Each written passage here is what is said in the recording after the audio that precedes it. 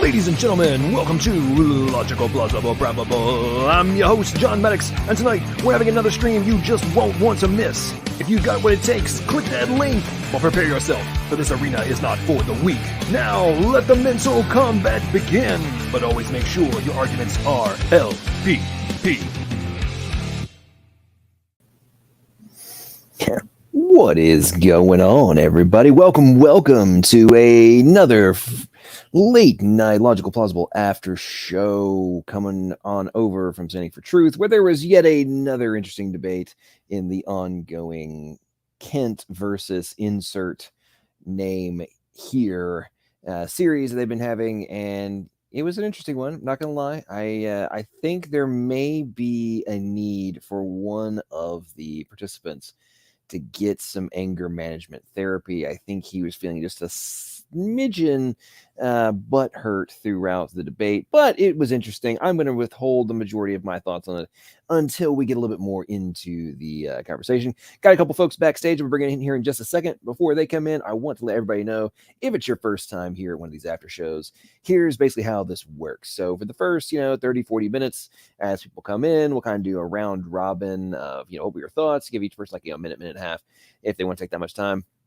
what stuck out to you, best one-liners, best zingers, best comebacks, overall moment. What was your favorite part of the debate, that sort of thing. And then after we kind of do some round robin of that, then we'll go into more of an open discussion. Usually that's where it kind of degenerates into a dumpster fire.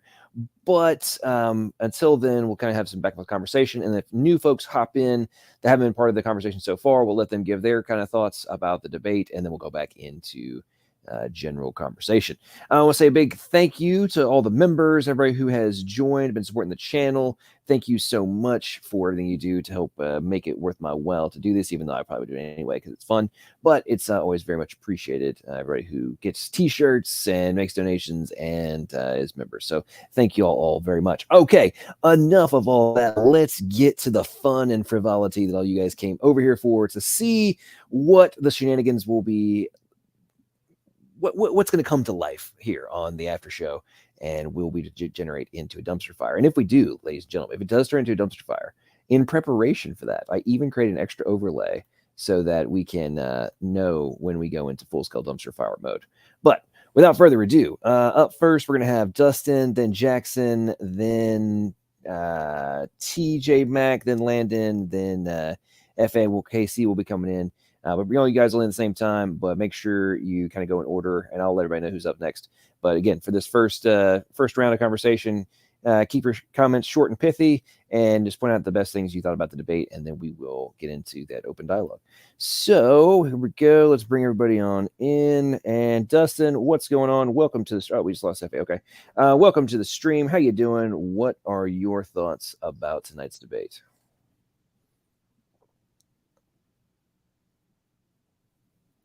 Is that me not seeing anything, or anybody else seeing a spinning wheel?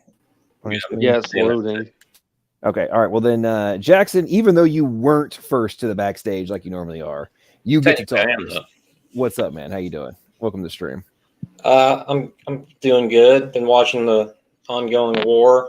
There's a bunch of gunfire in Kiev right now, or Kiev as they're pronouncing it now for some reason. Used to be Kiev, but it looks like the Russians are gonna take the city within the next day or two. So good or bad, I don't know. I don't care. But anyway, I thought the debate was interesting, but I thought Mark could have been a little less aggressive. He could have done okay if he had just not been so angry the whole time. I don't know what that was about. But anyway, that's all I have to say for now. Let's let the next person go.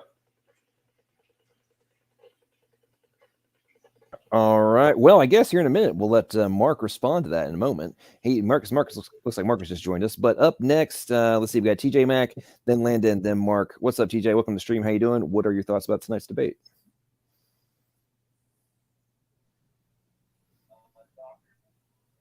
Hey, TJ, you there?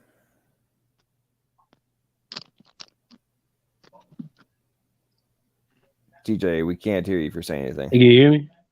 Yeah, now you're coming in. TJ, you're back on mute. All right. Yeah, no, it's a phone's being fidgety. What's going on? I'm not even gonna cap. I'm gonna come all the way clean. I'm watching the debate like right now. So like I can't give it to. I mean, from what I've seen so far, it looks like Kent is just kind of taking it. But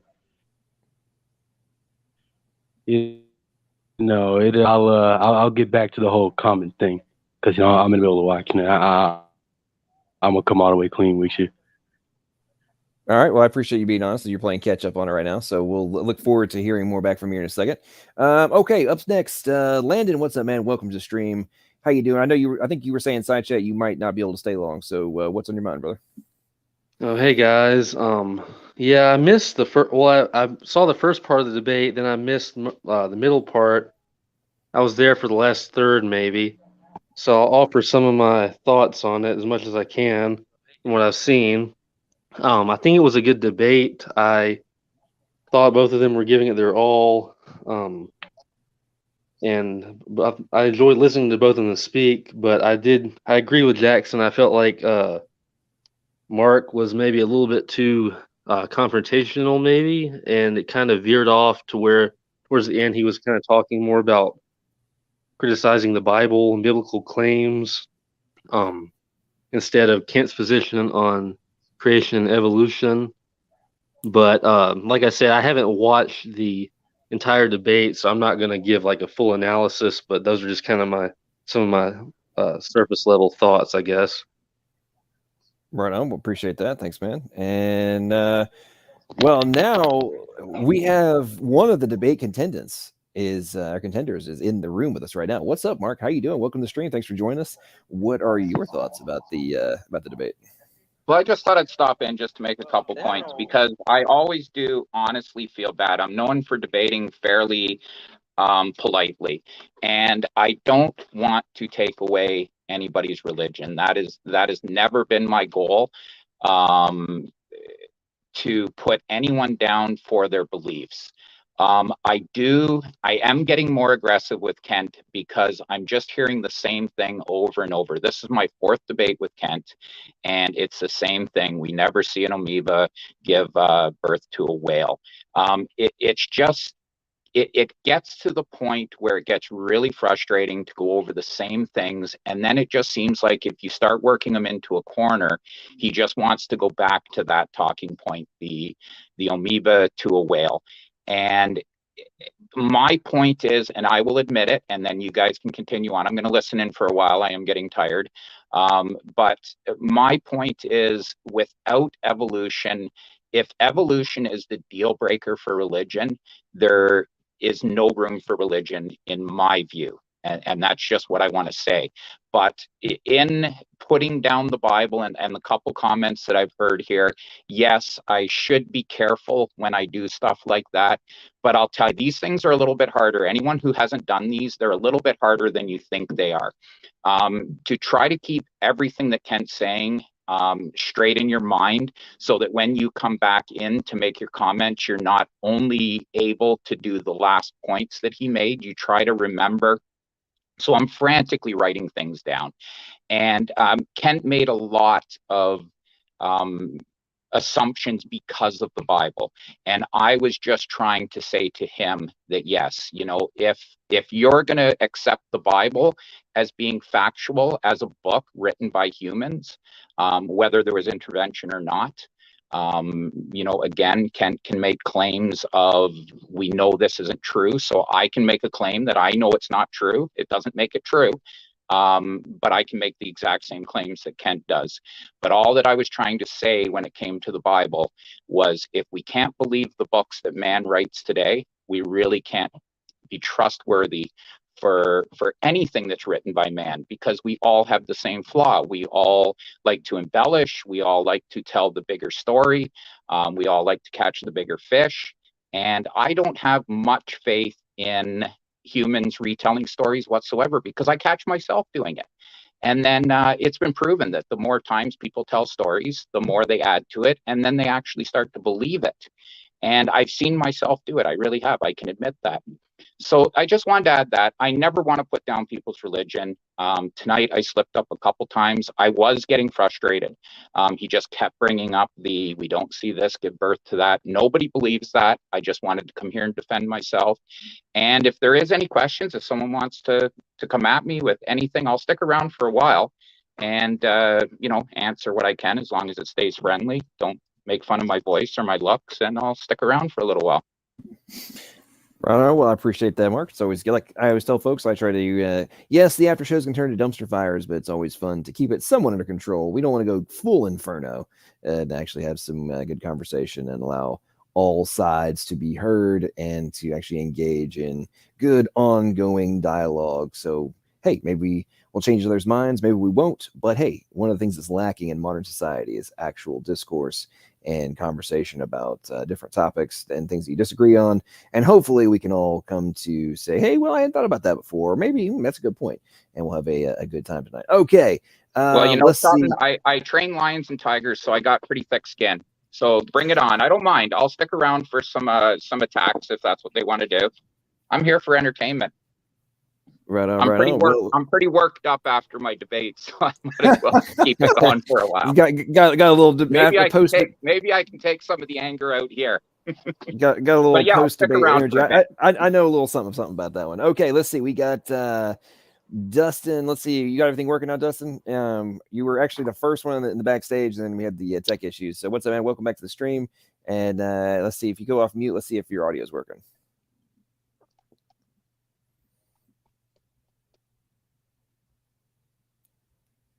All right, Dustin. Are you there? We're not hearing anything. If you're saying anything, Dustin, we're not hearing anything from you. Gotta wait for it to evolve. Yeah, just add a couple beneficial mutations, Dustin, and we should be good. You got her. All right. All right. Well, we'll come back to Dustin in a minute, see if we can get that figured out. What's up, Donnie? I know you're getting ready to leave to go get some food. So what's up, man? How you doing? Welcome to the stream. I know you had some fun modding the debate between Mark and Kent. What are your thoughts? Oh, yeah, that was definitely an engaging one. That was a big one. Let me just start off by making fun of Mark's audio and his looks. So here we go. Mark, I'm just kidding. You know, we're both Canadians. We got to stick together. So, no, yeah, that was a great debate. Ever since I set the event a month ago, there was a lot of hype for it because people know Mark and Kent's previous debates were fun. And I think people have been looking forward to this rematch for probably over a year now. So yeah, that was definitely a fun one to mod. Passionate at times, but you know, to be expected. I will say Mark's number one line of evidence for evolution, Mark, that's one of my favorite topics, ERVs, endogenous retroviruses. So I was very impressed, I got to say, Mark, with Kent's response. He pulled up several technical papers, not from young Earth creationist literature. And I've got a dozen here too, just to kind of show you out of curiosity. New one here. Switching type, long disregarded as junk DNA or genomic dark matter. I mean, this Can you hear me now? Yeah, Dustin, we can hear you now, but Donnie's talking, so let's just hang on for a second. Yeah, we can hear you now. Tell Donnie I said hi. Sorry about that. Hey, no worries, no worries. So yeah, I was impressed with Kent's answer. Endogenous retroviruses have turned out to represent important components of the antiviral immune response. So here's the thing: if they are functional in terms of antiviral immune response and functional in the immune system, cell stress responses, regulating genes, functional in the embryo, I don't know why evolutionists keep looking to ERVs as being evidence for common ancestry, because creationists have always predicted, okay, either we're looking at the ancient remnants of viral infections, okay, from millions of years ago, or we're looking at created units of DNA function. Okay, let's make a prediction. We would predict that ERVs will turn out to be functional. And bam, what do we have all throughout the secular literature? We have endogenous, I got to pull up the paper somewhere else, but there's just one. And we have functional endogenous retroviruses, therefore, not only being confirmation of creationist predictions, but also now being evidence for common design. Well, why do they look like viruses? Why do they have, you know, viral-like characteristics? Well, it makes sense given the fact that one of their key components, key functions, is to, notice this, one focus will be on recent advances in the role of ERVs as regulators of antiviral gene expression. So, yeah, I was impressed with Kent's response there, and I'll end it there. Mark, if you have any thoughts on that, go ahead. But Well, yeah, my point to you that would be, though, yes, they have found, and I admitted it, that they have found endogenous retroviruses that have become what we believe is not only beneficial but necessary. But my question to you, as a God believer of special creation, is when we know they're viruses, know that this is not just random DNA. We can look at it and we can see that, yes, this came from RNA. We can see exactly how it made the separate side of the chain. We can see all of that. And like I said, we actually brought one, or some, I will say one. I read one paper on one that they brought back to life that has been long extinct. So I would say to you, if you believe in the creationist story where there was no sin, and I know this is dirty going back to this point, I'll admit it. You know, when people do this to me, I don't like it. It's because it's going off point. But if you want to believe that evolution does not exist, this doesn't mean there is or is not a God. But why design us that we need to have a virus in our body? And it's been proven that we could never take this viral load. So we definitely killed these viruses. Now they're not alive. I'll admit it. There's a gray area here, but you're talking about death before sin, and I can't allow no death just because it's small. That's the problem that I have. I cannot accept that. I cannot accept that man stepping on a fly is not death. Death is death. If you're going to stick with death, it has to go, through all life forms. Well, okay, to specifically answer your question on the ERVs and viruses in general, John, if you can share screen, I'm just going to keep it on this one screen with about four papers demonstrating the functionality of ERVs. Like you said, Mark, they are necessary to sustain healthy life processes in the cell, just like ALU sequences, pseudogenes, so on and so forth. So here's the thing. What we know about viruses in general, and you can do a quick Google search on this if you'd like to as well, Mark, is that interestingly enough, we have more viruses in and on our bodies than we do cells. How many cells do we have? Over 10 trillion. Well, what are they doing then? What are all these viruses doing there? They're not killing us. That's because most viruses and viral-like elements are good.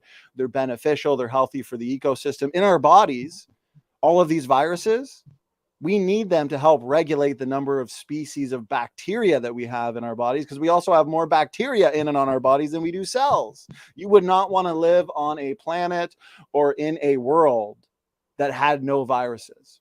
Now, of course, when viruses or viral-like elements go rogue in your genetics, because they can, a lot of these jumping genes can, or let's say a mutation, deleterious mutation hits a virus or a viral-like element, or a virus jumps species, crosses species, and the species that it jumps to, that species cannot, regulate it, and therefore that virus burns hot and fast, and it becomes bad. Well, it was originally good. So the point is, and the prediction we make is, why do we share viral-like elements? Why do we share? Here's another one, ALU sequences. ALU sequences. Why do we share these with, let's say, the chimpanzees or other primates? Well, again, we would predict it's because it's a common design feature. These were front-loaded. There's a whole model called the variation-inducing genetic element hypothesis that you can read about in technical creationist journals. So most viral-like elements and viruses in general started off good. They were created that way. They had to, Mark, because would you agree that a virus requires a host to replicate? So what came first, the virus or the host itself, Mark? Yeah, well, absolutely, and that means that man had to be here first for a virus. Not man, any life form. But the thing is yes, we could live without viruses. I believe that again, cells evolve over time. They have been being reproduced over and over and over with what we used to think is scrap DNA. I'm really not surprised that over time the cell would evolve to the point, or the genome would evolve to the point where it would accept this and try to make it useful. It's 8%, and I was actually, just before I came on, I was watching another thing, and somebody said up to 40-something% of our DNA is. Yeah, because it's important. Well, and Mark, I don't want to I apologize for interrupting you. Let me just ask you this. Okay. The two of you need to calm down. Hang on one second. Hey, let me just ask one question. No, we can come back to this. We've had some more folks have come back into the stream. So before you two have a side debate, and I always enjoy chatting with Mark. Listen, I'm shooting for us to be in dumpster fire mode in the next 8 minutes. So, because when that happens, I want to go ahead and be able to, swap the overlay into this one. So that's what we're going for. Okay. Now, in line with that, let's see who we have here. We got Paleologos has just joined the stream, and I think Donnie, you may get to have some good dumpster fire action, because I think that this guy actually did a video talking some trash about you recently. Isn't that right, Paleologos? How you doing? Welcome to the stream. Before you respond to that, what are your thoughts about the debate? best one-liners, best singers, best comebacks, overall thoughts on the debate, and then we can address. We can take things further from there. Go ahead, man. Yeah, hello, thanks. It's my first time here. Really enjoying the discussion. My kind of thoughts are considering the geologic column. It didn't feature very majorly in the debate, which I thought was very surprising. Mr. Hovind brought it up very early on, his kind of contention against the geologic column, and he mentioned that the geologic column isn't found in any one place on Earth. And, we never really heard a response from Mr. Drysdale, which I thought was interesting because that's obviously, very important to the whole subject. And I think that really that undermined Kent's credibility quite a bit in attempting to claim that. His claim that, it isn't found any place on Earth is more of a feature of the column than a bug of it, because that is the nature of it, that things are being eroded in some places and then deposited elsewhere. So I found that his criticisms, rather than actually being, problems against it, are actually just a feature of that particular process. All right, appreciate that. And let's see, Dustin, how about you, man? Is your audio working now?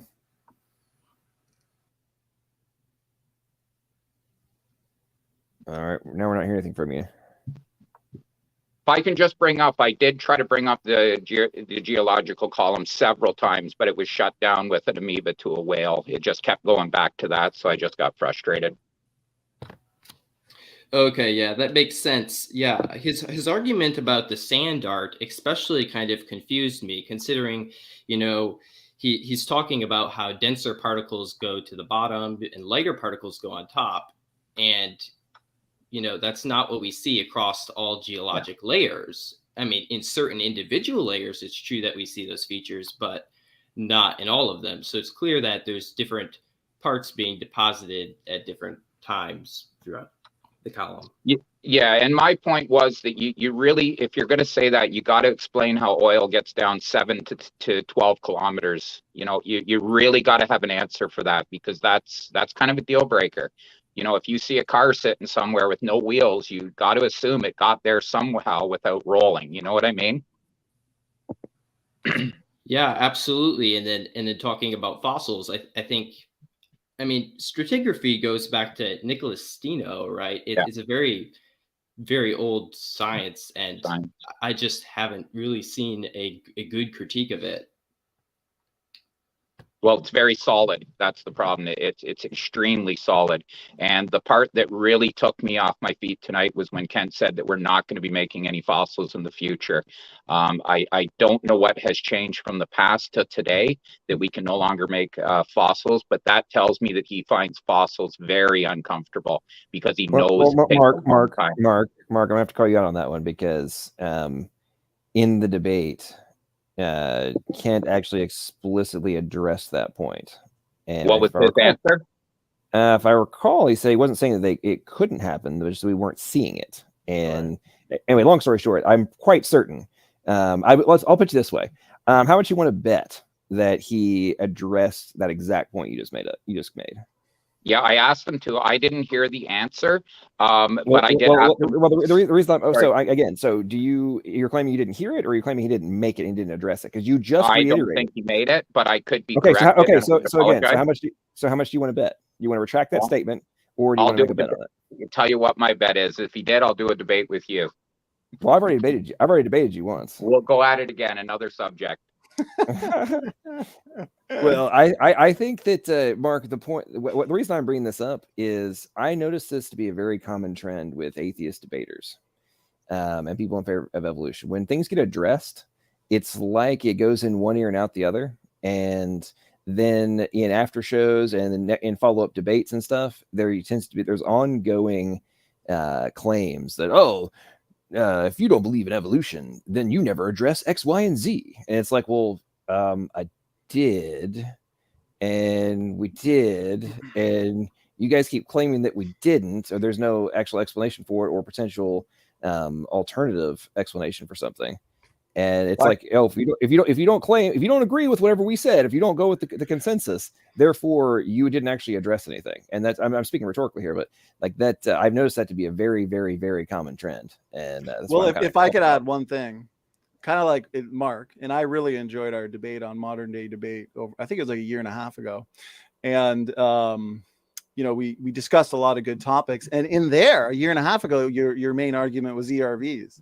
And I pointed out all of these technical papers going over the amazing functions being found in ERVs. And you admitted, which is fine back then, you weren't aware of these functions and stuff in ERVs.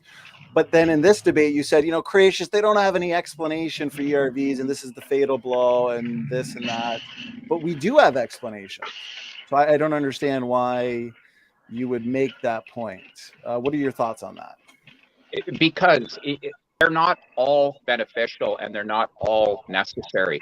And you're making it sound like, and somebody just said it, and I'm not sure if it was Don or who it was, that presented these retroviruses as the majority of them being necessary or beneficial. A massive amount of them.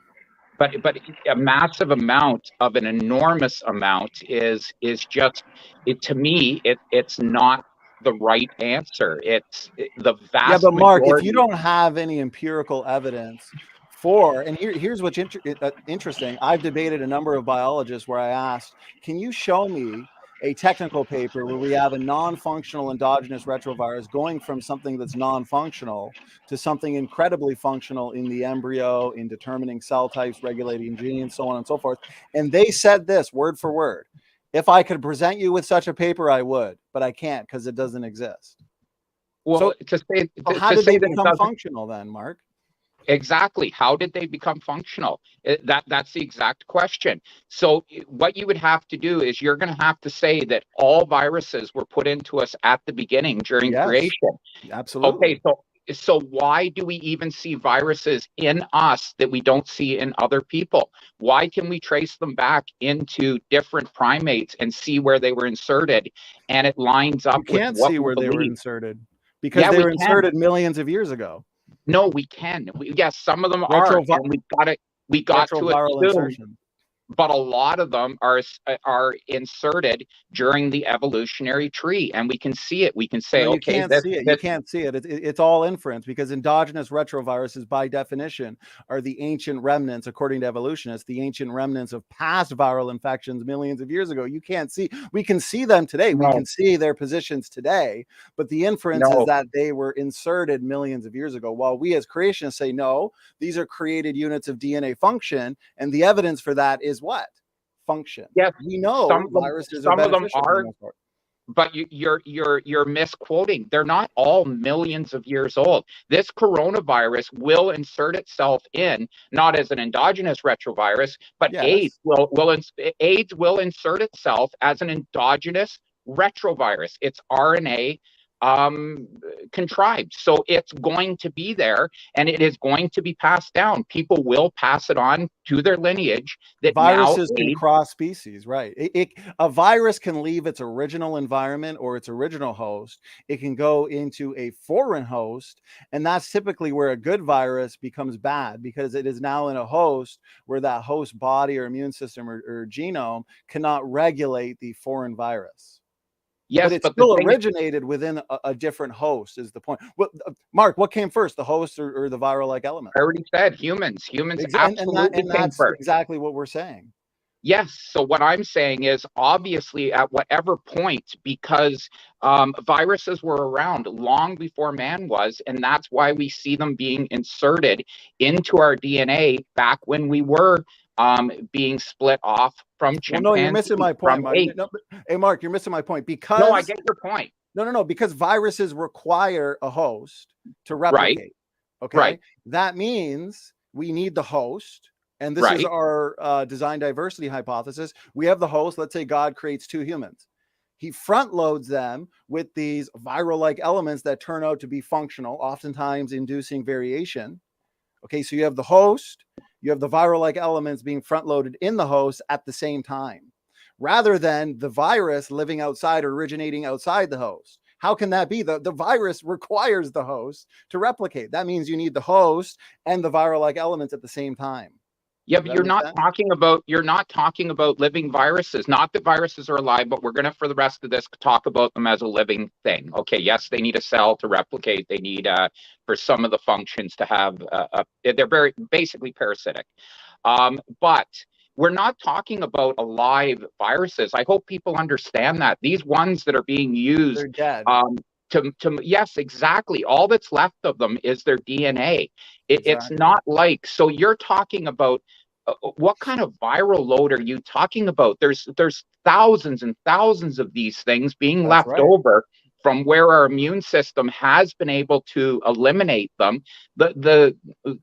The load would be incredible. How would we ever live through that if every virus was put into us at the beginning? Mark, I want to point this out. I want to point this out from bioinformatics. These data, this is not young earth creationists. These data suggest that ERVs may regulate human transcription on a large scale.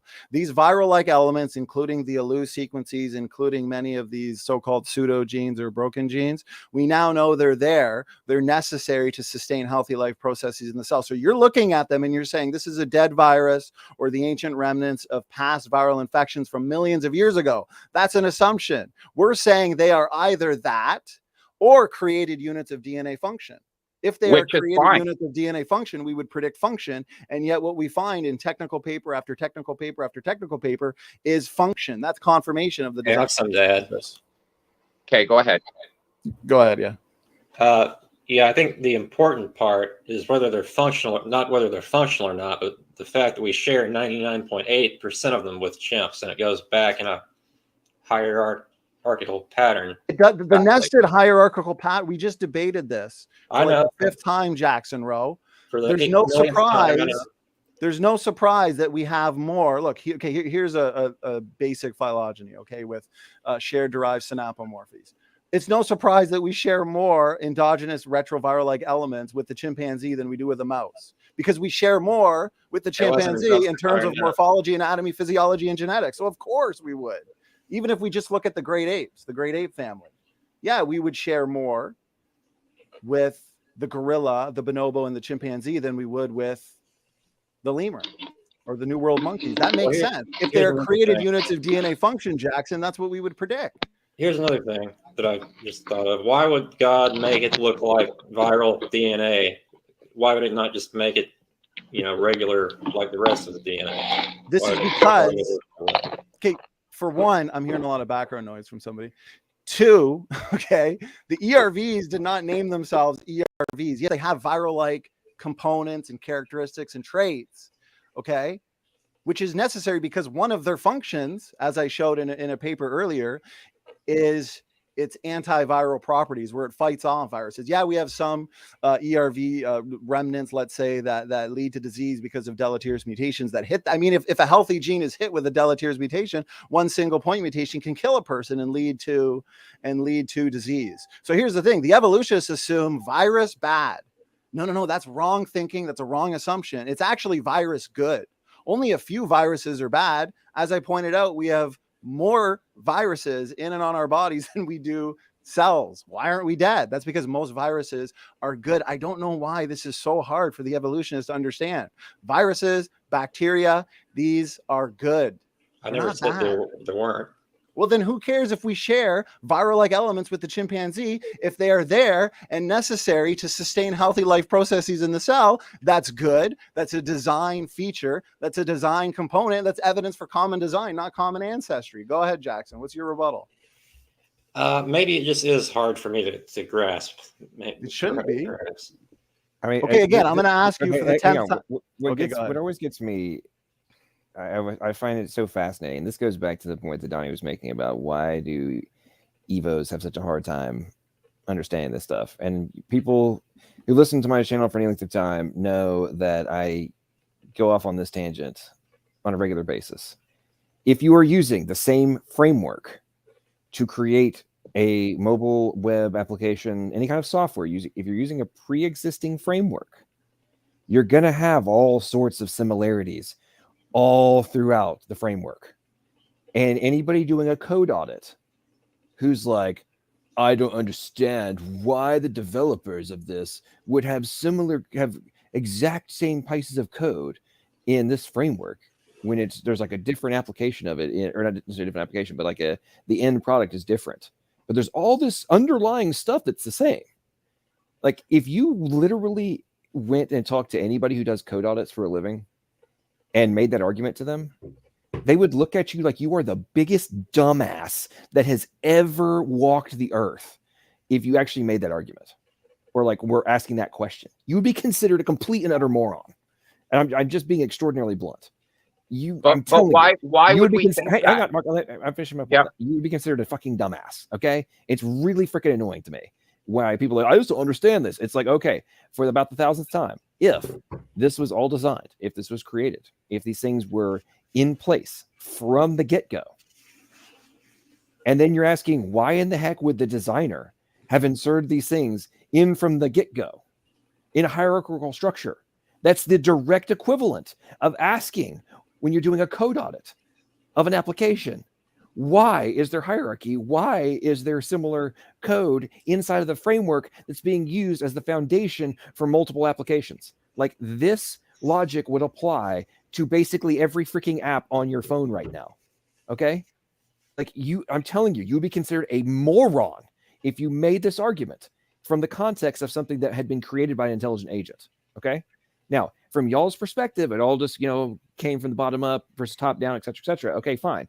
But if you guys can't steel man and flip and do a internal critique of why this makes sense or doesn't make sense, like, I don't understand why you guys even engage in these conversations. If you cannot grasp this and actually apply some basic critical thinking skills from a internal critique perspective, I yield.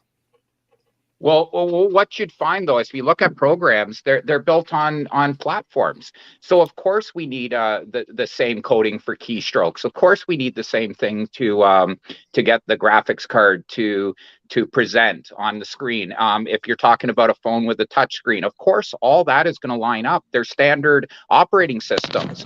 Where you get the difference is when you go between species, and that is what we see. So again, Mark, what is the genetic code? Is it universal? The genetic code?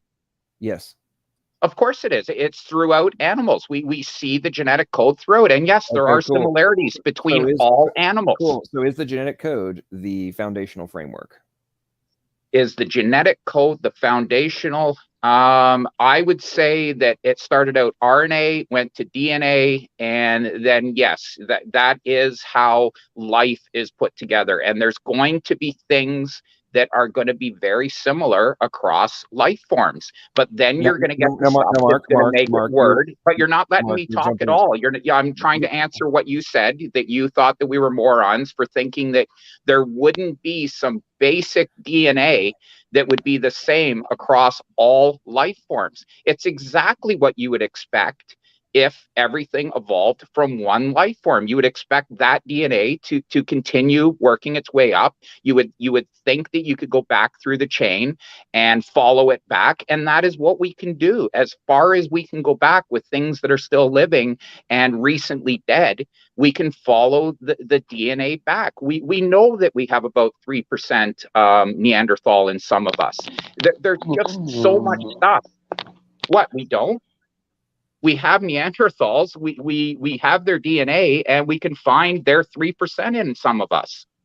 Especially white Vikings had tons of the majority of it in white Vikings. Okay. Oh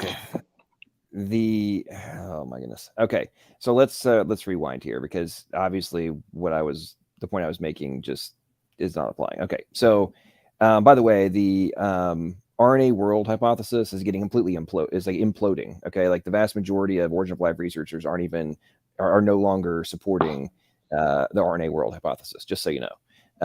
What RNA? That we never had RNA life?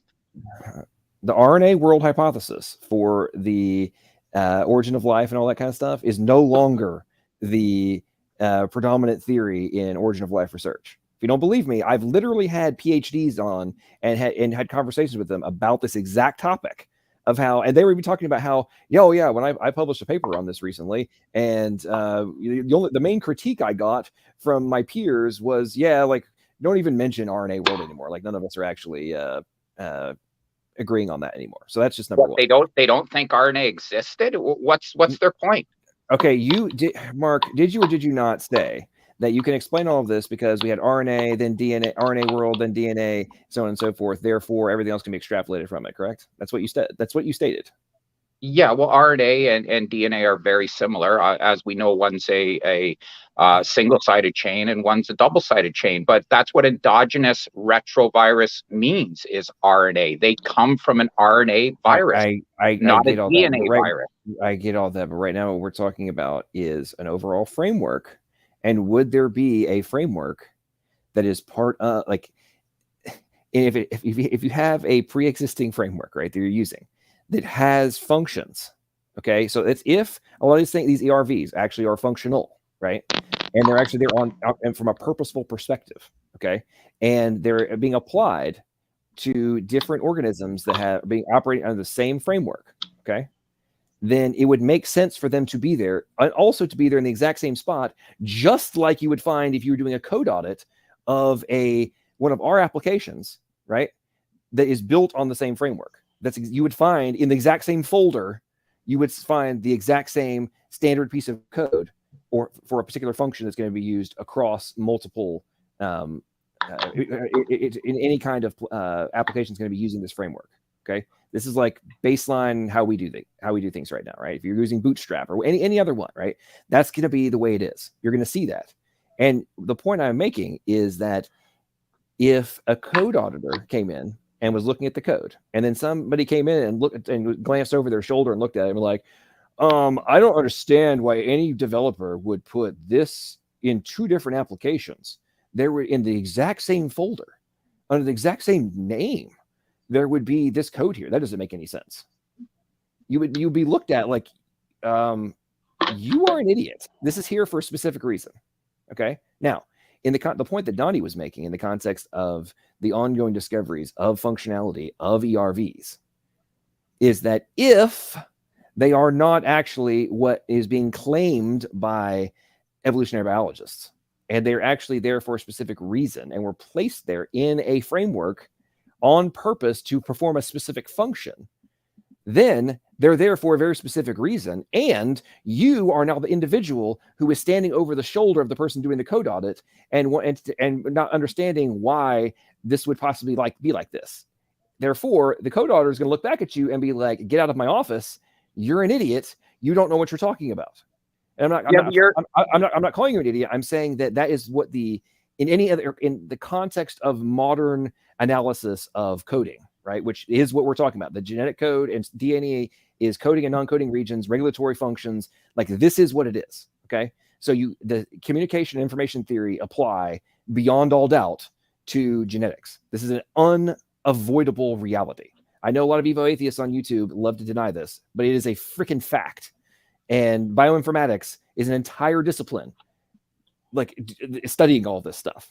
So the principles that I'm talking about have to be recognized, have to be accepted as being applicable to the overall argument. And the vast majority of people I interact with on YouTube are going to go down it's just chemical reactions, or hey, it doesn't have any function, or there's no purpose, or we don't need to worry about that. And it's like, well, that's not what the research is showing. Anyway, I yield. Go ahead.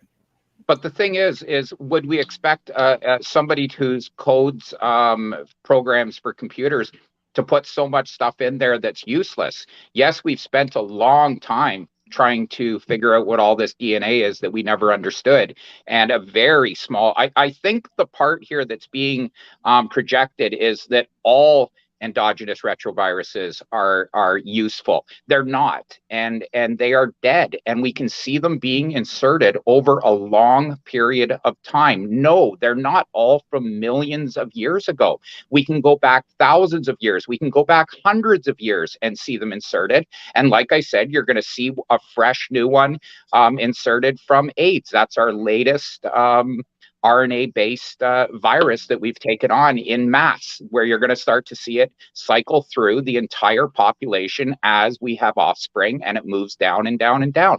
But it will take thousands of years to make its way through humanity. Dude, what we keep discovering is that more and more of the things that, like, let's take pseudogenes, for example. Do you think pseudogenes are junk? Well, how can we make that assumption? Just 10 years ago, we thought all this DNA that we didn't understand was junk. So right. So Mark, let's think about this. But let me answer you. Please let me answer you. You just I had two more words. Go ahead. I had two more words. Yes, very, very honest, smart people are working on this. They don't just look at it and say, oh, it's all junk. Somebody says it's junk, and another person says to him, no, I don't think it's junk. I'm going to look into this a little deeper. And you get this little offshoot of people who go out and try to figure it out. These aren't creationists going and figuring it out. It's the scientists who are spending countless hours trying to get to the bottom of this. What you're doing is you're faulting us for honesty.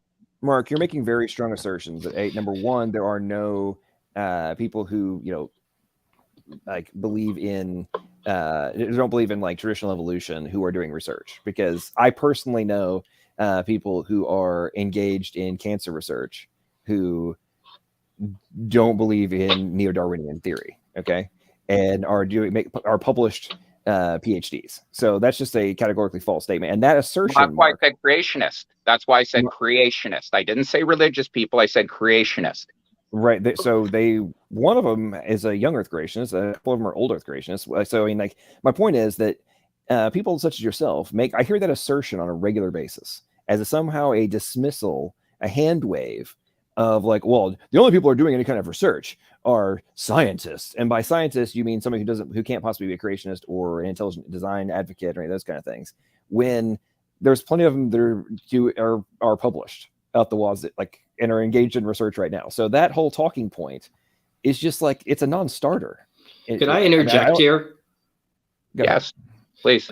Okay, well, I think that the argument for evolution based on DNA structures centers less around things that are functional, because as you mentioned, right, things that are functional, we could argue are simply a result of common design. I think the evolutionary argument would center more around things that are perceived to be problematic in the DNA, such as mutations.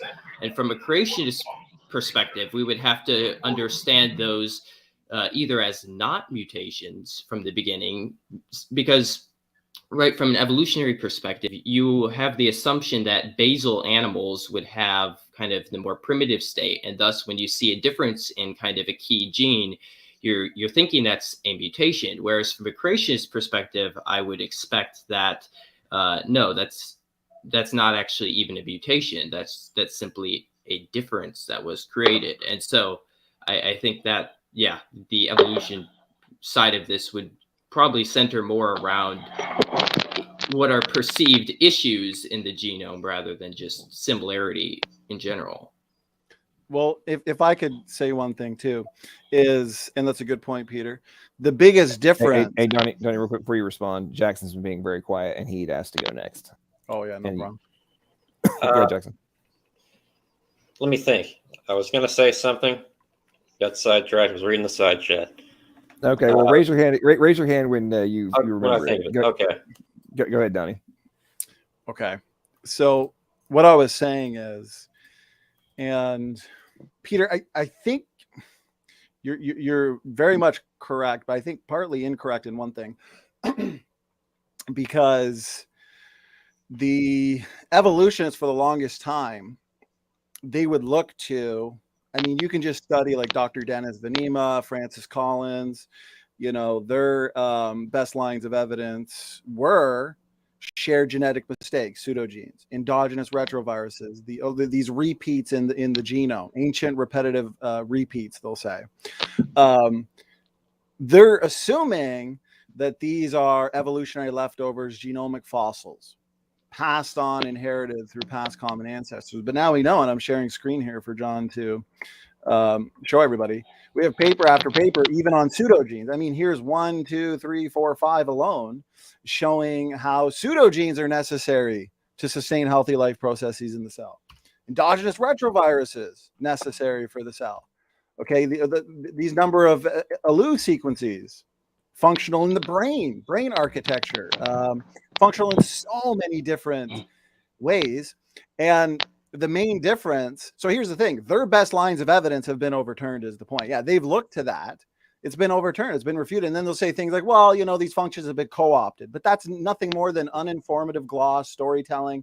There's no paper today that shows non-functional, you know, pseudogenes and ERVs going from non-functional to functional. Okay, so these nested hierarchical patterns make sense. But here's the one big difference between our model, the creation model, and the evolution model. They assume that all genetic diversity and all DNA differences between species and across species are the result of mutation over time. While we as creationists, we would suggest the created heterozygosity hypothesis, which says that the vast majority of DNA differences and DNA variety is front-loaded and designed. So where an evolutionist sees a mutation, we would say, no, this might be a created DNA unit. And how we can determine this, not only through allele frequencies, but through function. If it's functional, if it's non-disease causing, then it's probably created. But the evolutionists, they want to assume all DNA variety is a result of mutations over time. And that's being overturned more and more every day with the overturning of various aspects of junk DNA. So I'll yield there. I mean, there are many creationists who would in fact be against the created heterozygosity conclusion. Like who? I've spoken with several. One of them would one example would be Dr. Todd Wood. In private conversations with him. Well, why would he disagree with the created heterozygosity model? Well, simply because I don't think there's actually a whole lot of evidence right off the base there. Okay, wait a minute. We've literally had the entire junk DNA paradigm overturned. I've shown in the last, it hasn't even been an hour yet, and I've shown nearly 20 technical papers showing just how incredibly functional these DNA elements are that evolutionists have said are genomic fossils, evolutionary leftovers. So it makes no sense for creationists to reject the created heterozygosity hypothesis, since we have confirmed predictions based on that starting point.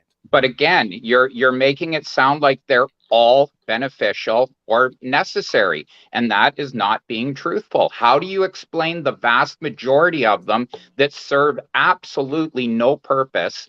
And why do we have an immune system to kill these things? No, just a sec. Let me just make my point, and then I'll listen again. I'm great at listening.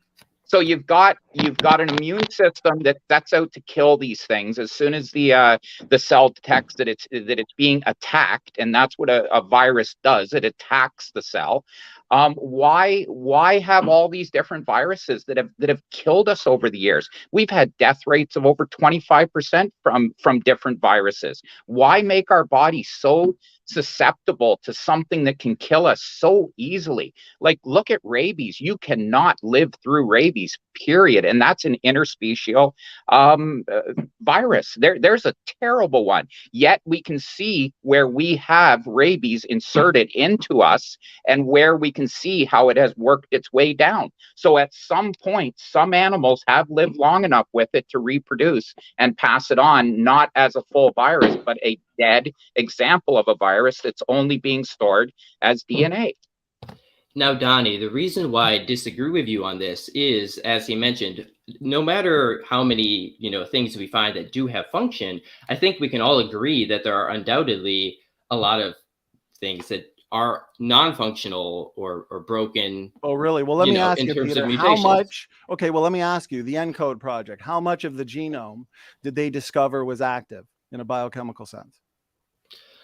I don't remember the exact Well, I think number you know the data on this one, and I think Dr. Todd Wood is as well. They've discovered that over 80% of the genome is active to some extent. So what is all that activity doing there? Because you know what? If all of that activity, if the majority of that activity was spurious or useless, then guess what? The cell should have ridden itself of it long ago and far away, because that is useless and wasteful of energy for the cell to replicate so much evolutionary junk and evolutionary leftovers. So ENCODE once has again, revealed I'm that not over arguing 80% of the genome is active. So no, the majority of the genome, okay, is once again, actually active and therefore functional. I didn't deny that the majority of the genome is active and functional. I'm just saying that there are these That's broken evidence parts, for and created thus heterozygosity. no, the broken parts are not evidence for created heterozygosity. Well, wait a minute. Because God, why would you think that God created these broken parts in the beginning? Peter, Okay. clearly out of date. No, I got to make the point.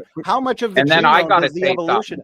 Okay, how much of the genome do evolutionary biologists say is functional, Peter? It's in the single digits, to be honest with you. It's not even 10%.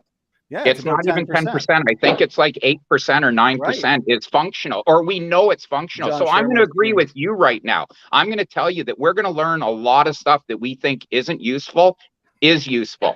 But at the same time, we are going to figure out why these things that are necessary are necessary. But one thing you're saying there that I find a little unusual, you're kind of making it sound like these viruses just hang out inside of a cell. That's not how it works. It injects itself into the DNA, then the cell separates and makes 2 copies of itself. And then there you go. You've got DNA that has been inserted into the cell's DNA. We don't have viruses just hanging out, reproducing themselves. Once it's there, it gets reproduced, it gets broken into the chain of DNA, and it now represents itself in that cell. So you'd expect there to be tons and tons of these broken DNA chains with this useless DNA put into the middle. Go ahead. Hang on, gentlemen. Time out. Dustin's been very quiet, and we're gonna try. He's got something he wants to say, and we're gonna see if his audio is working. Go ahead, Dustin. Hello, can you guys hear me now? Yep, you're coming through, man. Finally, okay. You kept kicking me out for some reason. I don't know why. Okay, Mr. Mark. Okay. You say that and I'm trying to get this straight. You say that there's a certain percentage of the DNA that's junk. You've never heard me use the word junk tonight, not once. No, I'm trying to get it straight. Is it non-functional? It's inserted, and we don't understand how it got inserted, but we know that it's not an original part of our original DNA makeup, because we can look at it and we can see exactly where it came from, the virus or the endogenous retrovirus, where it has been inserted. And there'll be these lengths of chain of DNA when the cell does separate after trying to fight an endogenous retrovirus. Also, the way it reproduces and makes its way around the body is completely different than a standard virus that our immune system can just go in and attack. And that's why the endogenous retrovirus is so easily tracked as to what it's done and the way it's made its way around and inserted itself into our DNA. But you won't hear me say that things are absolute and things are junk. What I'm saying is it's in the single digits that we believe codes for who we are, DNA wise or genetically, however you want to look at it. I believe it's in the 8+%. And that's why we call it viral-like element, because again, the ERV did not call itself endogenous retrovirus. Okay, we brought them back to life. We've brought them back to life. In the There's lab, a paper on it. In the lab, you took a viral-like element called an ERV and brought it back to life. We took the we took the DNA chain and we brought that virus back to life. I read it tonight. It's an absolute many papers on it. Yeah, and that's fine. It's a pre-existing endogenous retroviral-like element in the genome that they manipulated and tweaked and brought it back to life. Well, when you do something, that's not evidence that it was passed on. No. Again, you're kind of making it sound like this had to be really worked out in a lab, and that's not really something that you'd consider completely honest either. They took the DNA chain, and yes, they were able to reproduce it back into exactly what it was, the virus that it was. and it brought it back to life. And they've done it in a couple cases, because a couple of the papers, they called it different things, way above my pay grade of completely understanding. But if you read the synopsis on it, yeah, that's what they did. They were able to bring it back to life. And we understand that a lot. Real quick, Jackson remembered what he was going to say before he forgets, and he has to raise his hand again. Jackson, what's up? What were you? Well, what were you trying to ask earlier? I didn't remember what I was going to ask, but I did think of something else to go with your dumpster fire theme. I was going to ask Dustin why he keeps commenting on all my stuff, rude stuff. Oh man, Dustin, what do you have beef with Jackson? What is going on? Dumpster fire alert, ladies and gentlemen. Dustin, do you have anything you want to say to Jackson? Yeah, I got a couple of bones to pick with you, my friend. All right. Oh, it's like I came back just in time. Issue number 1. I never said I hate you. Well, you said you don't like me. That is true. I did say that. Well, Jackson's a good guy. I don't see how, and I have a couple of reasons. I don't believe you respect your craft. I don't believe you respect your opponent. All right. I don't, and I'm going to be flat out honest with you. The most honest thing I've ever heard you say is, I am not an expert. Because I'm not, right. Yes, the most honest thing I've ever heard you say, I am not an expert. That doesn't mean you have to comment that on every single one of my videos. Yeah, it gets under your nerves or something? It's just very weird. It's not a threat. I know it's weird. I understand that. I mean, how old are you? 13. It seems like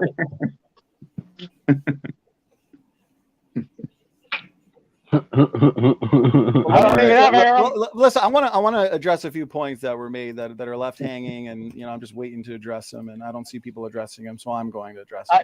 Actually, so share my screen real quick, John. I want to ask Peter. Peter, have you read? I guess 2 questions. Have you read Dr. Nathaniel Jensen's technical papers on predictions when it comes to the created heterozygosity hypothesis? Have you read about his predictions? I have looked through some of them, but I want to make clear, first of all, kind of my point that I was trying to make earlier. And that is, while I agree that some parts of the genome can be considered the result of created heterozygosity, I do not think that is a reasonable explanation for all of the similarities between humans and chimpanzees. Oh, right. Nobody says that, because here's the thing. There's a concept called genetic entropy, where we know humans, for example, we inherit roughly 100 to 200 new mutations per person per generation. So if you study some of the technical papers from Dr. Robert Carter, he points out that the vast majority of DNA differences and DNA variety are probably the result of created heterozygosity, but there is a portion that is due to mutations, of course, because we've had mutations for 6,000 years since creation, mutations for 4,500 years since the flood. And that's why Dr. Carter lays out a really, really solid model that I'd recommend you look into, where he's looked at allele frequencies worldwide. And he's looked in the HapMap data as well. And he's determined, based on common alleles and rare alleles, as to what can be created and what can be the result of mutation. So for sure, there are mutations. But remember, mutations don't result in useful diversity or beneficial diversity. It usually results in negative diversity, because typically there's harmful and deleterious effects to mutations. So what are your thoughts on, for example, the skin tone, as Mark brought up earlier in the debate? That's a good question. We actually had a technical lecture from the creation research team where they discussed how a lot of changes in skin can certainly be due to mutations. Right. But you just said that beneficial mutations are basically not happening. So do you? Well, it depends what type. Well, it depends what type of skin tone you're talking about. If we're talking about like a skin tone such as like for example, Dr. Nathaniel Jensen talks about if Adam and Eve were created, let's say with a middle brown skin tone, Okay, so they were created, let's say, with a mix of capital letters and lowercase letters, capital B, capital A, lowercase a, capital B, lowercase b. And you do this for the millions of DNA positions that exist in the genome. From Adam and Eve, you can get, simply through the shuffling of pre-existing DNA differences, every single shade of skin. So I think most in other shades words, of skin you're that we're saying dealing that, with is, I'm not done. I would say most shades of skin have to do with simply the pre-existing genetic diversity that was front-loaded into Adam and Eve. Certain albinoism or red hair, blue eyes, things like this, yeah, we can determine are through mutation. But the general shades of skin, pre-existing genes, I would say. Go ahead, take as much time as you need. I mean, there have been like genetic analyses of like major European groups, and from that you can see that major European groups all share like a common ancestor that had a mutation which caused their skin to be very fair, which I would argue is beneficial. Fair skin due to a mutation that's beneficial?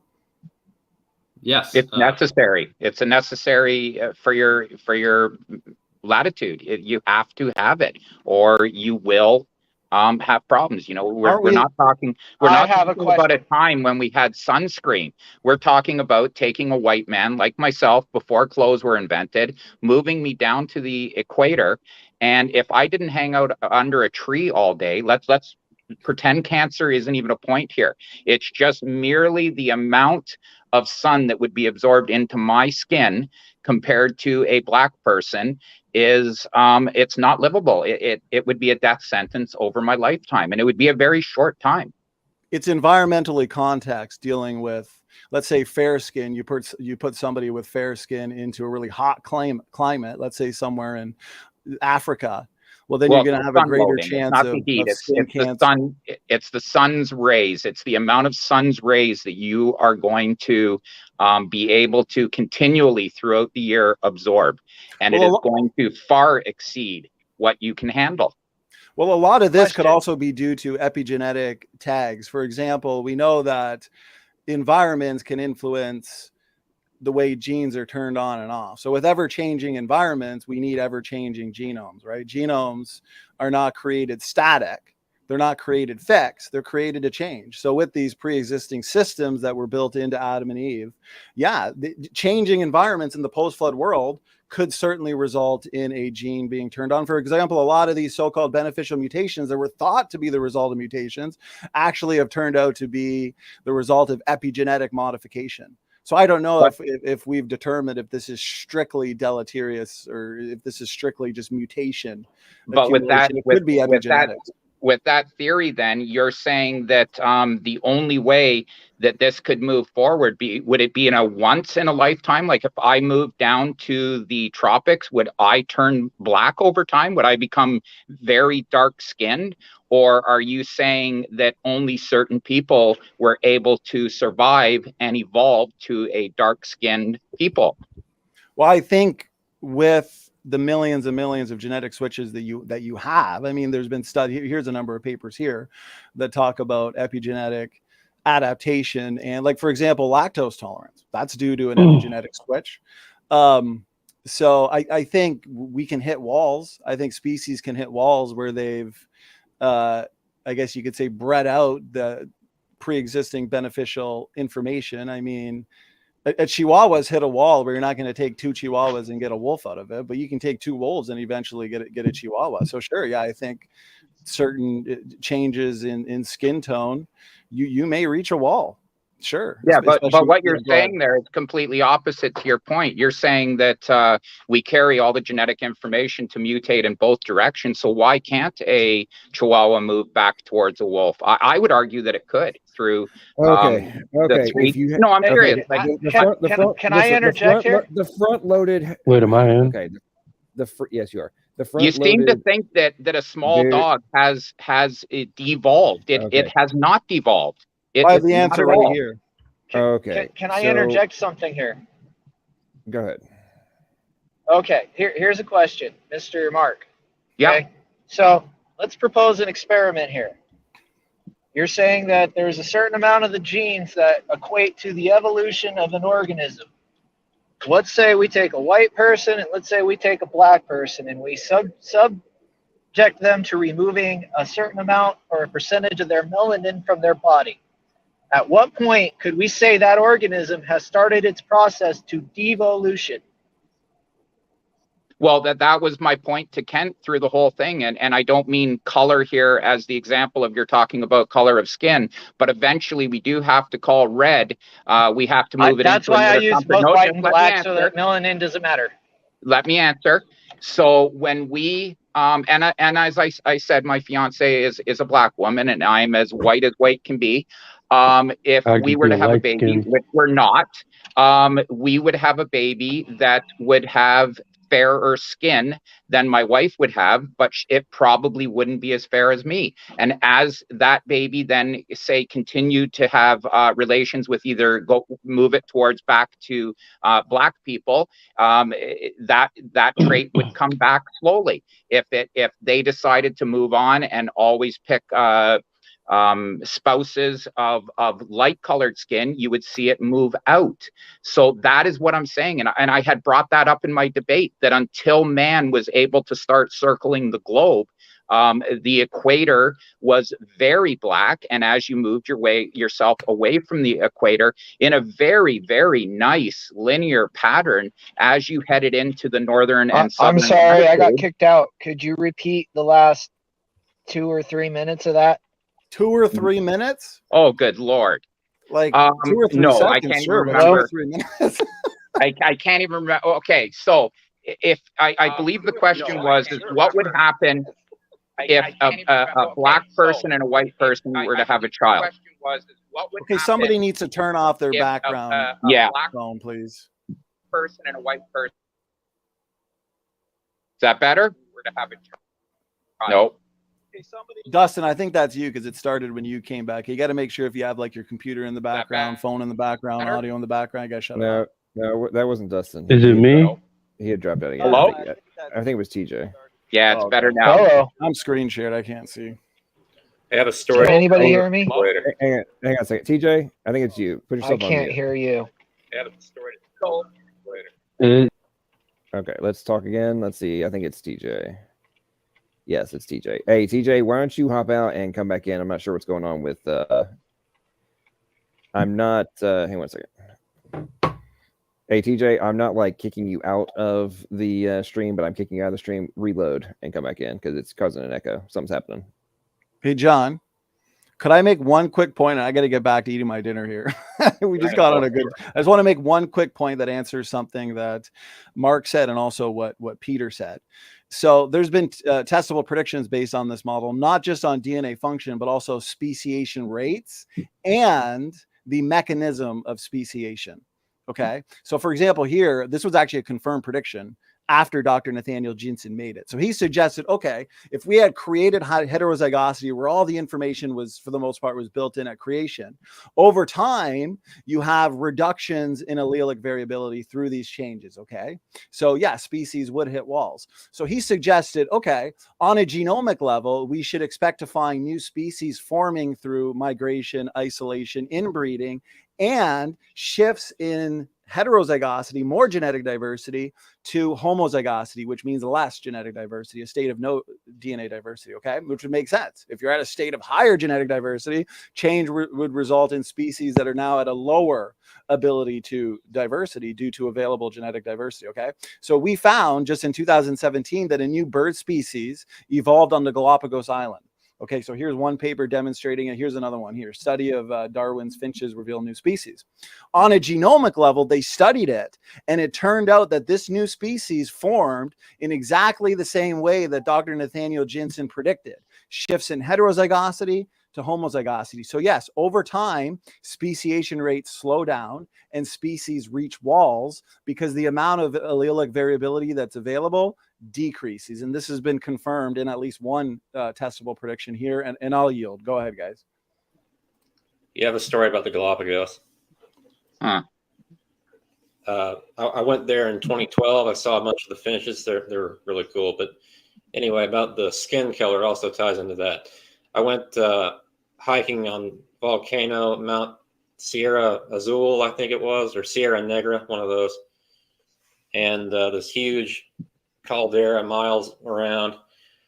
You know, you're on the equator, no shade, and for some stupid reason, I thought I could get away without wearing sunscreen. And as white as I am, that turned out to be a terrible idea. The next day, I had welts all over me. I was just beet red. And anyway, that's my story. So Yeah, I here's got what a question. It's kind of dumb. Go ahead, TJ. Nah, so like, cause we were like kind of on a skin color thing. I know this is kind of a weird one, but like, I noticed how y'all were talking about how like, you know, certain melanin levels, you know, gives you a tolerance to certain things like paler skin. Like, I guess that's better for like colder climates or like, you know, places that like aren't as hot as like Africa, for instance. Like, cause you know, especially because I know that was a big reason why, you know, African slaves were like, you know, popping off. You know, as a black man, I was myself. You know what I'm saying?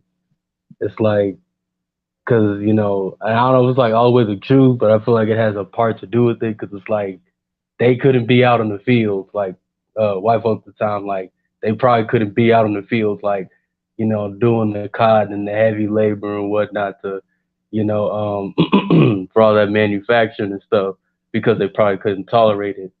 You know what I'm saying? But they noticed all the, you know, black folks, you know, they was out in the hotter climates and whatnot. And you know what I'm saying? Kind of like built for the sun. They could go out there for hours on end, don't gotta worry about, you know, getting sunburned or nothing like that, or getting some kind of skin disease. Whereas like, you know, they're out there too long, you know, it'll likely start messing with it. But I also wanted to ask, like, well, how like, cause you know, I'm pretty dark. You know what I'm saying? I'm what you would call a fairly dark skinned dude. So if I were to like go to, I don't know, fucking Greenland or something, right? Like, would I not be able to, or like Alaska? You know, you don't see too many of us in Alaska. Like, we just kind of fold there. Like, we get folded by the cold No, climate. How y'all get folded by the no, hot climate? Like that. no. No racism, by the So way. No, black. no, Can I go? So black is the original color. Whites are the mutation. We all started out black in Africa. As we move north, a black person can do absolutely fine up in Canada. You'll have absolutely no problem.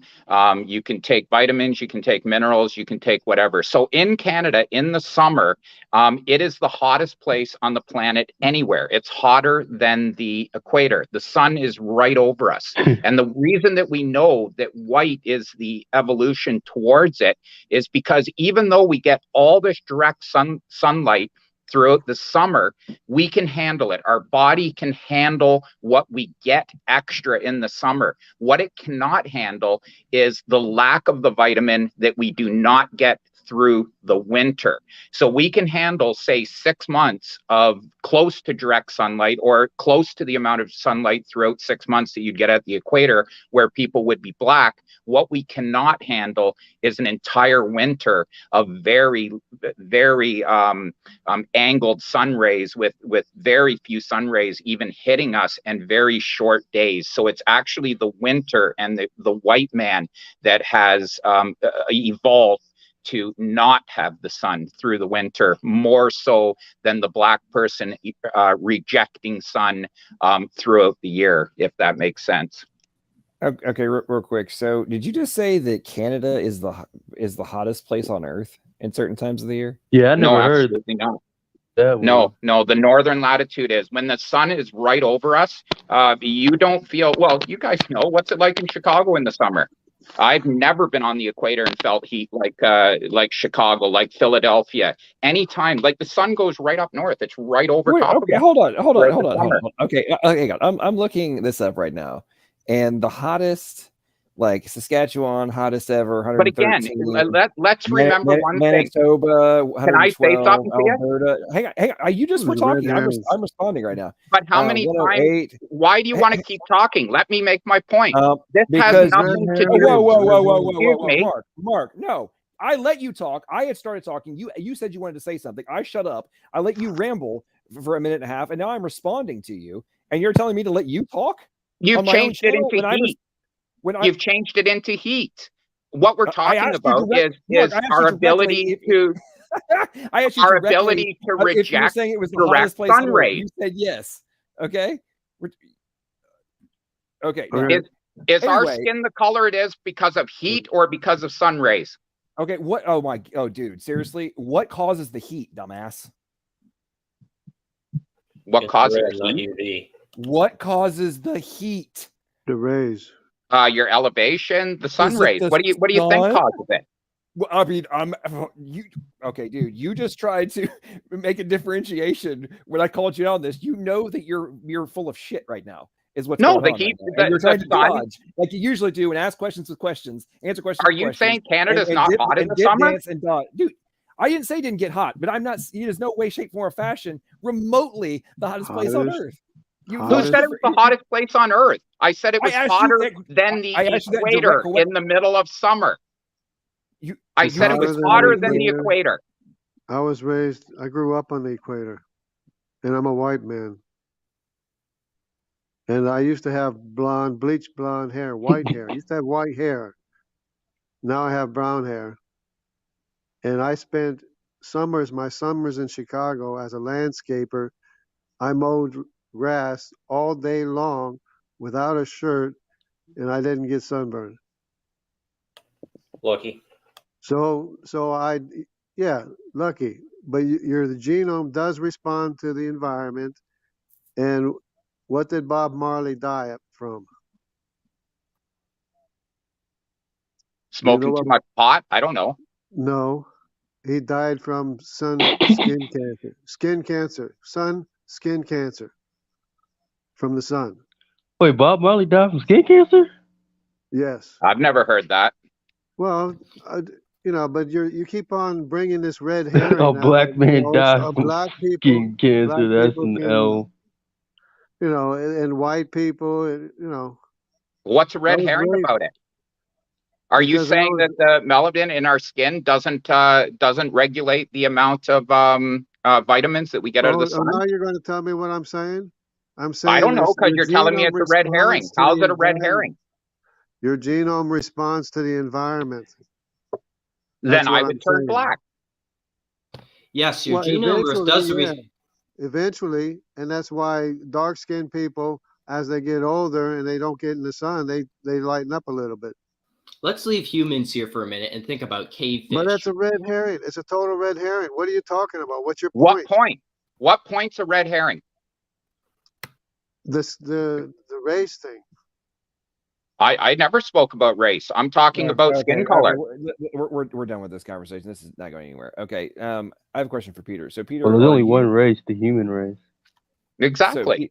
So Peter, are you a YC, OEC, TE, traditional Darwinist, or neo-Darwinist? What's your position? I'm a young Earth creationist. Okay. All right, appreciate that. Okay, but you bring on conversation. Yeah, let's continue on. But we're going to drop this one because I feel like we're going around in circles on the other topic. Go ahead. Okay, so I was going to bring a cave fish, which are kind of a classic example of what I would assume Donnie would say is, created heterozygosity, and I might agree.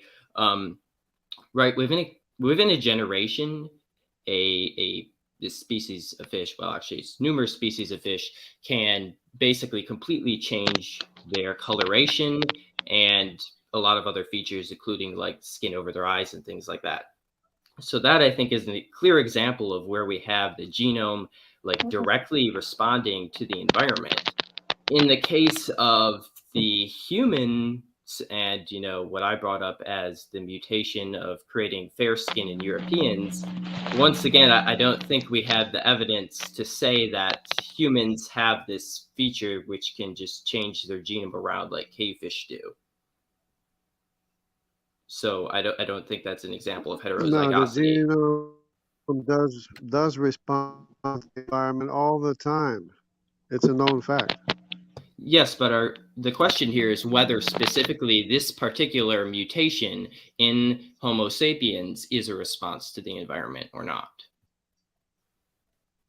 And I see no evidence that this particular mutation, which happened in the common ancestor of Europeans, is a response to environment. Well, yeah, I don't think it's necessarily a result of Well, created the process is heterozygosity. vitamin D better. The process is vitamin better. That would be a variation, a response, right? Once again, Right. you'd have to prove that, because I don't think you actually have evidence to prove that Well, the reason well, why like Homo sapiens you had were this saying. mutation in their common European No, ancestor no, is no, no. because Like of you were that. saying, people that live on the equator, all across the equator, or have darker skin. People that are living in northern latitudes have lighter skin. It's an observation. Hey guys, real quick. I just read that there's heavy street fighting going on in Kiev, so it looks like the city will fall within maybe the next day or so. Yeah, I hope that Slavic's family is okay. He's from Ukraine, and I know he's got a bunch of family over there, so I'm sure. Oh man. Hey, can I share my screen real quick? Okay, it's just I for know this is adopted a from mood. there. Can I share my screen, John? All right, you can. I'm not seeing anything yet. Oh, sorry. I thought I'm just getting permission. Hang on a second. Listen, Hey, bro. y'all think it's gonna be a World War III? You share first, Okay. and then say, "Hey, man, can you share my screen?" Yeah, Let's see. Okay, I see it. I see it. See it? Okay, here we go. Cause this, I just hope they don't use nukes.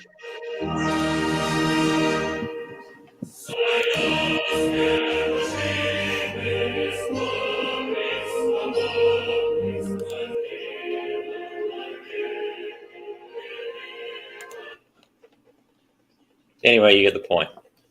So, are you, Jackson? Are you saying that?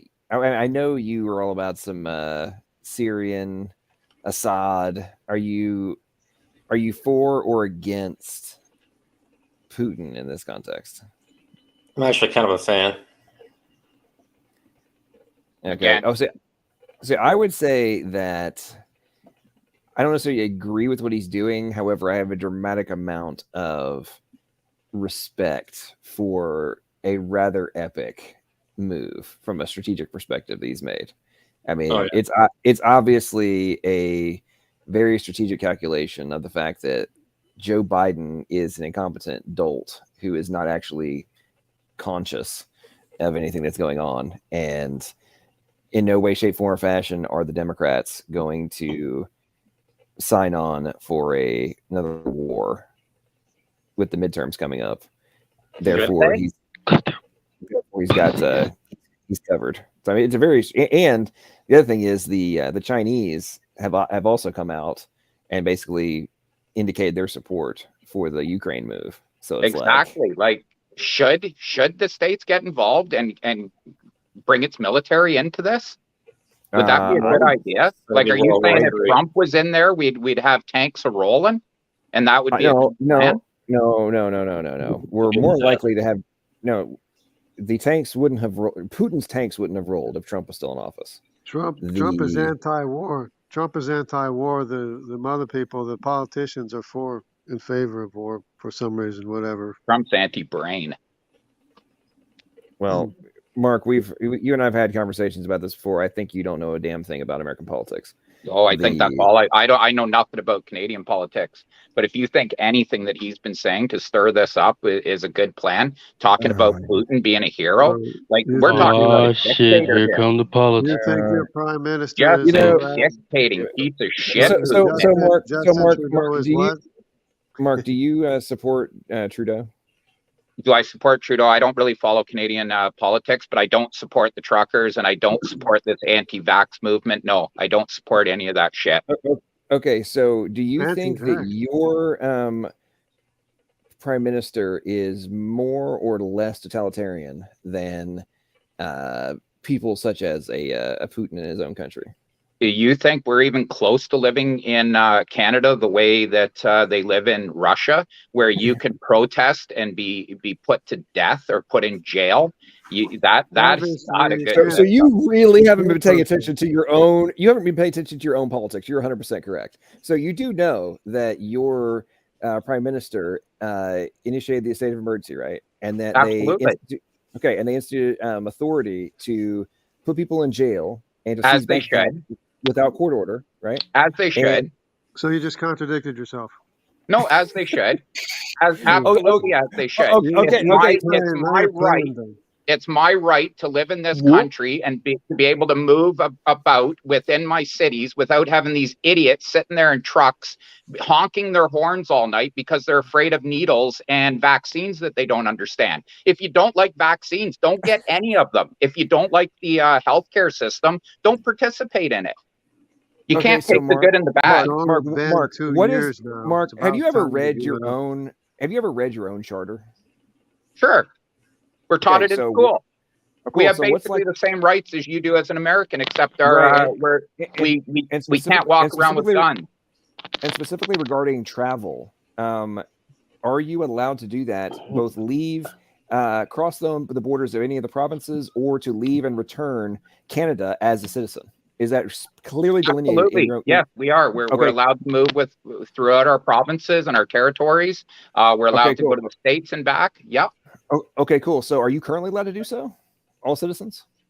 If you're vaccinated, you are. That's up to the other countries. That isn't up to Canada. Canada doesn't tell me if I'm allowed to go to Australia or not. Only the local people. Actually, you seriously are ignorant of your own politics. Okay.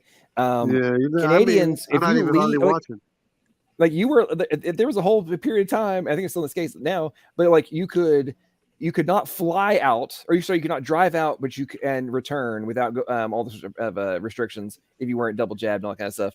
Well, but you could fly. No, the American border was closed. Oh my God, dude. We're talking about the reality, not the freaking lockdown period. We're talking about since all of that over the past 2 years, there's been a dramatic amount of restrictions on the privileges of Canadian worldwide. Citizens. No, dude, for your own border, dude. For your own border. The things that are done by your Canada border. As a Canadian citizen, whether I was vaccinated or not, did not matter. You had to go into a hotel and quarantine for 14 days, whether you were vaccinated or not. No, they never stopped us from coming back into Canada, vaccinated or non-vaccinated. Oh my God. Now, you weren't allowed to get on an airplane unvaccinated, and nor should you be. Canadians weren't allowed to move around. Nope. All depended on the countries that you're trying to go to. Have a good evening. I love these after shows. Do you think that when we showed up at the American border, it was the Canadians there turning us around? No, it was the Americans saying Canadians can't come in. As a matter of fact, the American border opened up before the Canadians did. Talking about Canadians within Canada. We could do whatever. I live. Ooh, that's an echo. Well, comrades, let's hope the. I got a question for Mark too, if when I get the chance. Go ahead. I think Mark is frozen. Honestly, I kind of hope Russia doesn't take Ukraine, even though I know they probably will. They've been bickering for a while. Apparently, they've been fighting for a long time, and everybody's been ignoring it. Oh yeah, for sure. Like they've been 2014, ever since the coup originated, the 2014 coup and overthrow of the government, and they've been that's what people forget is kind of we started all this with we overthrew the Russian-backed president with some rioters that we backed, and then they basically just installed the government that's in there now. Yeah, like I said, I don't agree with everything that Putin's doing by any stretch of the imagination, but for crying out loud, folks, like we just need to stay out of it and not get involved in yet another war that has not that much bearing on us.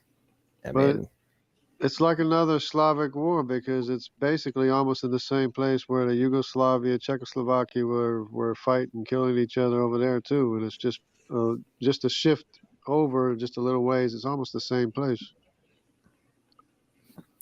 Yeah, I just don't even know why. I always find it very entertaining. I hope that Mark returns because I love it when individuals say, "I don't pay attention to politics." but and then go off on tangents about how you're wrong about everything. It really cracks me up when that happens.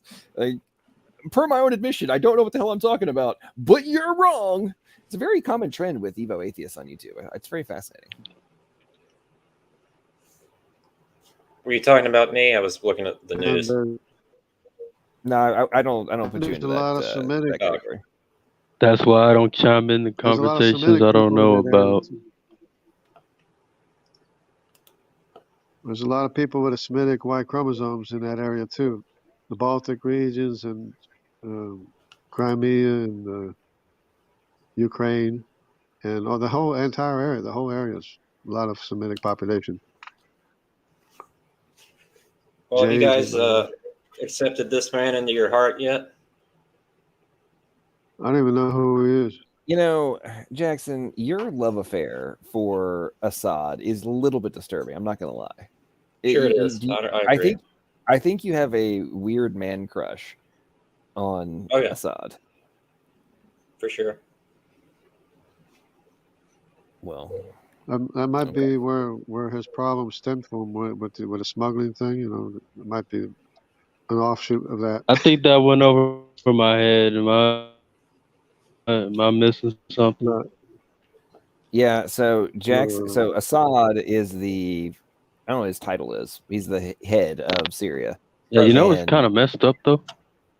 And like, cause I've been talking to some people, and like, you know, I go to Discord servers and whatnot.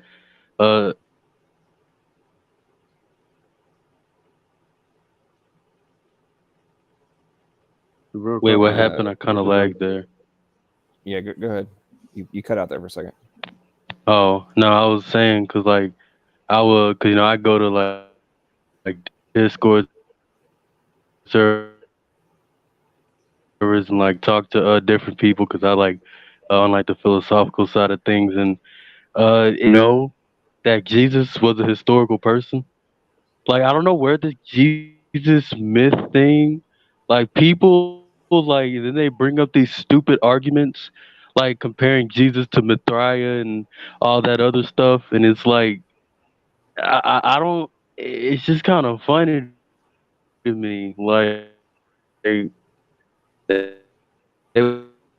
want to accuse me of just like blatantly believing in like lies. Like and then I would actually like quote like actual like historians like known like hell even non-Christians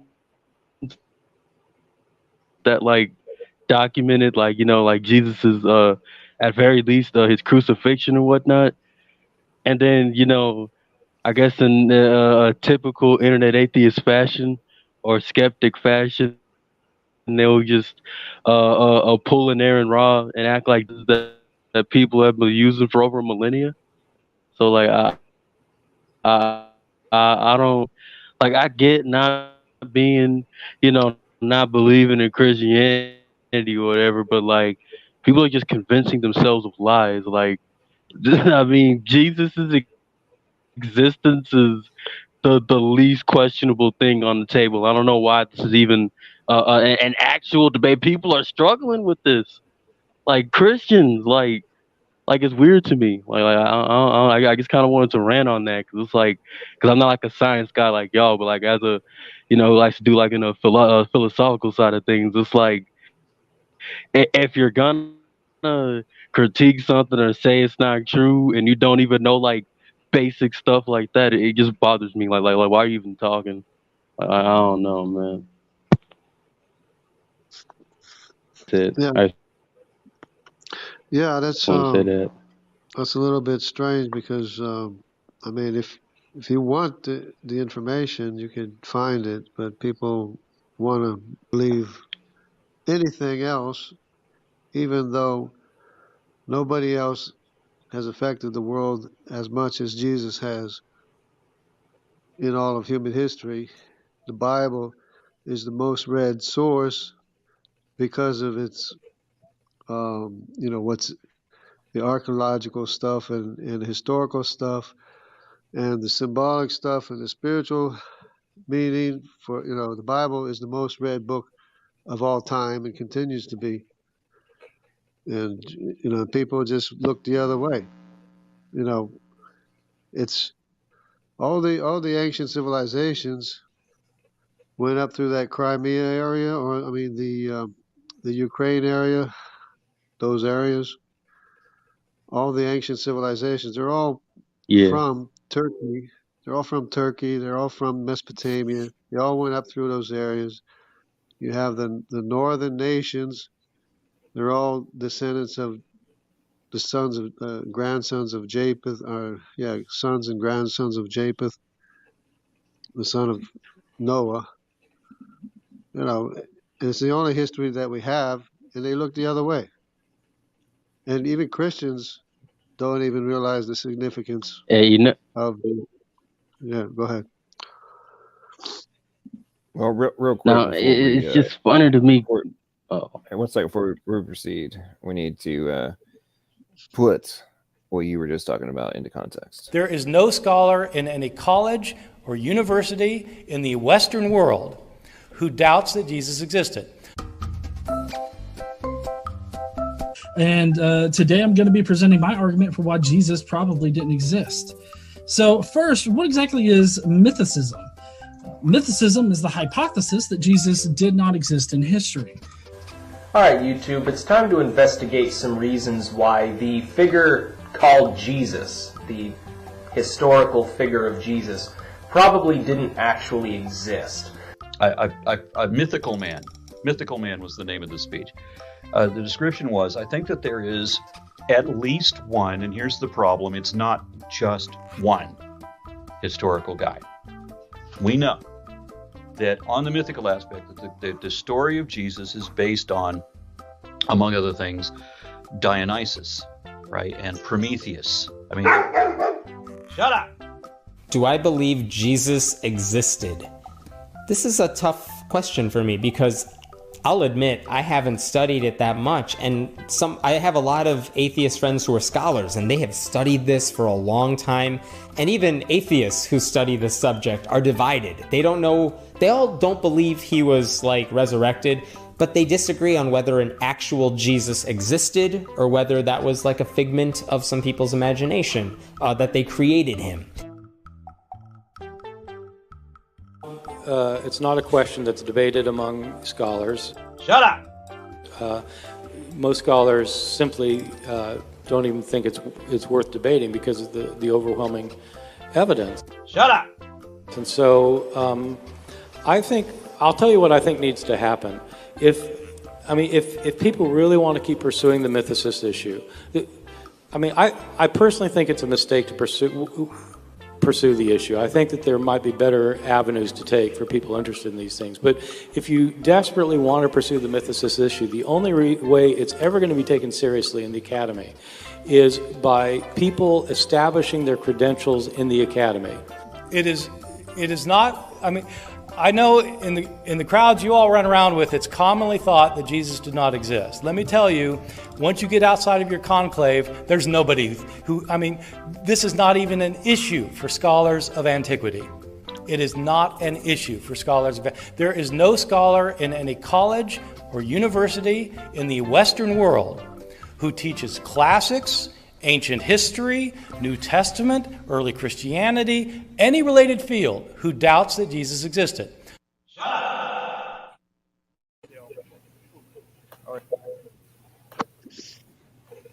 Not bad. That's pretty good. Oh, wow. That was absolute great. Everyone, that's why that video might have answered my question. The OG, one of the founders of internet atheism, Bart Ehrman, just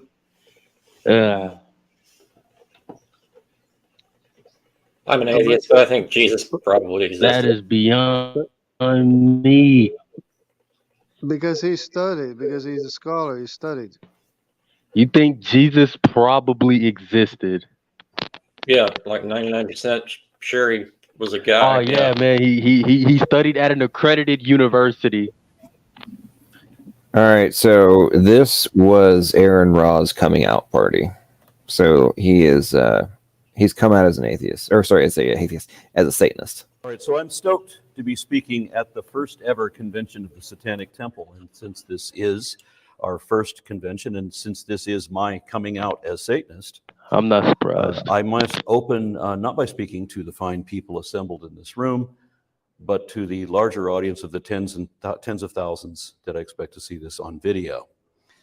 I'm going to be talking about myself a little bit. This is much of this is anecdotal, what I'm going to be going over, but that can't be avoided. I only recently joined the Satanic Temple, and I held off for a number of reasons. One being that for me to be Satanist was too obvious. Some Christians have accused me not only of worshiping Satan, but of being Satan. Yeah, so nobody ever suspected that. Ever. It was a bunch of false accusations, Aaron Raw. I'm pretty sure anybody who ever made those kinds of accusations were like told to be just out to lunch, ridiculous, blinded by the religion, yada, yada, yada. It's like, dude, you just had a coming out party. So you admitted that you were hiding it. And now you're not hiding it. But you're still claiming that the people who accused you of being it were somehow making things up. That does not compute. What's up, Jackson? Go ahead. Yeah, I don't get why he did that, but basically what he says in the rest of the video is he doesn't believe in like a literal Satan or God. So, I mean, it doesn't make any sense to me, but he's still... I watched that. I watched that entire thing. And it was like a... I've talked to people a wine session like that before. I think it's called like Levian Satanism or something. Yeah, or it's like apparently a lot of Satanists don't actually believe in Satan. They don't like believe in like an actual. Okay, now this was they claim. Okay, so this is a good one. Anti-atheist says Christianity is a baseless religion that was designed by the Roman Empire to justify slavery and pacify the citizens. That's an uneducated, clueless opinion. That might be one of the most that's like a direct antithesis of actual reality. I mean, wow. Hey guys. Yeah. There's some more major street fighting going on in Kiev. And apparently 2 Russian IL-76 cargo jets were shot down trying to land troops. That's not confirmed. Yeah, it's not going to be good. But just so you know, the whole Aaron Roth thing, I don't understand this connecting himself to this Satanism thing. If you believe in the supernatural, you cannot divide it in any way. If you're not comfortable to go lay down in a morgue and go to sleep at night, then you can't say that you're not at all supernatural. And I will admit, I couldn't do it. I could not go and sleep in a morgue. So that does say that somewhere inside, I feel there is a possibility for the supernatural. And I don't know how people can make a separation on that and not admit it. If you can't go sleep in a graveyard, in a sleeping bag without your mind running crazy, then you believe. You just got to believe what you believe and figure it out. Well, a lot so you're an agnostic? No, I'm not actually. I don't believe in the Christian God, but I also don't understand what happens to your energy when you're gone. Like, where does that energy go that makes you whatever is you? Like, at what point could you say you didn't die? At what point could you cut you away before you'd be down to the essence of what makes you you? And that's the part that's always bothered me. Where does that energy go? Where does all that information go? They say information cannot be destroyed even when it goes into a black hole. Where's our information go? Where does our knowledge go? What happens to it? But no, I don't believe in the Christian God, and don't ask me why. I was never taught it as a child, and it just does not. I'm not a dishonest person. I just don't see the story as being credible. So and I get it. Okay, it's interesting because you have a conscience. Then you have a conscience, then, right? Well, we have something. We have something that's very unusual. The universe was able to recognize itself detect itself? And who Not the- couldn't wait, say, who could not- honestly sit not and the say that universe. it's not very unusual for consciousness to Not the universe. become about? Not the universe doesn't have a consciousness. It The didn't universe is recognize dumb. itself. The Well, we universe don't know can't that. We don't know how much anything. life there is in the universe. Yeah, we The can universe know, itself doesn't that have a matter, mind. We can know that matter doesn't respond to anything. It doesn't decide anything. We can know that. Can we? Yeah. So no matter carries information, no energy carries information. So when a No, lightning bolt when sets out it's on its well, path, that's the other thing. That's the other thing. When it's programmed, it can store information when it's programmed, but by who? why do you need a who though?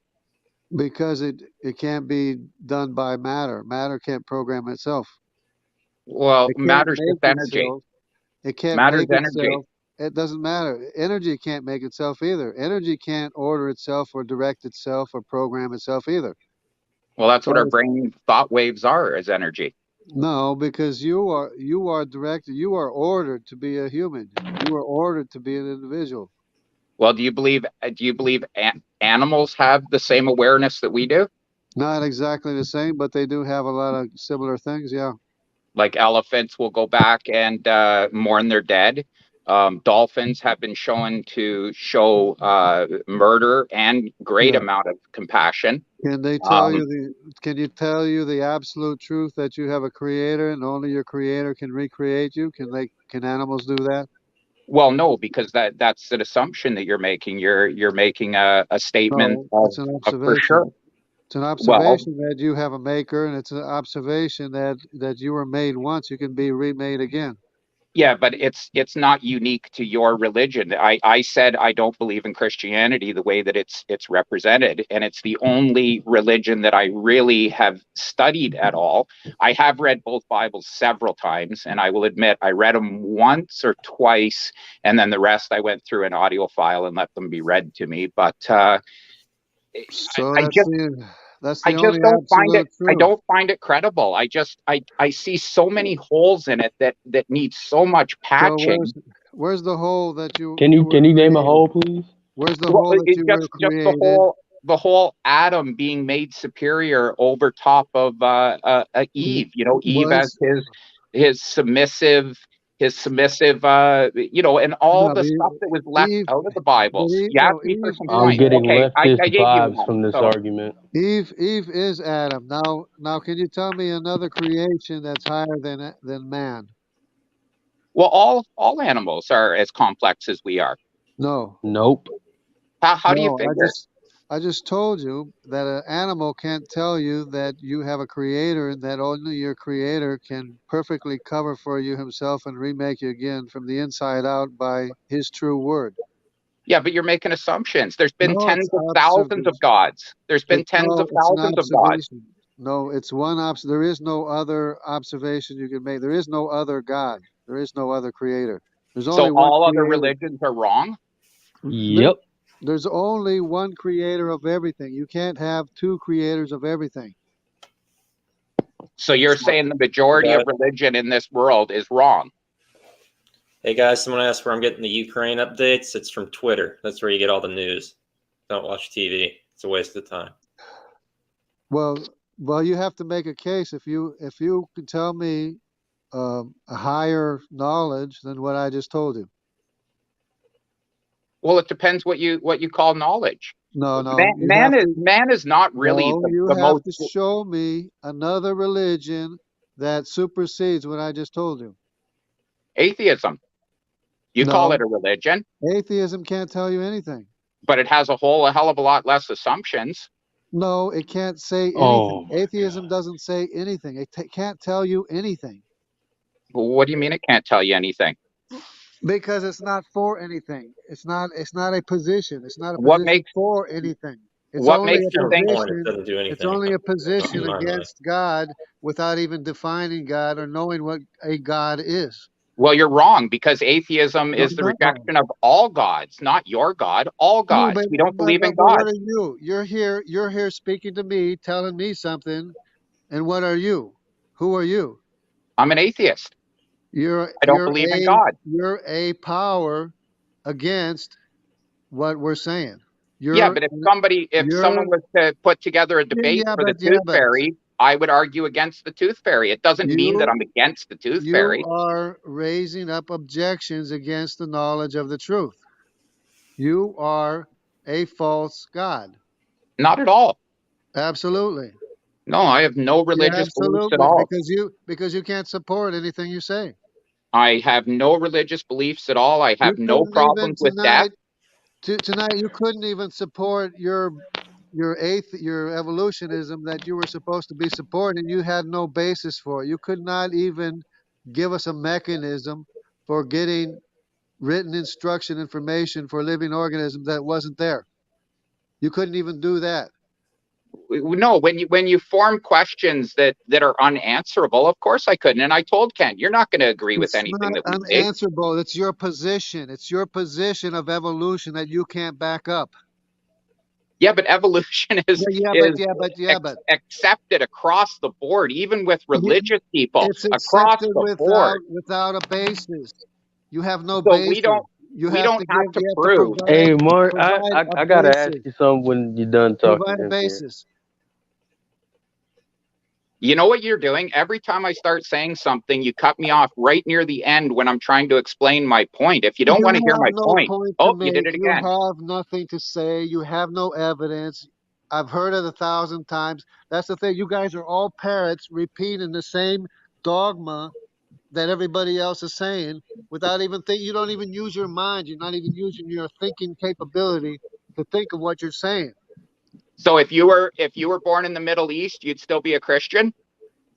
If I had the direction and teaching to show me what the truth was, yeah. There you go. You're just parroting what you've been taught. So you can stop right there. I'll go on to the next person who wants to say, I don't know what I'm talking about. Stop right there. Are you saying there's no Christians in the Middle East? Are you saying there's no Christians in China? Absolutely not. Are you saying there's no Christians in Korea? Are you saying absolutely there's no not. Christians in Russia? You're wrong. Absolutely not. Okay, all right, gentlemen, time out. We got somebody new that's come to stream. What's up, Free Rebel? How you doing? Welcome to stream. What were your thoughts on the debate? Are there any atheists here at all? Yeah, Jackson is. What's up? Can you hear me? Yeah, what's up, man? Coming through. All right, cool. First time on your live stream. I've caught it a little bit here and there. Came in late. The gentleman in the blue shirt, I didn't catch your name. I can't read that smaller print. Mark. That's Mark. Mark? Okay, how you doing, Mark? My name's James. Hi, James. He was in the debate tonight. I didn't catch that. I was watching something else, and I came in late. But interesting topic. I might have to go back and watch it. Just so you know, I'm a Christian, and with everything that we go back and forth on between Christians, non-Christians, atheists, agnostics, whatever you want to call them, it all boils down to a theory that we all believe in. We all believe in a different one, and we all try to put up the best proof. That's what this all boils down to. But one thing that a lot of people can't understand, and I'm speaking from my side of the fence, okay, is that I'm 50 years old. I went to start school back in the 70s, and evolution was just starting to get into school textbooks. I was raised Christian, but yet I found the theory of evolution fascinating. And went on to study it more. And I asked questions, talked to my parents, to my teachers, like, it's just a theory, as Christians, this is what we believe, with the young earth creation. Okay. But yet, what I'm trying to get down to is that if you're going to want to have a discussion / debate, you got to be willing to look at what makes them people tick. You know what I'm saying? Because that's, because I'm pretty sure with Mark, right? Mark? Oh, yeah. Okay. I'm pretty sure with Mark, we could probably sit down and have a decent conversation. I've done it quite a few times. What's missing, and I'm going to be quite honest in saying this, is respect. deep down inside, we're all human. Somebody, kind of flicks us in the nose, our respect for him goes down. But, I'm old enough to realize is that, hey, he believes this for a reason. I need to do my research on his belief to have a better understanding. That way we can sit down and have a better conversation without arguing and yelling and name calling and stuff like that. But anyway, that's my 2 cents. No, that's a really good observation. And I always try to be as respectful as I can. I've actually been known for that I will listen. But like I said, when it comes to me, and I will be perfectly honest with you. I know you think that there's a lot of people out there that are atheists that just hate God. I had a great childhood. I have no reason to hate a God. I just have never been given any evidence that a God exists. And when I read the Bible, especially between the Old Testament and the New Testament and all the stuff that was left out of the Bible that has been found or that has been known of when they sat down and voted on what was going to get in and out, it's just very incomplete in my view. There's no hate here. I don't dislike you people. No, I'm not saying you guys are doing. I'm not saying you guys are exhibiting that tonight. I'm just saying, in general, when when people pop in on stuff like this, it tends to show. And I know, being in this for since the pandemic hit, getting on, watching live streams, ain't got nothing better to do. But I got a question for you, Mark. You said you read the Bible, and I'm not saying this to trying to pin you down or whatever. It's a knowledge question that a lot of Christians don't know. Okay, now I want to see if you know it.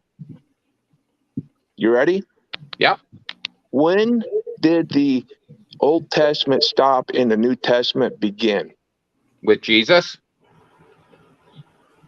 Be more specific. When Jesus started his ministry, was it not? Nope. When was it? Not trying to sound sarcastic. Nope. No. I've always thought that the New Testament basically took over with the teachings of Jesus, and it was, in my opinion, it was watered down. In the Old Testament, you have sacrifice. Let me explain that to you real quick, okay? Yeah. When Jesus came, this is my opinion, okay? I know there's going to be Christians listening to this that probably won't agree or, do your research. It makes sense. When Jesus came on the scene, started his ministry, who did he say he came to preach to? He came to preach to the Jews. Yeah, to the Jews. Okay, I didn't. The Gentiles weren't even in the scene. Now, see, can I go deep on you for a second? Sure. All right. What would have happened if the Jews accepted Jesus Christ as their Lord and Savior? Well, he wouldn't have been sacrificed, would he? Where would we be at right now? Is that predictable? We would more likely we wouldn't be here because Jesus died for our sins. So let's work this through to its conclusion. Jesus died for our sins. So hold on. Before that. Okay. Before that. So where would we be if Let me rephrase this so everybody's clear. Jesus comes on the scene around 30 years old. Right. Okay. Started his ministry. He proclaims that he came to preach to the house of Israel, the Jews. Jesus was still under the Old Testament pact with the house of Israel. Gentiles weren't even in the picture of salvation. Okay? But he was definitely not preaching the Old Testament. He was No. If you've read his, the Gospels. Well, I haven't read anything from Jesus. I've read what they say he recited to in the Gospels. Disciples, yeah. Okay. He brought, you got to think about it. Going back to the mercy seat on the ark. That was where God resided with his people. Okay? Back then. I hate to say this, the Jews screwed it up. God got fed up with them. He sent himself in the form of his son, in the flesh, right?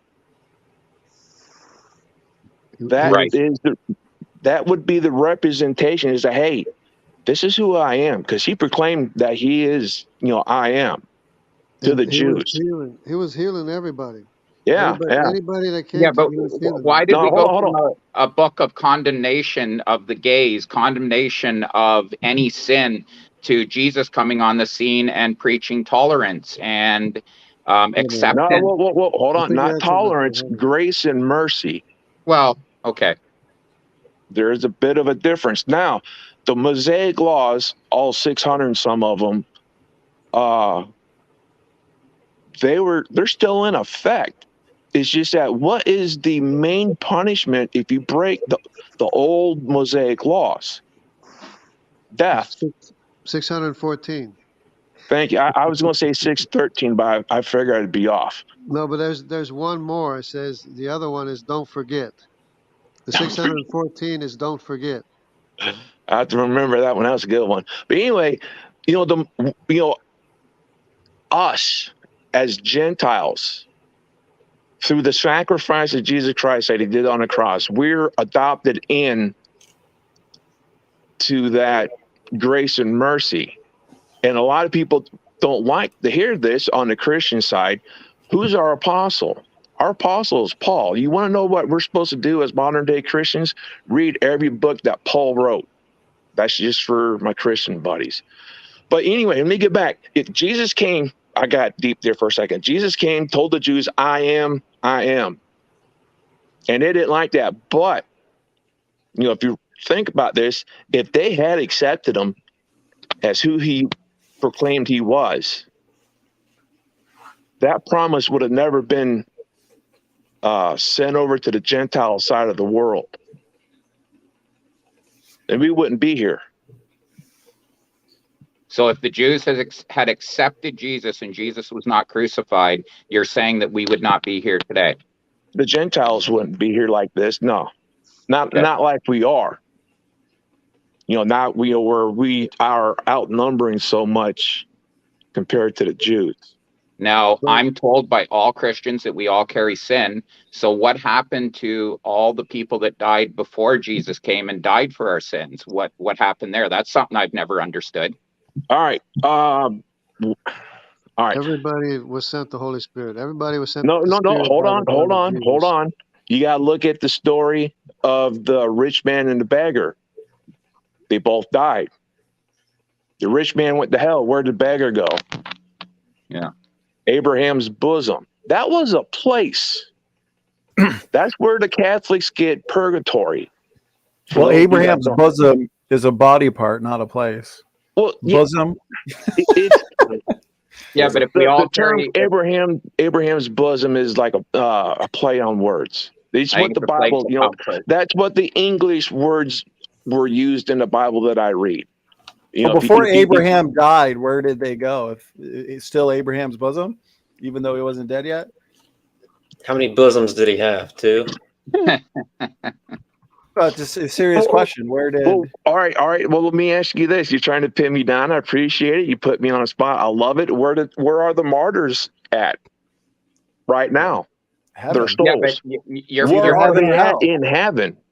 You're putting levels on sin. We're apparently. Well, I just wanted to go. No. Just a simple question. The martyrs, the people that died, like all the apostles except John. Heaven, he died on the island of Patmos. It's always either been heaven or hell.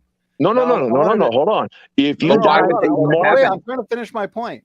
So John 13:23-26. Now there was leaning on Jesus's what? Bosom, one of his disciples whom Jesus loved. Okay, so Lazarus was taken into heaven where he was comforted in Abraham's bosom. In the same way that now there was leaning on Jesus's bosom. Okay, Abraham's bosom, that's a body part, not a place.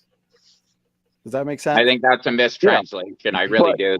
I don't think it wants to be translated as bosom. I have a feeling it's a place of comfort or a place of.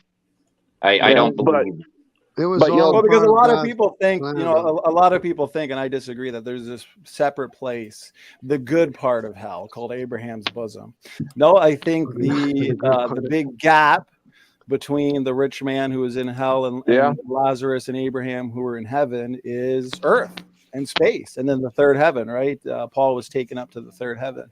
So when people say, well, there's this place called Abraham's bosom, I kind of just cringe. I'm like, wait a minute. Bosom's a body part. It's not. It's just talking about Lazarus being comforted in Abraham's bosom. Does that make sense, brother TJ Mac? I appreciate that. But you said what? But back to my question, though, with the martyrs, according to the Christian faith, when they die, where do they spend their time until in heaven, quote unquote, end of the world? Anybody who's ever died who was saved went to heaven. If they were unsaved, but where? There's a specific place that. But the Bible mentions a specific place. The third heaven is where you go when you die. They're under the seat of God, under the throne. In heaven, in the third heaven. Yeah, but I'm saying, specific. I mean, it's neither here nor there. It's useless knowledge to have, but it's just a cool fact. But it never was all Israel was never obedient to God, and God knew that, and God knows that all Gentiles aren't obedient to God. It's actually the same percentage, regardless if you're Jew or Gentile, the percentage that believes and follows God and accepts the gospel. Yeah. Well, see, up to that point, the Jews were sacrificing, doing their proper sacrificing with, the cattle and the sheep and the pigeons and turtle doves, what have you. And there were non-believing Jews. One had more faith than all of Israel. Yeah, I was curious if I could, because LPP said he had to shut it down at 12. I kind of want to move back to the topic of the after show, which is there reasonable evidence for evolution based on Mark and Kent's epic debate? No. Two of your arguments, Mark, were the ERVs, which we discussed, and your other one that you kind of briefly mentioned in the Q&A was the chromosome 2 fusion. Right.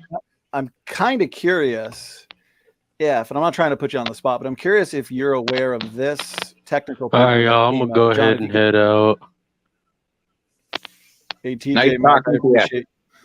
All right, have a good night, TJ. Good to see you, man. Good to see you, brother. Yeah, John, if you could screen share my... All right, God bless. God bless, brother. Have a good night. So there's a paper here that I find really interesting. Mark, I could certainly send it to you if you haven't read it, because and I'm on a phone. I'm on a phone, so if Don, I don't know if Don's still here or not, or if I'm talking to Don, if you can send it to me as a link, because I'm on a phone, I can't see anything. But I know where you're going with this, but okay, it just seems like a very odd way to make a gene sequence to have centromeres and telomeres in the wrong position on but go ahead. What's this paper have to say? Well, it's a Ventura paper. It's called The Evolution of, you can't see it, but I guess for the audience, I have it screen shared. The Evolution of African grade 8 subtelomeric heterochromatin and the Fusion of Human Chromosome 2. So that's a fancy way of just saying that in non-human apes, because the evolutionists like to say humans are human apes, right? So to kind of just go along with what the evolutionists say, in non-human apes, chimpanzees and gorillas, they have these large blocks of this type of satellite DNA around their chromosomes. Okay. Well, it turned out, and this is a secular paper, they were kind of thrown off. They were confused. Like, why aren't these large ape-specific, non-human ape-specific satellite sequences, how come they're not found flanking the reputed fusion site on both sides in human chromosome number 2, in human chromosomes in general? It's completely absent in the region of the reputed fusion site. So the fact that it exists in non-human apes, but not humans themselves, suggests at best there was not a fusion. If there was a fusion, it was a human-specific fusion, as in it occurred, okay, but it had nothing to do with chimpanzees. It had nothing to do with gorillas or anything like that. Have you heard of that? And what are your thoughts overall on that? So if I'm hearing you right, you're saying that it's all non-human primates, all the way back through the chimpanzees, as far as we can DNA back. Well, this specific paper says chimpanzee and gorilla chromosomes differ from human chromosomes by this type of DNA. Right. Well, they're it's also found in chimpanzee and gorilla chromosomes, but not in human chromosomes, which Yeah, it should really be. I'd be interested in reading it. But we are also talking about a long time and a lot of mutations and a lot of evolution since we were, separated off from the chimps. And that, again, that's the latest paper I've read, is that they've traced us back to a certain chimpanzee. Everybody always talks about it being an ape, and some people thought bonobo, but they're saying no, that it goes back to this one separation where the chimps went one way, we went the other way. Afropithecus. Well, Yeah. what's interesting is, what you're saying essentially is that so you've got the chimpanzee human common ancestor, right? Our Right. closest cousin is chimpanzee. So we split, let's say, between 6 and 15 million years ago.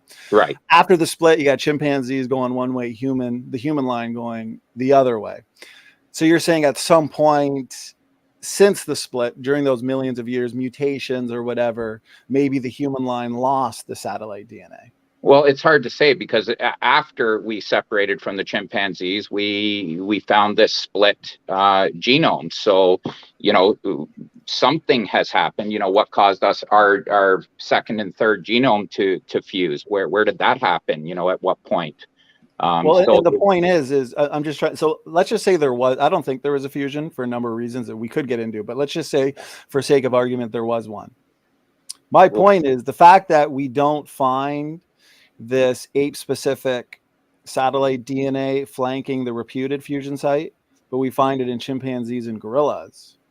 We could say, and it's what the papers say, that, or some of those that read the papers, their conclusions at least, it was a human-specific fusion. Now, here's the thing. We need to explain how every single human today supposedly has 46 chromosomes. How did every human get the fusion? Or how come it didn't die off? Well, obviously genetic drift. Well, that would kind of make sense from the biblical creation model, because we actually have a flood bottleneck just 4,500 years ago. We have 8 people coming off the ark. So sure, that could explain how everybody has 46 chromosomes if the fusion happened shortly before the flood. And then from the 8 people, the entire planet's repopulated. But from the evolutionary perspective, you have to explain how every single person got the fusion and how the satellite DNA was lost. So what's the most parsimonious explanation then, Mark? You'd have to read the paper and understand completely what they're trying to lay out, what this DNA represents that you're talking about.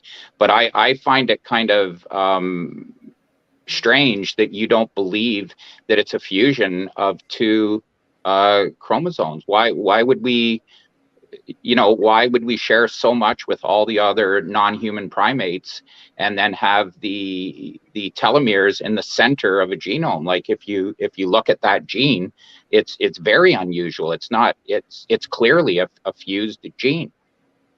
I'll tell you why.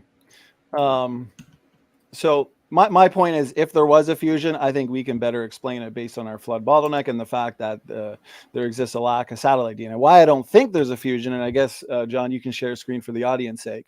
There's a number of papers here from Dr. Jeffrey Tompkins, and he's done a lot of study on this. And he actually discovered here that the alleged fusion site functions as a genetic switch called a promoter inside a long non-coding RNA gene. Yeah, I so read he actually that. discovered that the so-called fusion sites overlap by a functional gene, and that the so-called fusion site itself actually functions as a promoter inside that gene. And those so-called telomeric regions that you say exist there, they're very, very degenerate, very, very small. And there's a number of secular papers, one that I know off by heart, and I can't remember the other ones, but it talks about how those so-called repeated telomeric sequences, they're actually functional. They're actually there to help and aid in gene expression. So we have a degenerated region, and those whatever sequences we find there, we actually find that they're there to help with gene expression. That's why I don't think it's a fusion event. I think aren't the telomeres known for causing aging too? Is that not their main purpose? And if so, why would they be in the middle of a gene? Well, and that's the question right there. Is for one, yes, as telomeres shorten, that is a primary reason why we end up dying and aging. Right. But the so-called leftover telomeres that you're talking about that are found there, okay? May I ask a question? They have, after I say this, they've been found. For one, it's too as in there's not as many as you'd expect to find if there really was a fusion event. Now, of course, the evolutionists, to be fair, would just a sec, I'm trying to finish my thought. The evolutionists would chalk that up to, well, a lot of the telomere, a lot of that region has been degenerated since the split. Okay, fine. But the fact that we find whatever remnants are there are actually functional in terms of gene expression, I think the evidence better suggests that we're looking at a promoter inside a functional human gene, and whatever sequences we find there, since they're degenerate anyways, there's not many, and they're involved in gene expression, I don't see how it has to be a fusion event. Go ahead. I know that's a lot there. I think someone else wanted to say something. I had a question. Sure, yeah, go ahead. That word you're using, telomere. Right. Did I say it right? That's yeah. a new word. That's a new word to me. Can I get a quick, description or whatever of that word? A telomere is the end caps of your chromosomes. Then they actually they aid in preventing against fusions. But apparently they were involved in a fusion event. But of course, mutations and degradation of telomeres, it's not like it's unrealistic. It can happen. But yeah, they're the ends of chromosomes, essentially. And over time, you lose more and more, they shorten. And that's a primary reason why you age and die. So I don't know. Hopefully that makes sense. Hey, Yeah. Donnie, I knew it.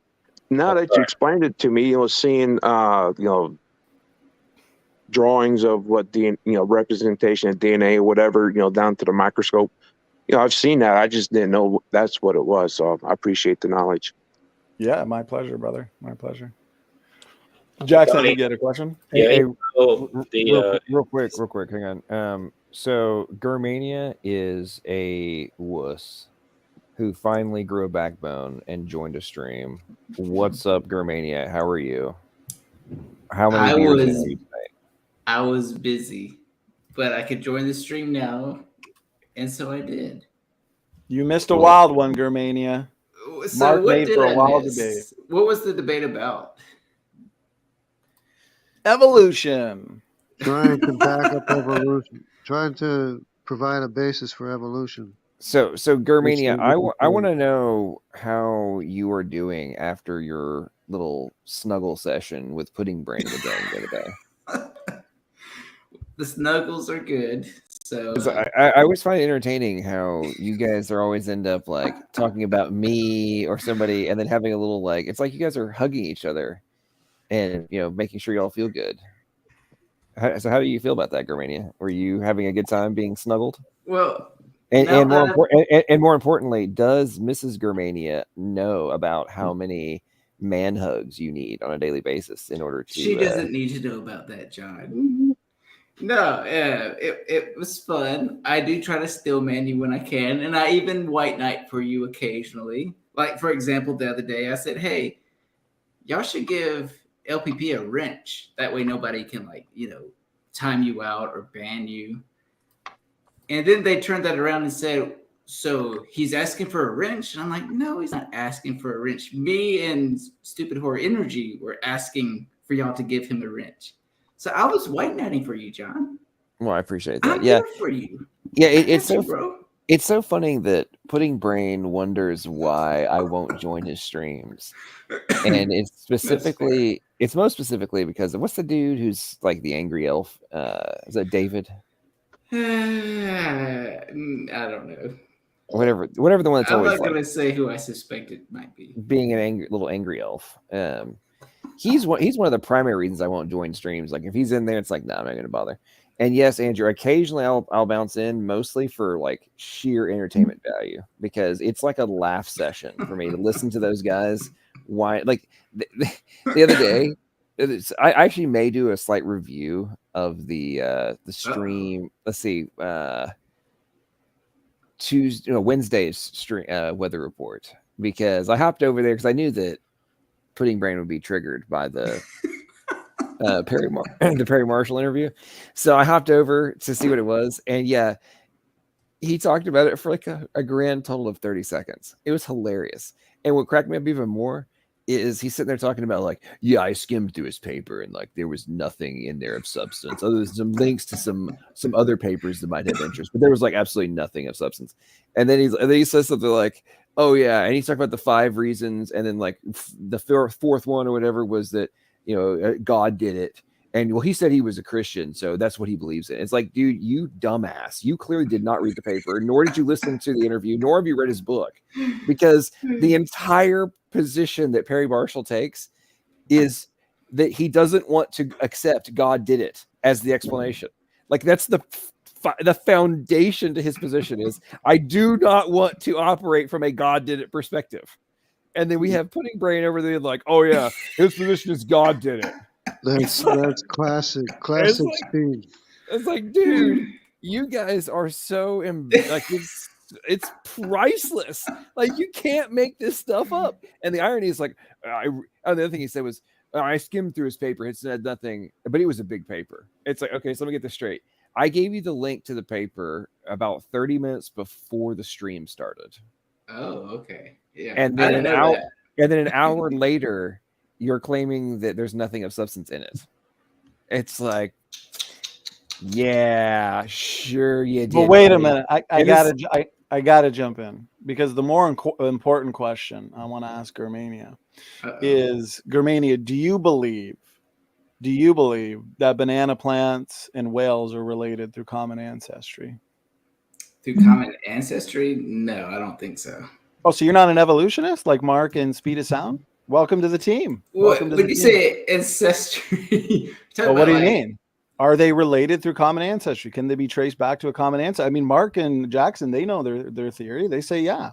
Are you an evolutionist or not, Germania? Yeah, especially Mark. I'm not saying a banana plant turned into a whale or a whale turned. I'm saying on the universal phylogenetic tree, they share a common ancestor. So are you related through common ancestry to a strawberry, Germania?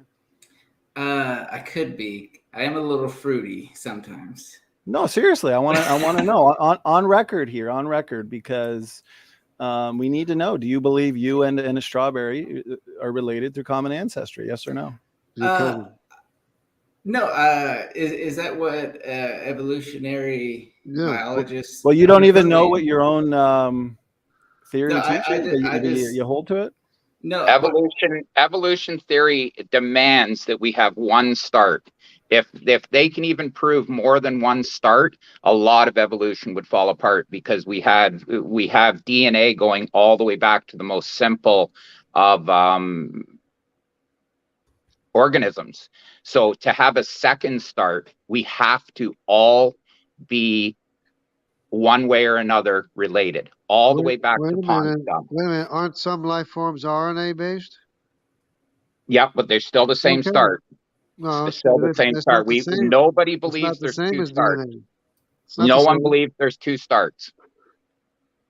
Yeah, because like Mark said, if it can be shown that there are two different starting points or more than one starting point for life, that would definitely be revolutionary. Okay, so Germania, it would destroy evolution. It would destroy. And just for clarification purposes, So Germania, you do believe that banana plants and whales are related through common ancestry? Like I would, as far as being a common ancestor, I feel like you're saying so. Your great cousin was a plant. Yeah, you basically are. You are. That's what evolution. Yeah, some would say because of the law of monophyly, you never outgrow your ancestor. A eukaryote never stops being a eukaryote. A mammal never stops being a mammal. It's descent with modification. Okay, you never leave your ancestry. You add new traits. So yeah, in a way, PZ Meyer says we're still fish. We're still fish. What I would say, if all the experts in their given field conclude that that's likely the scenario. Is that what you believe, though? Is that what you believe? I'm interested in what you believe. No, because I find you like to dodge the topic, Germania. So do you believe? The topic hasn't even been brought up to me until now. Do you believe it is the backbone of evolution? It's the absolute backbone. If it was proven that there was more than one start, everything would fall apart tomorrow and we would have to rethink this whole thing. Well, my thing is, John, share my screen for the universal tree. Yeah, go ahead, Germania. I apologize for interrupting. No, it's no problem. No, my thing is, I am not an expert in any of the sciences, be it biological evolution, astronomy, all that stuff.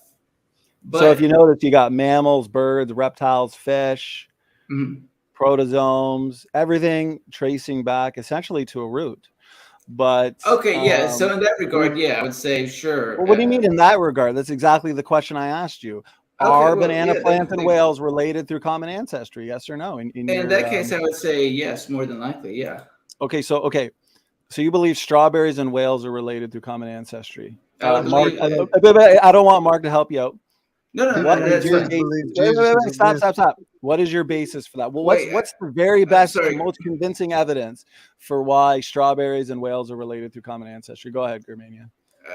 I'm sorry, you cut out there. Can you repeat that question? I'm not dodging. I didn't hear you. What is the most convincing evidence to you? Hey, John, is my audio coming in clear? No, yeah, I can hear you. Oh, okay. What is the most convincing evidence to you empirically? Okay. For you to believe that strawberries, whales, pine trees, and human beings are related through common ancestry. I'm not saying a strawberry turned into a human. I'm saying they share a common ancestor. Right. What is your most convincing evidence for that? I don't have personally any evidence for it. Okay, so I only look to the experts in their given fields. Okay, so what are the experts saying that is the very best evidence for why you? I don't know. You can't think for yourself. Listen, with you, Germania, I find and I like you, I love you, but it's all jokes. I mean, this is a question of origins. Where did you come from? Yeah. What's the extent of ancestry? What's the extent of your relationship? Why don't you put any thought into this? Well, again, it goes back to me. I'm just a layperson. I don't know any of the sciences. But that doesn't mean you can't pick up a technical paper and study it. I read technical papers every day, and if I don't understand a word, I go to Google, look it up, check all the sources, the references. I mean, this is a question of origins. Where did we come from? What's, the extent of it? It's important, Germania. Well, no, I would agree that it's important for a lot of people, and I guess for everyone to an extent, but to me, it's just the problem is if you don't believe in evolution, there is only one other answer that we have. We hang every hat we have on evolution. If there is no evolution, then we are a computer program or there was a God. I don't really have any more answers. You know what I mean? We hang everything we have on evolution. Everything. That's what the evidence shows. It's either material cause or a supernatural cause. And everyone is free to try to disprove, and there's lots of people trying to disprove it. If you disprove it tomorrow, you've got a lot more believers. Now, what God they choose to believe in, that's another question. Hey, Mark, I got a question for you. Can you hear me? Oh, yeah. Okay. With the DNA ancestry y'all been talking about, the DNA breaks down the coding, and why is it that certain coding couldn't be compatible to various species? And that would be your link to a common ancestry because of repetitive codes at work. Yeah, but that is the evolution theory. That's how we know that we're connected to all life, is we can see chains of it in our DNA. So we can see where we have specific cells that are made up of certain DNA chains, and we can follow it all the way back. And we see these chains repeating themselves. And then when we see these chains repeating themselves back in time, we start to see where the endogenous retroviruses are seemingly injected into the chain for absolutely no reason. And again, I do admit that some of them are being shown as being beneficial or necessary, but it just seems like a very odd way to go. Like professionally, I'm an engineer. That's what I do. And when you engineer something, you don't plan for complete changes in the future of whatever it is that you make. So like we use computer programs for examples. Sure, if you were going to expand on something like the evolution theory says, mutation with beneficial or sometimes not beneficial moving forward, some things do come to an end. So obviously the benefits were negatively outweighed, and that particular organism or animal went extinct. It didn't work, whatever its idea was. But there just seems to be a real haphazard sequence to this whole thing that just doesn't feel godlike for me, and that's just me being honest. Like I don't hate God, and I wish that people would stop saying that us as atheists have anything to do with any gods. We just don't believe in them. You could come up with anything that we don't believe in, and I would sit down and argue it with you. And I didn't mean to use the tooth fairy as being insulting. Anything, you could make any point, argue it, and if I don't believe it, I'm just going to argue it, not with hate, just I don't think it exists. Okay, can you define God? You say God doesn't exist. Can you define it?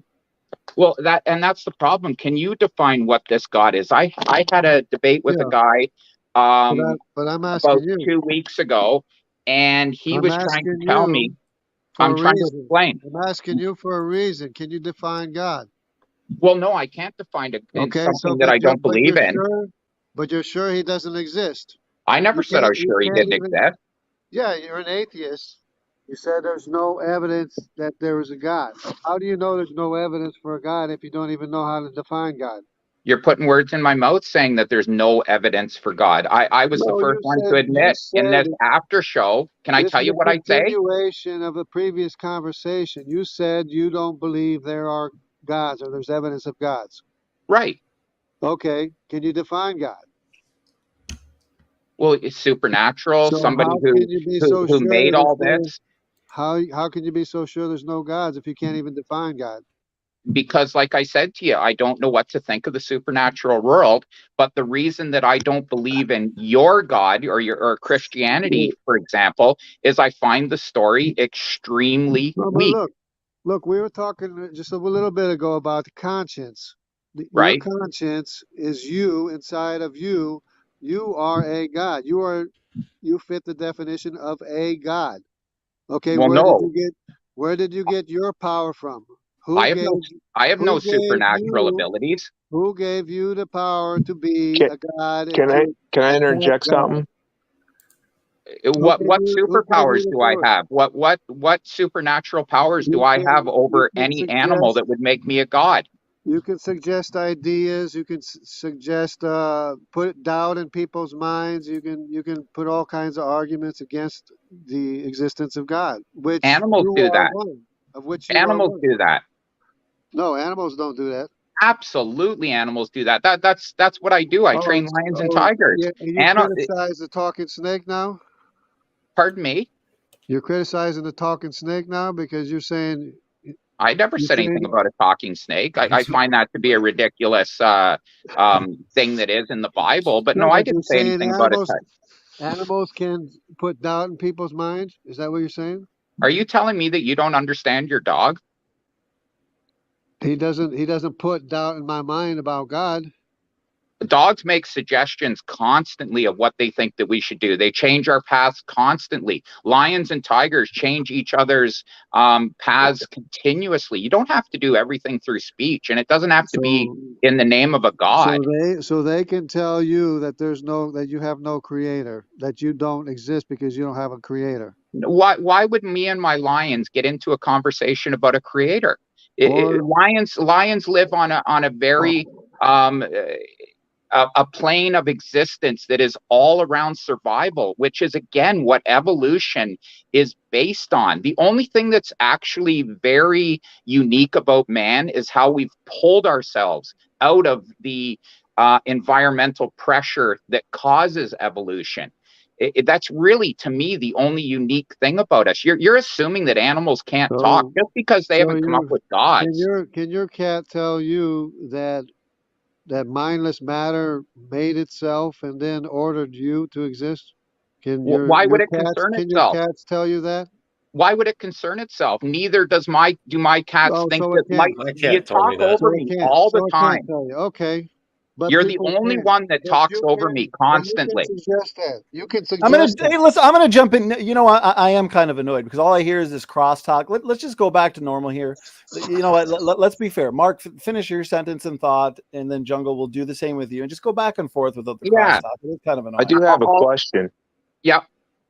No, but you think I hear all this nonsense all the time, and I can't respond to what this nonsense of the people are shoving down people's throats just because they trust other people, trust their teachers.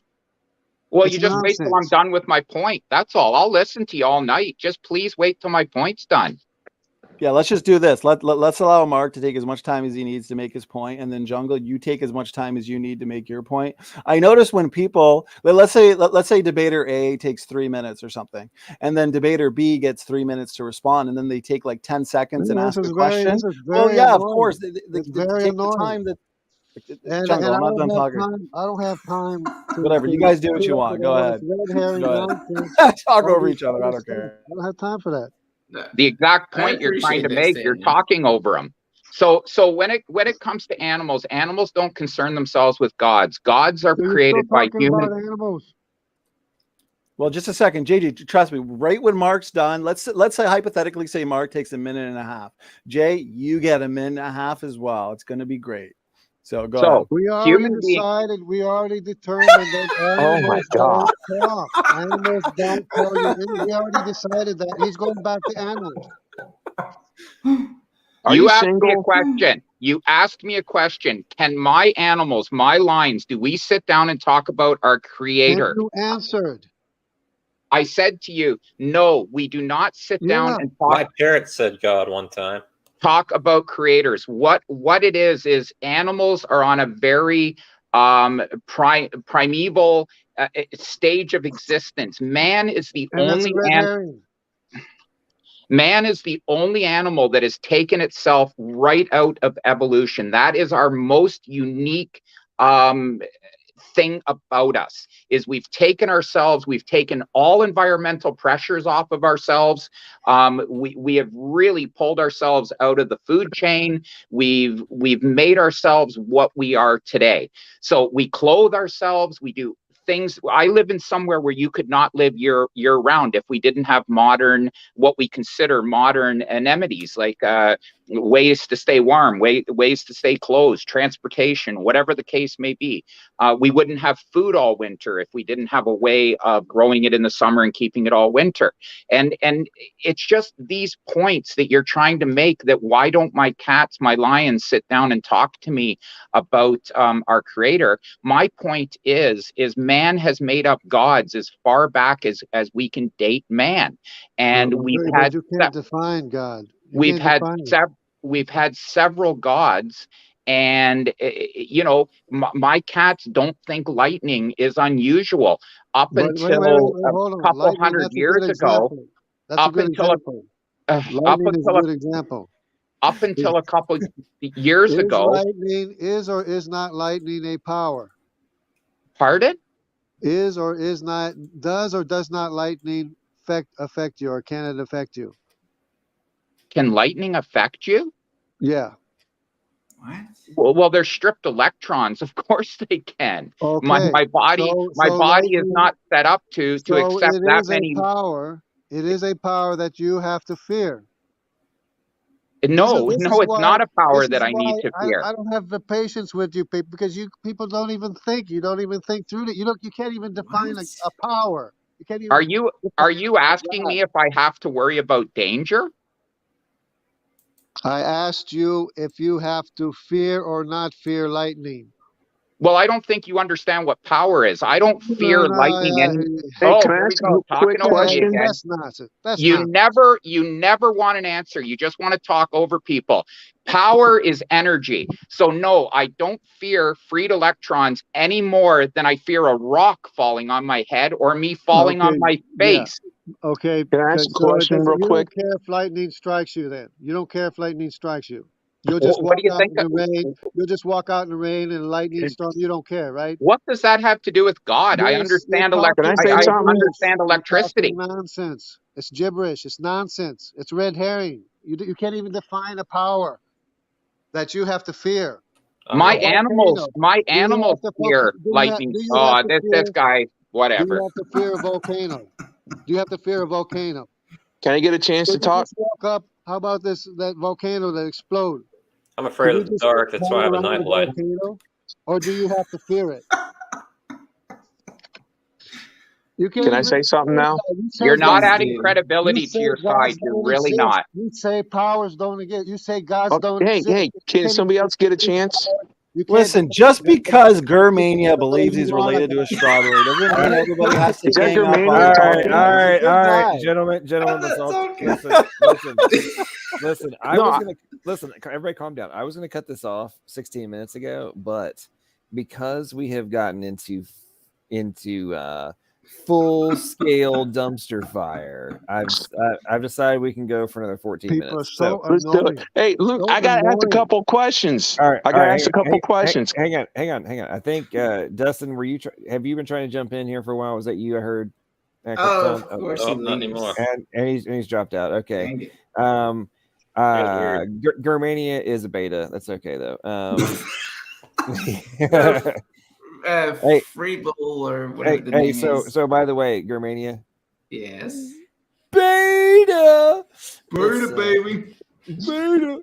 By the way, for anybody who doesn't know what we're referring to, that stems from an epic debate between Jesse Lee Peterson and wannabe Professor Dave over on MDD. And throughout the debate where Jesse Lee Peterson kept asking him if he had mommy issues, and then being like, yeah, so you're a beta. You're just a beta. And then it got into like a full scale beta. He was just interrupting everything. Like, if he's sitting there, Rick, I did not realize that's where it came from. Yeah, so you're a beta. Oh man, it was hilarious. But anyway, okay, so I think Free Rebel was trying to jump in for a second, and then before we get Redefine Living has just joined us. Redefine, what's up, man? What are your thoughts on the debate, and what's been going on this dumpster fire? And then Free Rebel, you can ask your question. Redefine. What's up, fellas? No, I think it was a decent debate. I think Kent did wonderful as usual, and I think Kent's opponent did not provide his evidence of evolution. Wait. Was that Kent Hovind? Yeah. Oh my God! Wow. Yeah, I'm definitely have to go back and watch that. He's a legend. He never loses. I tell you what. Hey, for all those here listening, real quick, I hate to interject this. For those of you that have some level of despising towards Kent Hovind, I can't think of a better word. Okay, just follow along. I was here to tell you, when it comes down to his doctrinal beliefs, I do not follow along 100%, but the knowledge he has for the young Earth science is outstanding, if that's what you believe. And I think Mark Drysdale would agree. I mean, Mark Drysdale, Mark, you were converted by the end of the debate, weren't you? That's the rumor. No. I do have a couple questions for Mark, though. I do find that Kent is just, a lot of it's getting old, and a lot has changed since he did his presentation, that he really should bring it up to date. I do find that, and I know he accused me of calling him dishonest, but he knows some of this stuff is just not true. Tonight, he admitted that he believes in uplift, but one of his main evidences for the flood is the fact that the Grand Canyon would have had to flow uphill. Well, what is it, Kent? Do you believe in uplift, or do you not believe in uplift? And it's just stuff like that he's got to get his stuff a little more in line. It starts to feel just really dishonest. That's just how I feel. I'm not calling him dishonest. No, you understand, like the Grand Canyon, the Colorado River is flowing, the direction it is flowing. If according to your model, it would have had to have flown uphill. Not with uplift. I also wanted to address. Well, Kaibab uplift is the Kaibab uplift. It uplifted. It's on a coastal area. We know it's pushing up. It's still pushing up. Yeah, they think it Yeah, it's uplifted also in time with eroding. the river to erode it over millions of years, and then but it had to deposit the sediments over millions of years too. But Yeah, and it has. If you look at the basin, there's tons and tons of settlement out there. But the thing is Kent will go out and he'll build himself a dam out of sand. There's no sediment going out from the Grand Canyon into the ocean. There's the Who sediment's not told there. you that? Go look online. Go look at the size of the basin. It's No, enormous out into the ocean. It's not enough for the volume of the Grand Canyon. Hey, I think Dustin was wanting to say something. Who said? Not to take over, like, or anything, but Oh. Dustin, please Just say go whatever ahead. you're wanting to say. Jump on in. Dustin, do it. All right, well, give him a chance. Yeah, so Mark, when the Mount St. Helens eruption occurred, we observed these layers laying down rapidly. So we know these things happen fast. You can also look at experiments that have been done in stratification, and we've watched these layers form just as they would in water according to a flood model. Now, you want us to dismiss all of that observable, high-quality line of evidence and embrace this idea that somehow these layers were laid down over millions of years. So when we go look at the layers that were laid down almost instantaneously from Mount St. Helens, and it is thick, there's areas where it's hundreds of feet thick. Do we find different animals embedded in different layers at different heights, or do we find the animals? Yeah, that wasn't They a did global find flood petrified where there trees was standing up. There Pardon wasn't me? a global flood where there was animals wiped all over the surface of the earth. Was it? It wasn't. No, but would you not very expect small. that? That's exactly it. You're saying that this happened within a year. You're in a geological area with plenty of animals. Why wouldn't they be strewn throughout it? No, because it was a small local event. But again, my question stands. When we have experiments in stratification that show these layers lay down, and then we observe it on a much smaller scale, we observe these layers laying down rapidly in hours. Why should we dismiss that? Because again, how do you get oil down 12 kilometers? Yeah, I can address that. That's actually a problem for you. I have a question that you'll need to answer. So the oil is biological material that got down there really quick. Okay, so let's say you have a rapid plate movements, rapid plate tectonics, like we have in the global flood, where you have these huge plates getting sucked down with all of that green life on it, getting sucked way down into the earth, forming fast, turning to oil. We know oil is created with processes fast. Okay, so the problem for you, that's how it would get down there. The problem for you is because that oil is under pressure, it's like a giant zit, and it's finding its way to the surface.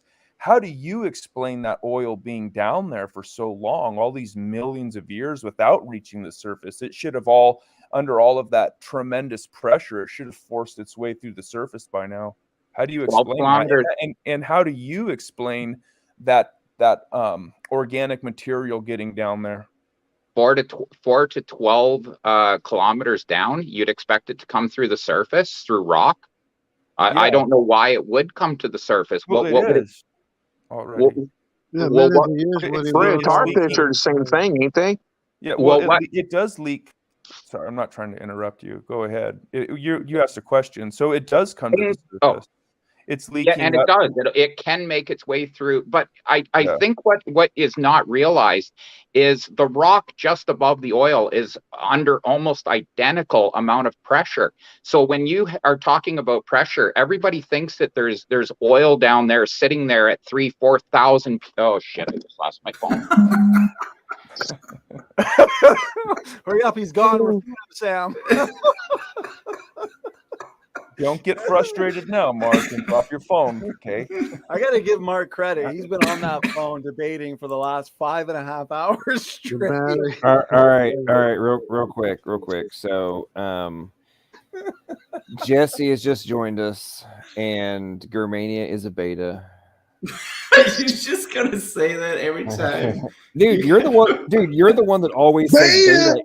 You're the one that always says beta inside chat. Who was talking about lightning being a power? And then when you Romania, and then when we're you come not the into ones who stream, believe we're related to strawberries. Okay, so you're the one that's going to have to deal with that somehow. Okay, I can okay, say a lot okay, here. okay, real quick, Amazing. Ronnie. Okay, hey, we Quick got we have a new- question. Who was the one I was talking about lightning being the power? To Mark. That was John. Okay, hey, guys, real quick, hang on, guys, time out. Jesse, what's up, man? Welcome to the stream. How are you doing? What are your thoughts? Did you see the debate? If no, or if yes, what'd you think? If no, what'd you think about the dumpster fire? And how's your night going? What's Are up? you calling him Jesse or Jamie? Oh shit! I was thinking about Jesse Peterson. Jamie, what's up? It's all good. Beta, It's all baby. good, man. Beta. John, Listen, man, I was having too much fun with Beta earlier. And, me. I've been dying to laugh. I've been dying to laugh for this Jamie, whole what's up, after man? show. My bad, dude. What's up, man? How you doing? Welcome to the stream. I know. I mean, the righteousness by faith will throw you off since I'm an SDA. You know. No, just kidding around. Heretic. I did see the debate. And I asked a question. It didn't got to, but my question was to Mark. What's that? Okay, so I just said sorry, Jesse. Okay, oh, no, He's no, not no sorry, worries. Jesse. He's not sorry at all. It's a process, as they say in Canada. So Mark, how do you explain the geologic column being on mountains? Like they find things that they say are part of the geologic column up on mountains when erosion rates should have decimated any site. He tapped out. So? He's gone. I'm sorry, I'm on my phone. No, Yeah, I really want to know. He'll probably in the come debate. back. I think his phone died. The debate was he said something about like that proves his point, and I'm thinking, well, wait a minute. Erosion rates like an uplift of the mountain as it rises. You know, we measure how much it rises and how much it erodes. That makes no sense that these 100 million year old layers or whatever, 10 million year old layers could exist on a mountain with the uplift we measure today. And the erosion rates. Possible. All right, hang on. So Mark is back. Well, I brought him back in. I think he froze again. Well, let's see what happens. We also got a super chat from Pseudonym who says for SFT, we follow genetic entropy. As humans lived 900 years, did flies, I assume he means live, did flies live over 10 years or it only apply to humans that sinned against God? And then Maddox, Neanderthal, mitochondrial Adam and Eve in 200,000 year Earth, not YEC. So is he asking?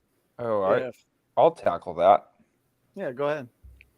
Yeah, so the mitochondrial Eve put back 200,000 years, that's not based on the observable rate. That's based on a calibration, which you would call the phylogenetic mutation rate. Bam. So that's just storytelling, right? The observable. Well, we know evolution's true. Sam, I'm telling you, Sam is the undefeated champ. Like I am strictly a young Earth creationist, just so I don't have to face off against Sam. Well, I watched this guy on YouTube. He's got a channel called Standing for Truth. I don't know if you guys ever heard of him. Oh yeah. Boo. Just kidding. That guy sucks. Just kidding. He's been sitting for truth all night. Is that FST? All he ever does is drink coffee. I don't know. I'm currently drinking coffee. Actually, I was actually just going for a sip, Sam. Johnny, how Once are I you seen that always question, up I so thought I late? need a coffee. What's that, Gur? I said, how are you always up so late? I swear, between you and I'm some involved. others, y'all stream all night long, and sometimes I think I stream long, but no, Gur, do you know the answer to that question? What's the answer to that question? I do not. Coffee? Because he's not a beta.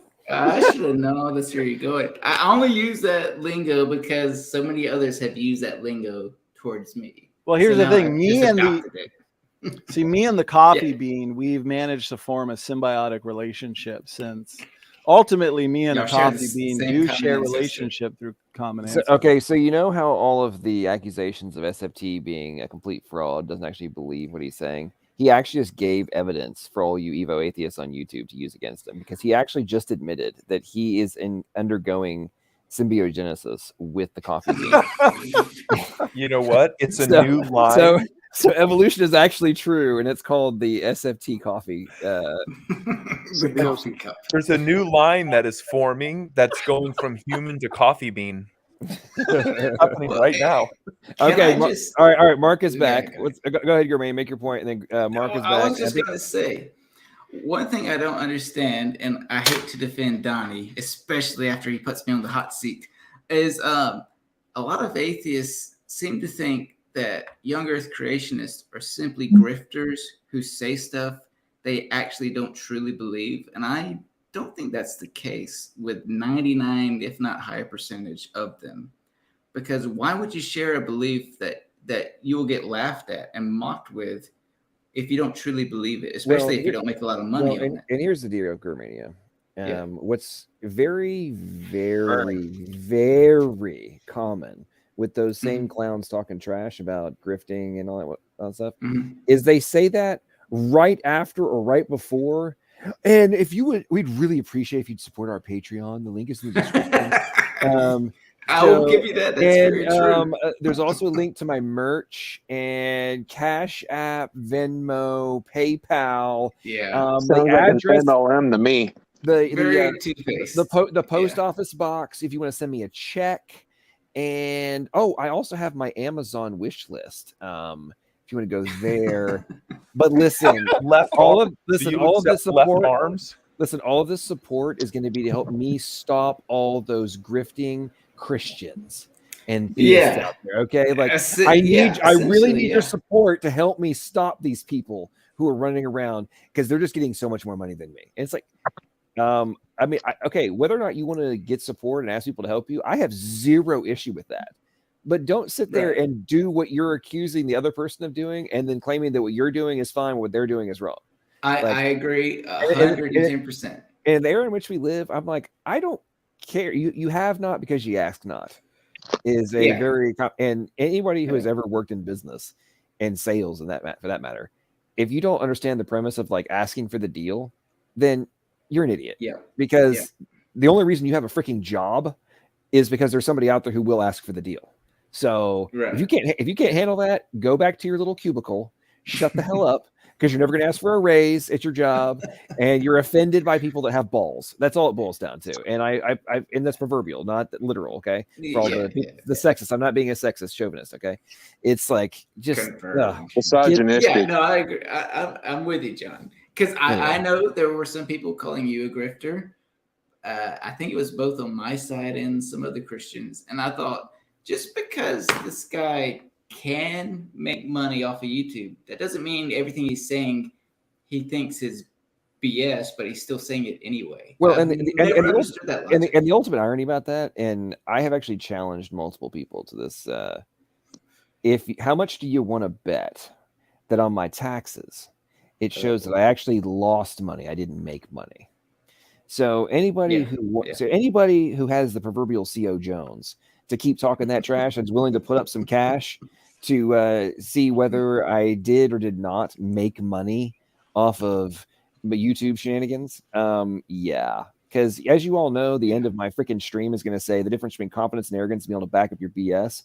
Well, ladies and gentlemen, I have rather strong confidence in the fact that I can prove beyond doubt that I have not been making all sorts of money off of YouTube, at least according to. Better show them receipts. So they can like literally come and kiss my proverbial ass if they want to keep talking that trash, or they're gonna have to start putting up some cash money to, see which one of us got the bigger. John, I've defended you against those accusations along with some others of your ilk.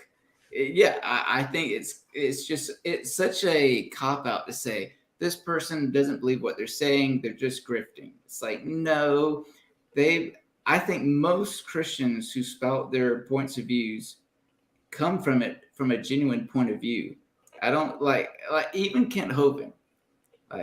Even though I don't have much respect for the guy, I do think he says everything he truly believes. Whereas other atheists and people of my ilk will say, no, he's just full of crap. He's just trying to make money. That's like, no, there's better ways to make money than spouting some really unpopular scientific points of view.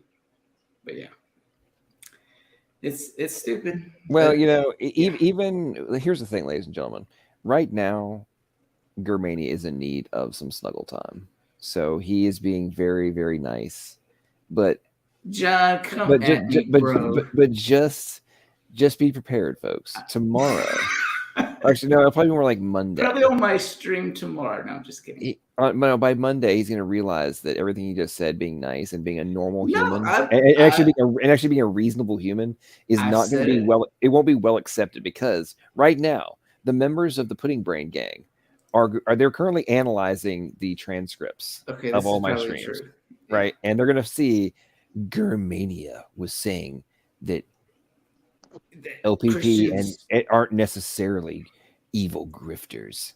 They actually No, believe this yeah. stuff. So Germania, listen, buddy, if you become the subject matter of a weather report, just let me know, and you and I can have a stream together and analyze how dumb that is. You know, But okay, I know this particular person probably isn't too popular here for probably good reason, but I know when I spoke to Praise, I said the same thing to him. You know, I don't know how the topic got brought up, but I said, listen, if you're making money on YouTube for sharing your point of view and standing on your principles, that's not grifting by any freaking definition that I know of.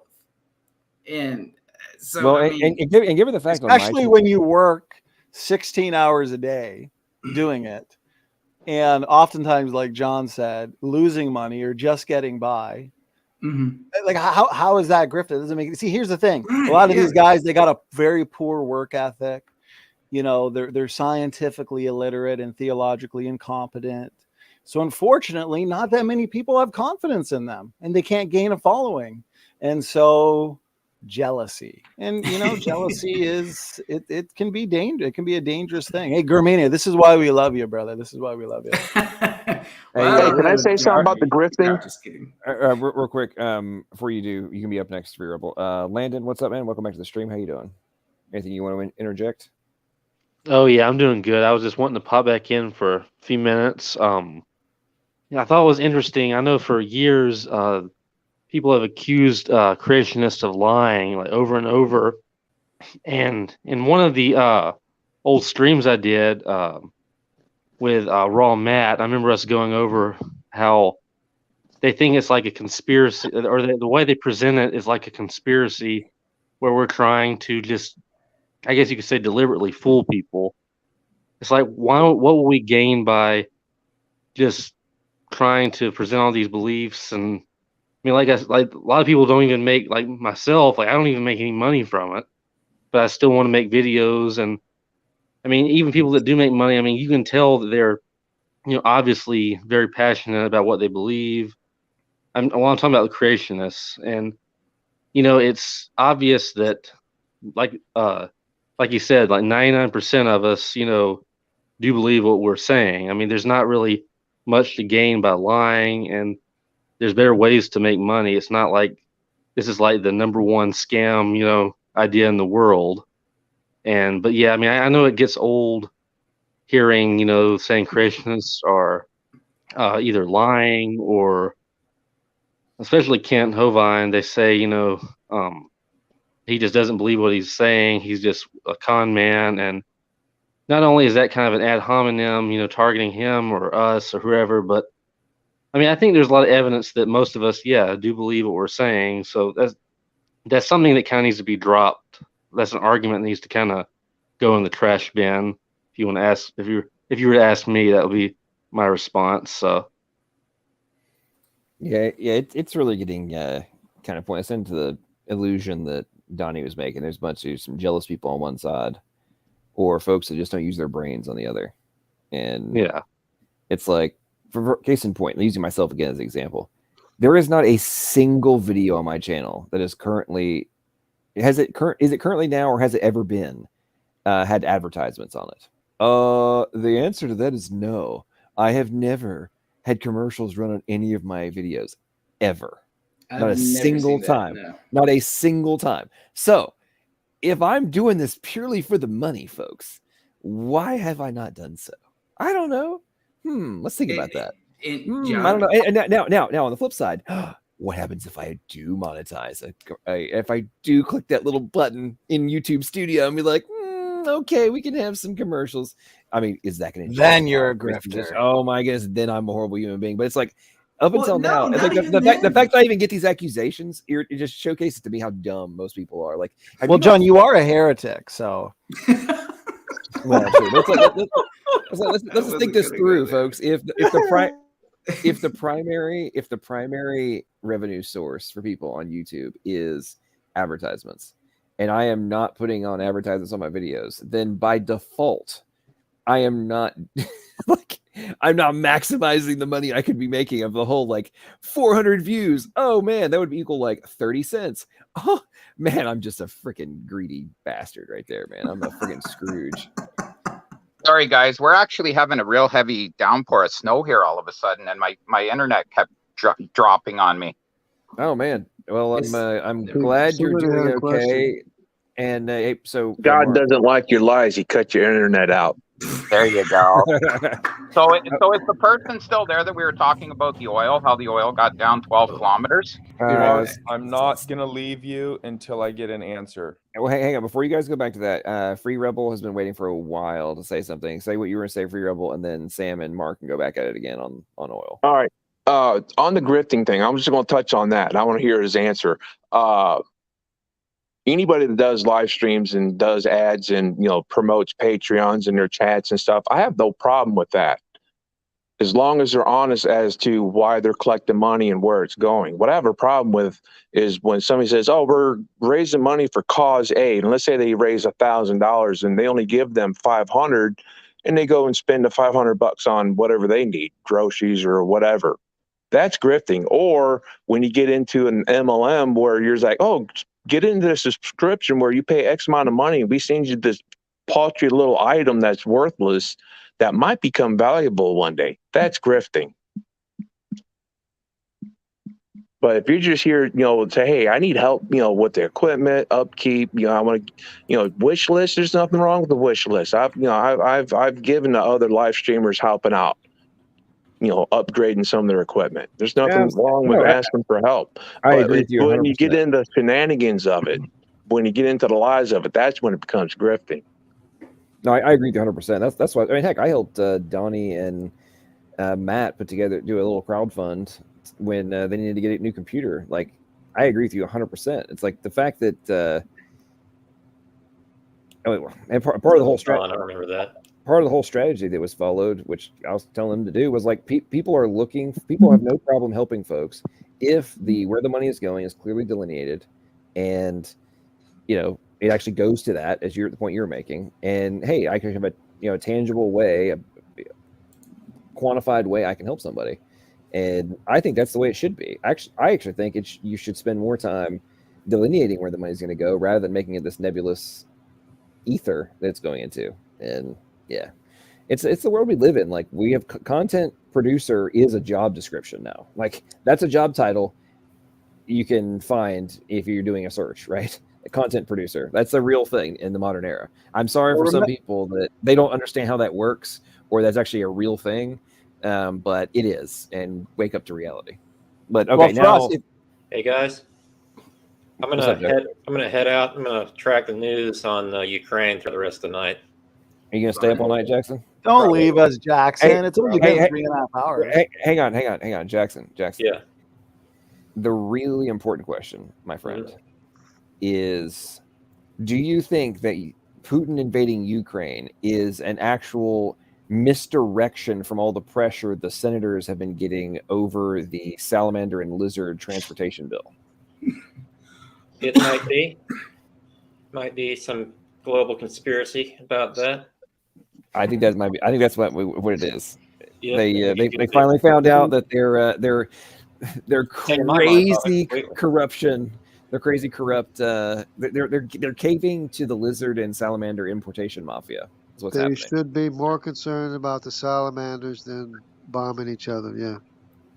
Yep. Okay. Well, Jackson, good to see you, man. As always, have a great night. All right. Yep. See you guys later. Night, Jackson. Bye. I honestly believe that a lot of the Ukraine's coming down to their natural resources. They have tons of natural resources. They have tons of lithium, titanium. They have tons of it. And I think you're going to see I think you're going to see a war out of this. I think this is going to escalate very quickly. Oh, that wouldn't surprise me. I mean, at this point, I have no faith in governments anywhere. across the board. You know, I just wonder why wait 30 years or whatever it's been, 28 years to try to take back over the Ukraine. Like, what's the importance of taking it back over right now? Because they're trying to become a democracy? I don't get it. I think it's a perfect opportunity. I mean, Yeah.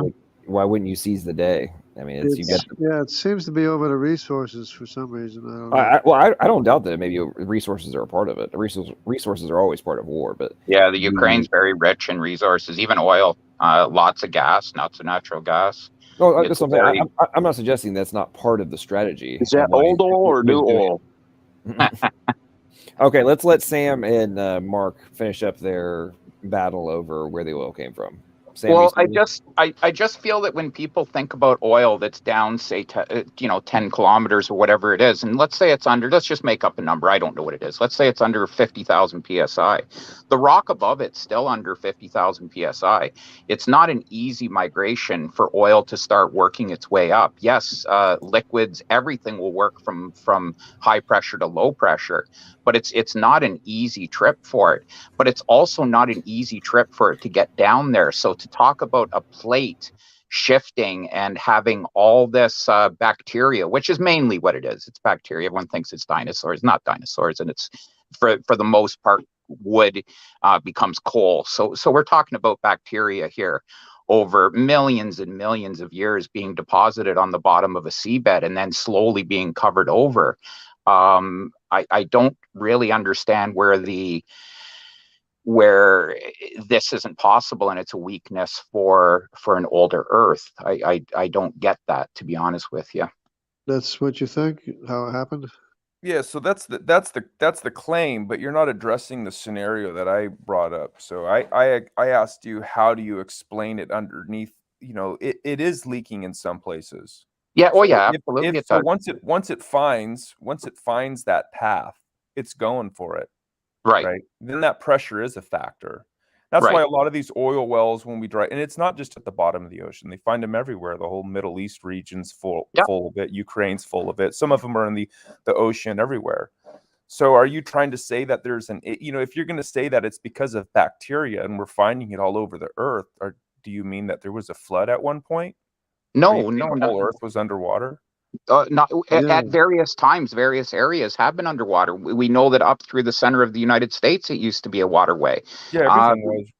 We know that the Earth is continually moving around. Like, you got to go back to Pangea and then before Pangea, and we've got a lot of stuff that has changed over the millions of years that this has been going on, or is believed to have been going on.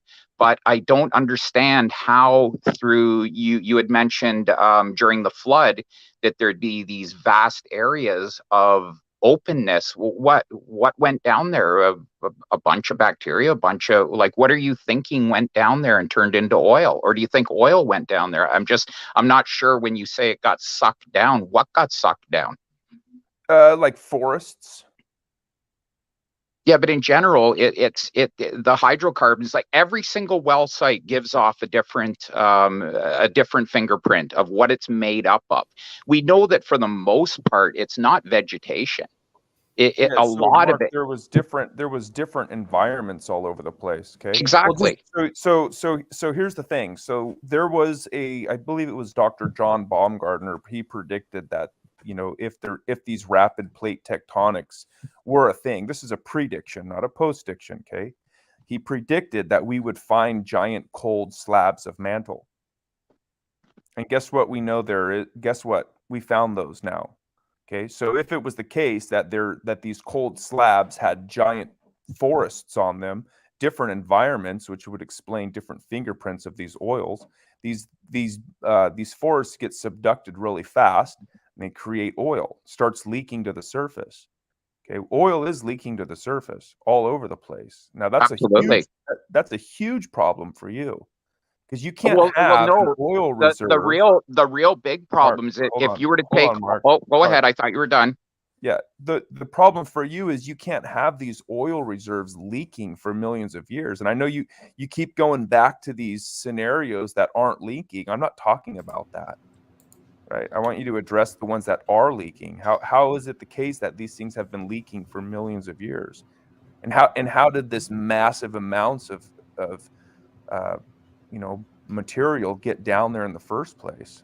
Well, the problem is for the amount of hydrocarbons we have, there's nowhere near enough biomass on the earth right now or at any time. If the entire earth was covered in forest, you're not even close to having enough biomass to make the amount of energy that is down there in the form of oil.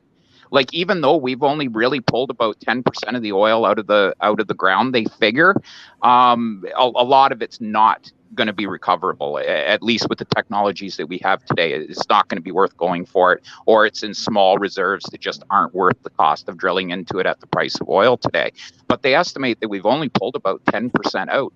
Like, what do we burn? 13 trillion barrels of oil a day? It's absolutely insane. We don't have enough biomass on the earth. If you took all animals, all vegetation, everything, and buried it right now, it's not even a percentage of the biomass. You're just making it worse for yourself, because so far you've acknowledged that the whole earth was underwater. Okay, you're just putting forth that it didn't happen at once. But I never said the whole earth was underwater. So far you've acknowledged, well, you said that these deposits were formed at the bottom of the ocean, but we find them all over the place. So that would logically entail that at some the ones that are under the bottom of the ocean were under the ocean. And now you're saying that even if the whole world was covered in forests and life, it's not enough to explain what's down there. But what you put forth was just this slow accumulation of these little layers of material down there. So I mean, again, if a giant forests getting sucked down underneath the earth can't explain these, you think that your little bit of bacteria will? So you're saying that we have a shelf, an opening down into the earth 12 kilometers, that this forest just rolled down there? Like, how is this even possible? They found cold slabs of mantle getting sucked down. Right? Well, no, it happens all the time. That's how we would say that these mountain ranges are formed also. If you imagine two cars, right? If you're driving like 2 miles an hour and you touch the car in front of you, even if you floored it at that point, you'd only burn out. You're not going to crinkle that car. You got to get those cars moving fast, collide them to get that metal to crunch up. And it's the same with these mountains, and we have erosion rates, and we know that things are eroding into the ocean faster than this uplift is taking place. So you have a huge erosion problem. Yeah, I mean, you got a lot of problems, Mark. No, not really. I don't know where you're thinking. You think continents are moving faster than they've moved today at an inch or whatever it is a year? Yeah, there's evidence of that. In fact, there's a program John Baumgartner put together, like a huge program, and he's there's a link. I have a link for a video somewhere of it. It's pretty cool. Yeah. But we're talking about an amount. That's what we believe. Yeah. But we're talking about an amount of energy that would just be astronomical. Anything over an inch a year. Look, think about the mass that you've got there heading at each other. Even at an inch a year is just absolutely phenomenal.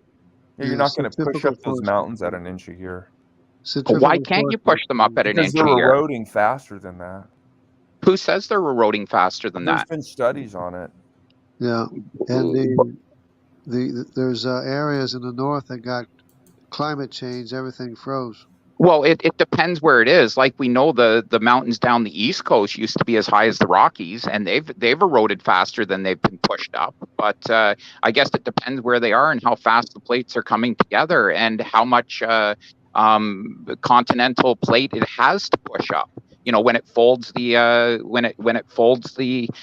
ocean floor under the plate and actually pushes it up. But I don't.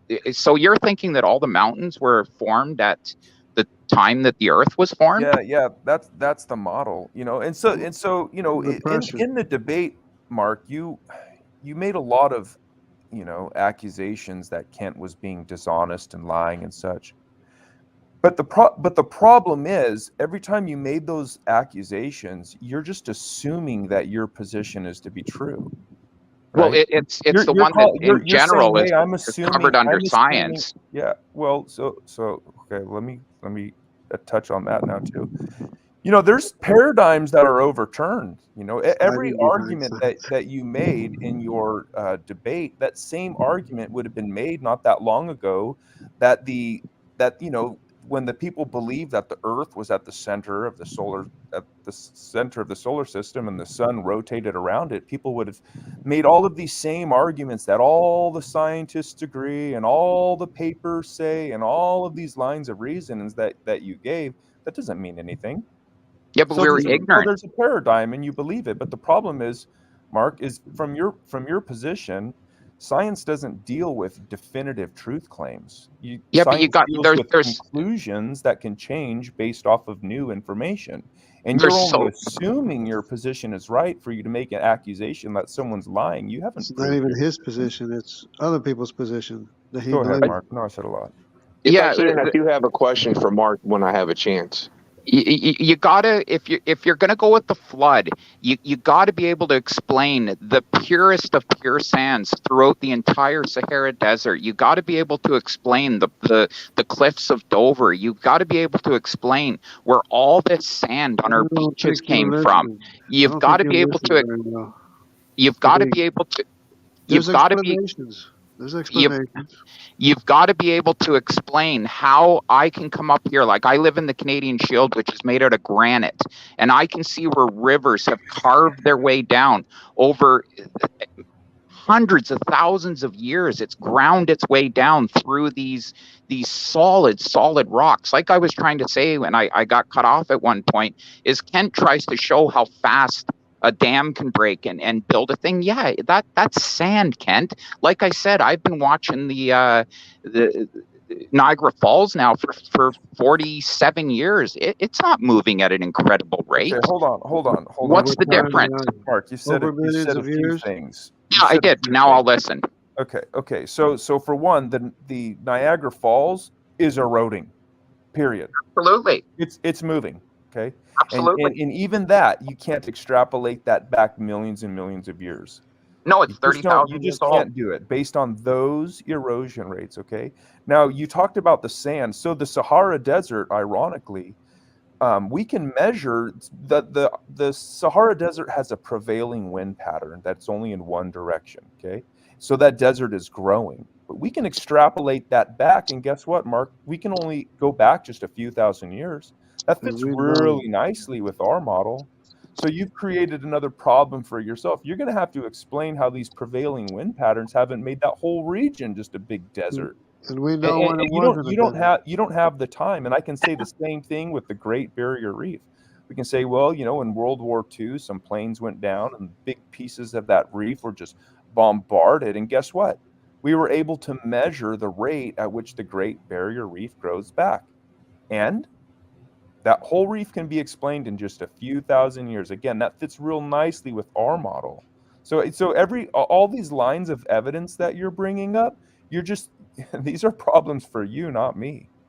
I don't know how you can think that we had a flood 4,000 years ago and the Sahara Desert is just going to come out as this beautiful, clean sand that we can dig all the way down to rock, and we don't find anything mixed into that sand whatsoever. The purest of pure sands. Where does that come from? Where does all this beach sand come from? That's all just up Can here. I say it's broken something? down granite. Deforestation that caused it. Can I say something? You didn't answer my. Yeah, sure you can. Free. What is it? Free Rebel. Free Rebel or James. Yeah. You can call me James. All right. James. Talking about. You didn't answer my question, Mark. Which one? Sorry, if I missed it. What was your question? Well, I'm gonna we'll let Free Rebel go, but while he's talking, so the question that you brought up is that the erosion rate of Niagara Falls, it is eroding fast. You don't have time. The rate at which the Sahara Desert is growing, we can only extrapolate that back a few thousand years. So you're gonna have to explain that, and then also the Great Barrier Reef. These are things that you brought up. The reef I brought up, but I think you brought that up in your debate. All of those things refute your deep time. Yeah, but Go ahead, Free Rebel. you've got Kent saying that the Grand Canyon could have been made in merely weeks. Yeah, and No. we can provide you with a line of evidence. Again, when Mount St. Helens erupted on a smaller scale, we watched that happen in hours. And then experiments in stratification, which is what I was talking about earlier. Again, that's a high quality line of evidence that can be, repeated and tested, and all of these things refute your position. We watch these things happen fast. But And Mount Sam, St. the Helens cold. hasn't I want to turned see the rock. Mark address the cold slabs you brought up too. The rock. How do you explain water carving its way through the rock? And Mark, you're asking all these questions, but you're not addressing everything. Every time you respond, you bring up more Well, things you're that are problems for bringing you. But you're you bringing don't, up you Mount don't even. St. Helens. Mount St. Helens is just a bunch of ash that's been laid down and everything that was blown out of the mountainside. It's not turning to solid rock. Like, I don't understand why you think that dust settling out on the ground in layers has anything to do with the way that the Grand Canyon has carved its way out over, what do they say, a couple 100,000 years it took for this to get to the point it's at now, if not more. So All right, can I say something? Yeah, go ahead, Free Rebel. Sorry. All right, two things. Okay, talking about deserts and how they can grow and so quick and time frames. Okay, I can't remember exactly when it happened. I haven't researched this story in a long time. It was back in the late 90s, early 2000s. A guy up in Maine owned dozens and dozens of acres of land that was all mostly forested, and he wanted to grow a farm, for him and his family. And he went in there and ripped out somewhere between 5 to 10 acres of trees. And what he ended up doing was, when he ripped the trees out, he removed too much of the topsoil, and it popped the cork, and everything that was underneath it was sand. So his garden turned into a desert. And at the last rate of growth that I saw, this is up in Maine, this guy did this, that the desert, the Maine desert, is growing up to about 12 to 15 acres a year. That's crazy. Yeah, but that's not new sand. That's the topsoil wearing away down to old sand. Yeah, but all right. Now let me get to my next point. Okay, we're talking about the Grand Canyon, Niagara Falls, erosions, this, that, the granite, rivers going through granite rock. We can't deny that. But throughout the process of all this happening, granite, before it became solid granite, was slightly different.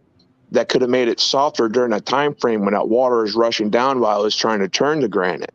And the same thing would apply to the Grand Canyon, that all those different layers weren't completely rock hard when that dam was broke and washed it all out. When there's sediments in the water, that it'll cut through anything, granite, anything, concrete, everything.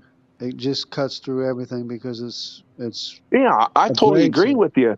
But with the through the belief of the flood causing all of this versus there's another thing I want to tag in to the evolutionary time of this happening, that that granite might not have been solid granite when all that water started. That's all I'm saying.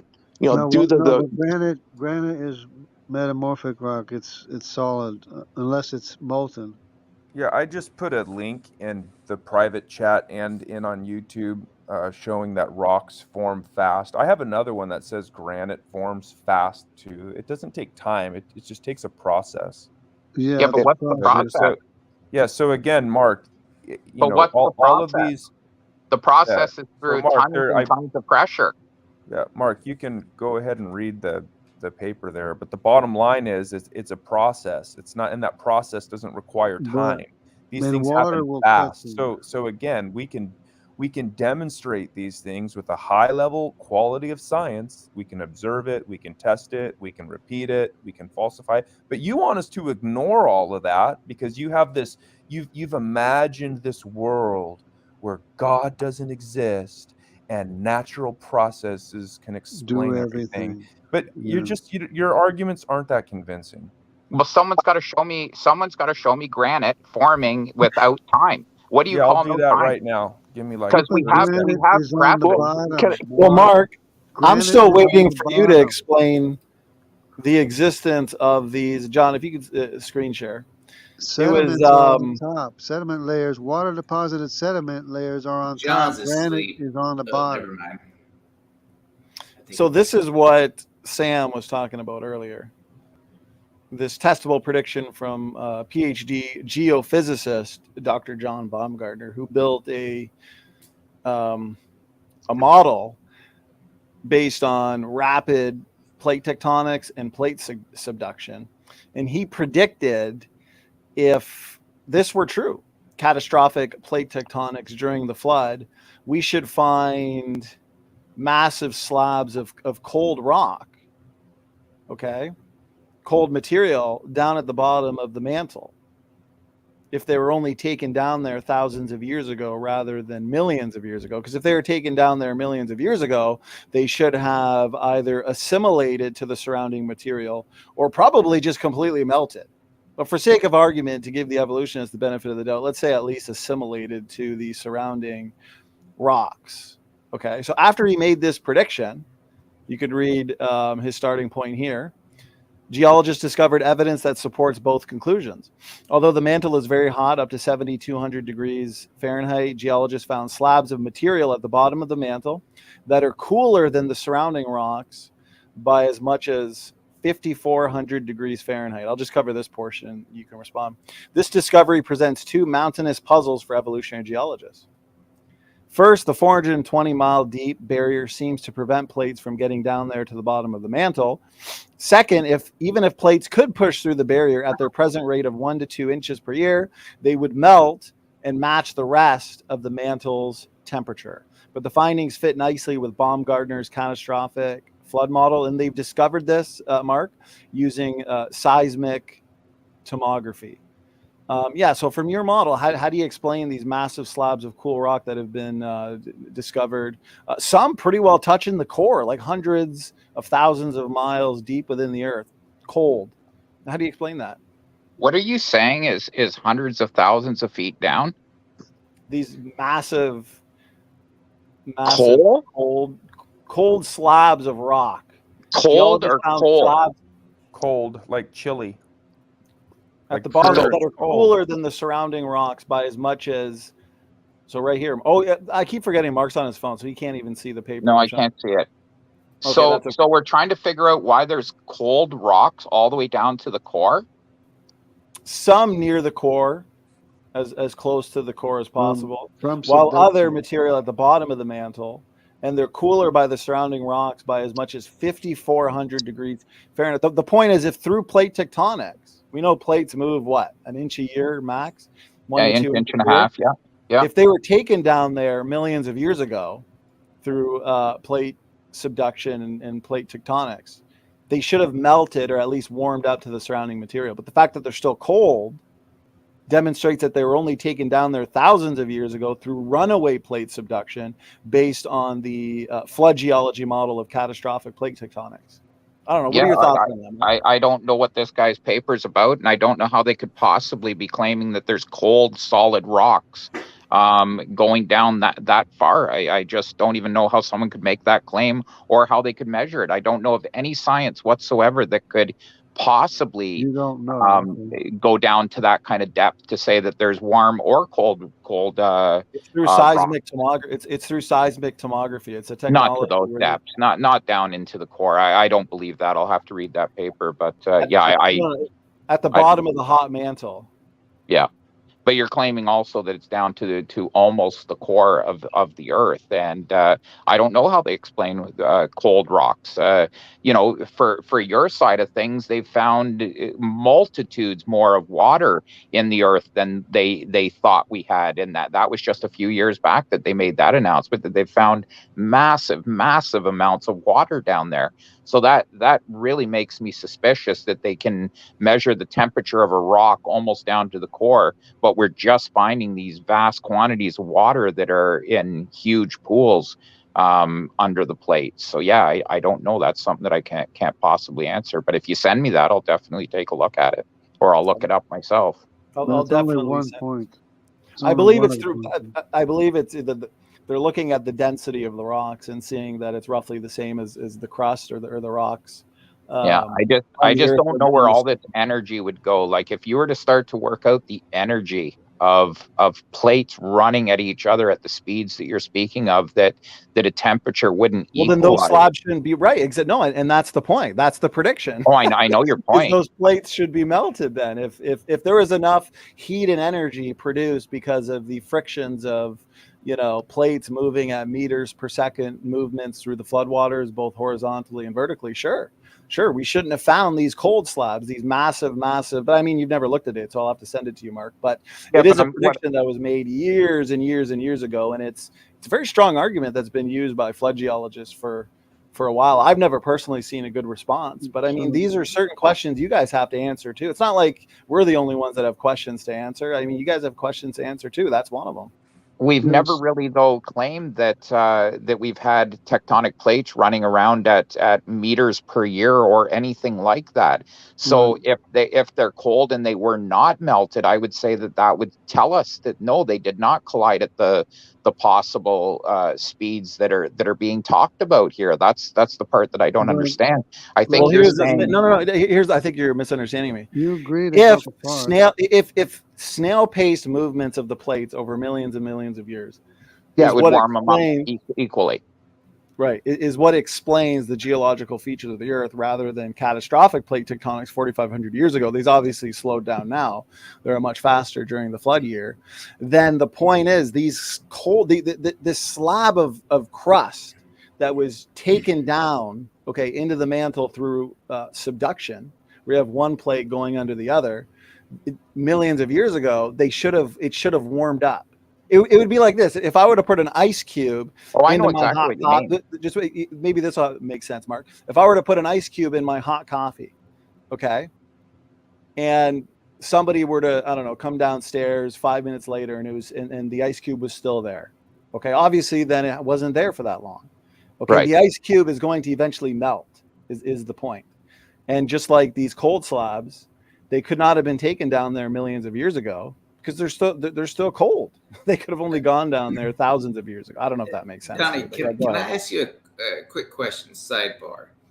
Out of curiosity, if you were convinced that the Earth was not 6 to 12,000 years old, but rather 4-some odd billion years old, strictly out of curiosity for my own sake, would you still subscribe to Christianity and just interpret the Bible differently than you currently do, or what would be your take on that hypothetically? Well, I think there would be massive problems with the inspiration of. I mean, the Bible says holy men spake as they're moved by the Holy Ghost, and I think the Bible's pretty clear, just using the genealogies, that at least the origin of man only goes back thousands of years ago. Even if you were to consider big gaps, you still only have max between 7 and 10,000 years. And the old earthers want to say, well, okay, maybe some old earthers, but usually they won't because it's inconsistent with the geological record. They'll say, well, humans go back a few thousand years, but the earth itself goes back, billions of years. But Jesus Christ himself said from the beginning of the creation, not just the creation of man, but the creation, he made them male and female. Obviously referring back to day one. In the beginning, God created the heaven and the earth. So for sure, there'd be massive issues. Okay, so can I respond to that question? Yeah. Go ahead. Real quick, talking about Christians and believing that the earth is billions and billions of years old. That's where the gap theory comes in the Christian realm. Right. Yes, I understand. Okay. But I was just curious, coming from a young earth creationist standpoint, because I've asked that of other YACers, and it's just a question I'm always curious about, because if you were shown, if you were convinced of the Earth being, a couple billion years old versus a couple thousand years old, I just wonder if you would still. Well, I mean, salvation doesn't. It's a good question. Salvation doesn't depend on the age of the Earth. Yeah, salvation I depends agree. on faith in Christ. So it's not like it's an authority issue, and I think if I was somehow convinced, I don't think I ever would be, since the scientific data is consistent with a straightforward reading of Genesis, it would question the authority for sure of Genesis. And I guess I'd be forced to adopt a compromise position. I don't know. Actually, a good person to ask that would be Sam. What do you think, brother? Yeah. So here's the thing, though. Like, people are always asking, what would it take to falsify your belief? For a lot of us, though, Gur, our belief was already falsified. You understand? Like, I wasn't always a Christian. You wouldn't want to know me when I was out doing the things that I used to do. Okay, you wouldn't. But that worldview was falsified. And when I became a Christian, I read the Bible and I just understood that the biblical worldview wasn't consistent with the things that we're learning in school. But the reason why is because that's another worldview where you guys are trying to explain everything without God. You need that time. I laugh when Kent Hovind says that the time is the pacifier, because how true is that? What could you do? Time is the magical ingredient. Yeah, It's I would literally agree. the magical ingredient. You take away your time, and all of these things, like the law of monophyly, that's how do you get around that? Yeah, I would agree that if you take time out of it, there's no way, as far as I can tell, evolution could occur. At least not how most. So I just trusted in the Bible, and I didn't know that we actually had a model. I didn't know there was a biblical creation model. So when you ask like what would I do? I mean, that's how it was when I came to Christ, and I actually read the whole Bible. I was like, wow, you know what? This is incompatible with everything that I think that I know. And I was like, well, I don't really care about everything that people are saying, because people are wrong, right? The secular sciences have a long history of their whole paradigms being overturned all the time. Like I have a couple articles that are funny right now. They're talking about the laws of physics, right? We have the relativity, and then when you get down to like a more of a molecular level, we need special relativity. Well, somebody could come along with a more accurate model that would overturn both of those if it has more explanatory powers, right? Right. So, again, that's not a definitive truth. Just to be clear, and correct me if I'm wrong, Sam, you said that you were an atheist, or at least a non-believer in Christianity, and you started to read the Bible and became convinced of it, and that's what led you to young Earth creationism, and not the other way around, basically. Is that right? Yeah. Well, yes and no. Like I had like I had a come to Jesus moment. I didn't turn to Christianity for like scientific or that's not my personal story. But I read the Bible, and the Genesis is very clear, and I was like, well, they both can't be true, so I'm just going to trust in the Bible. And it was years before I even knew there was a biblical creation model. So when you discovered the young Earth creationist model, you're probably like, oh, okay, I'm not going crazy, basically. Like there are other I was blown away when I first discovered young Earth creation. That was like the blinders being removed, which eventually led to me getting saved. The scales fell from your eyes, basically. Yeah, pretty much. I mean, in college, I believed in evolution. I mean, I actually really enjoyed evolution, as in, like, I quite frankly, I kind of love the evolution story of human. I knew a lot about it back then too, and eventually the blindfolders were see a lot of people, young Earth creation, or even just intelligent design, makes people realize, okay, there must be a God, or what I've been taught in school is a lie, and it removes the blind. And then eventually I heard the gospel, and I got saved. You know what I mean? So it did help remove the blinders for sure.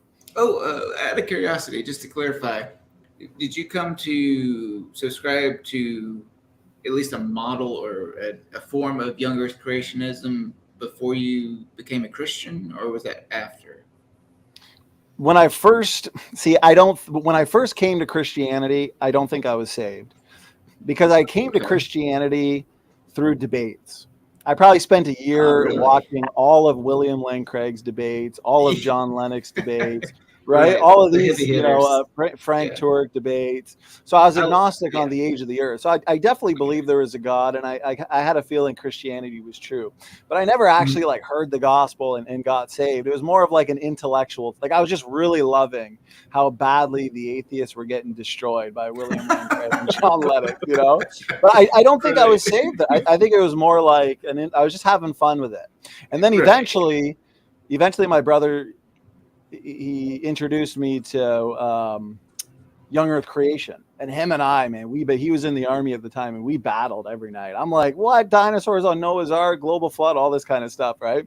And then eventually he convinced me he introduced me to Kent, and I finally agreed. You know, I put my pride away. I said, fine, I'll watch his creation seminar, and this is maybe 7 years ago, and I watched it, and I was blown away. Yeah, and Kent, he gives a gospel presentation at the end of each.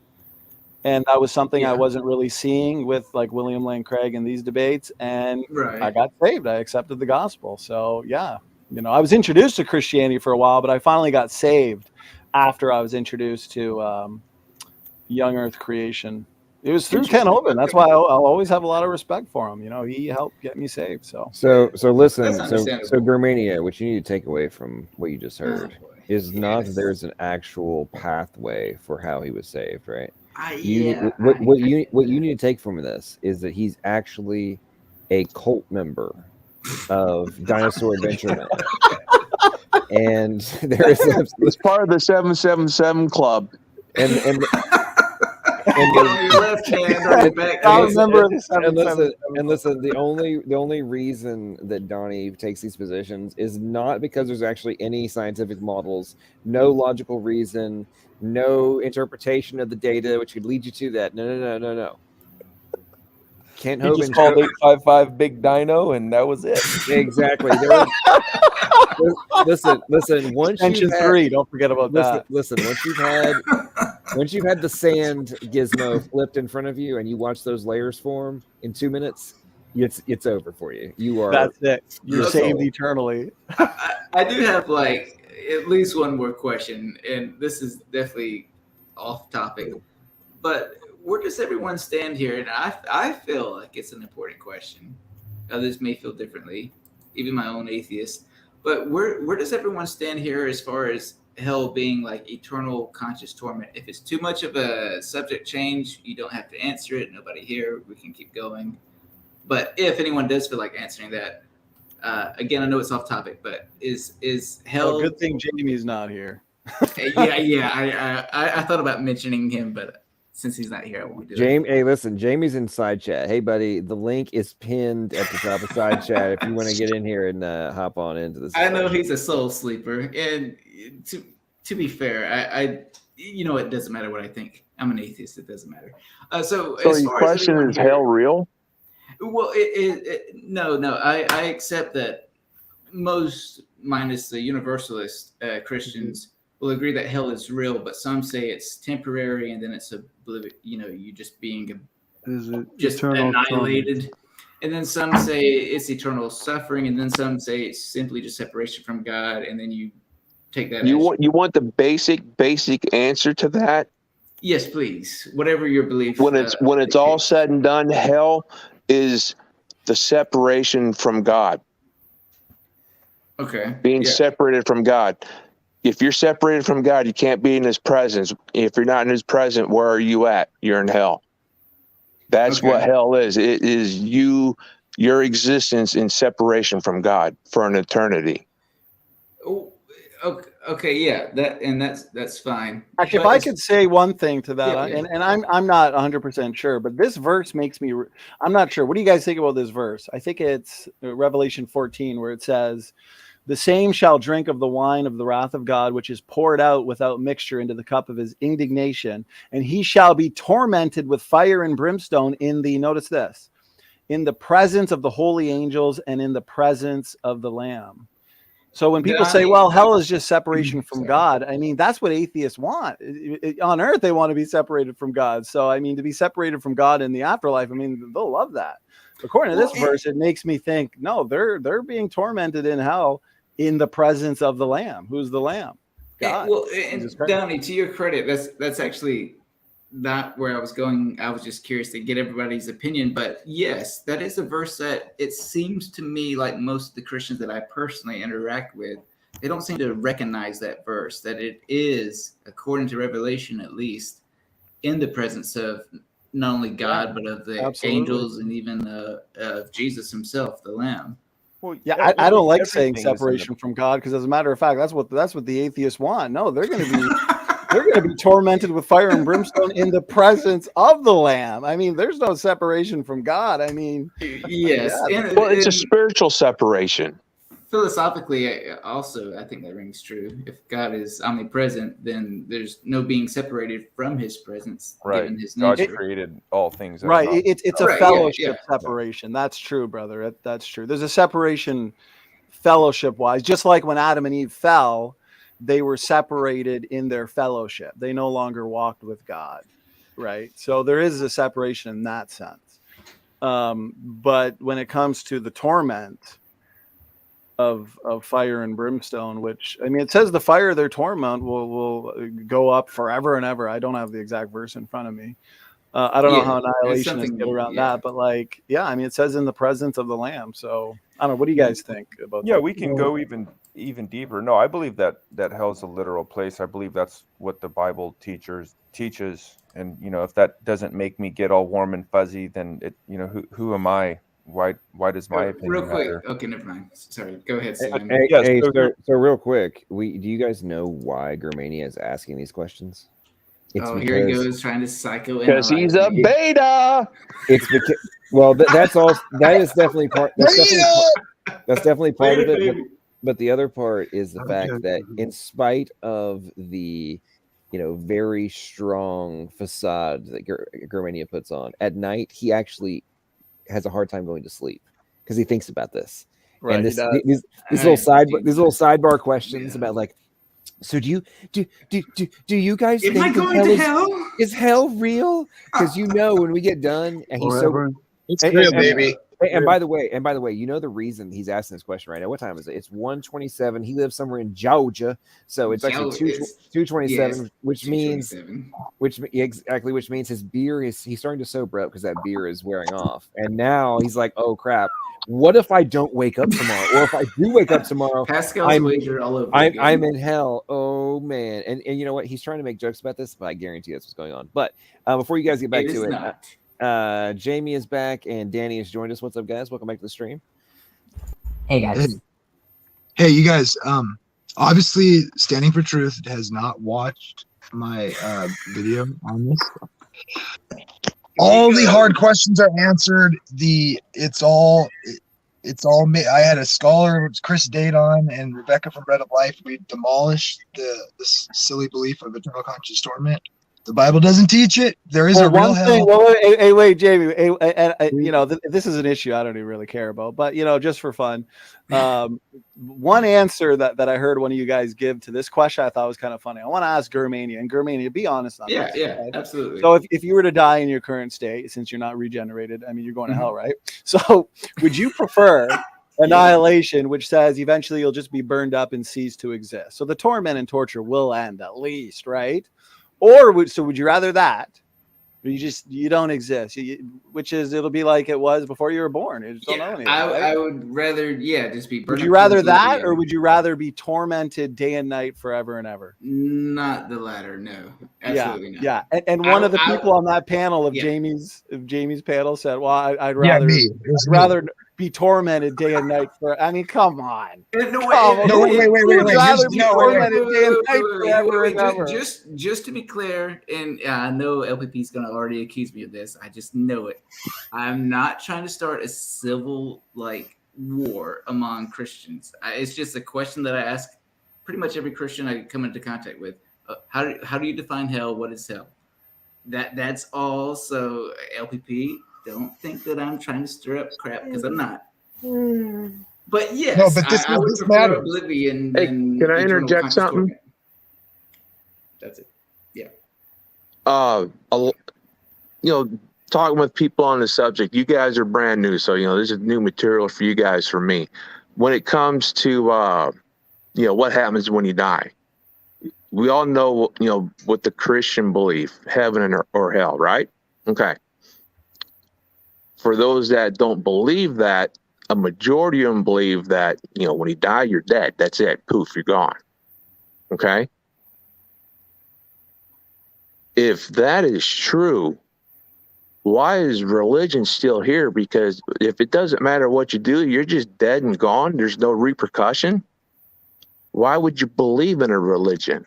Yeah. Are you Well, here's actually, I've got a serious question for Yeah. Danny based on that logic. Okay, what's being discussed now. So, Danny,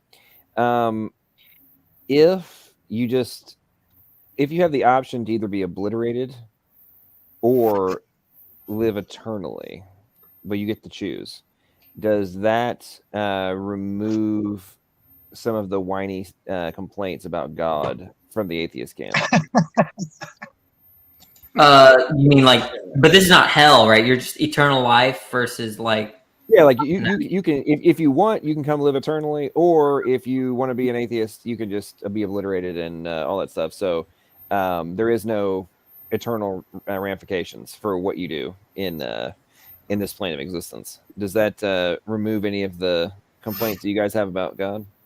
In other words, the About atheist what? gets what he wants, Danny. The atheist gets what he wants. The atheist wins in the end. What would you I rather want have? eternal life.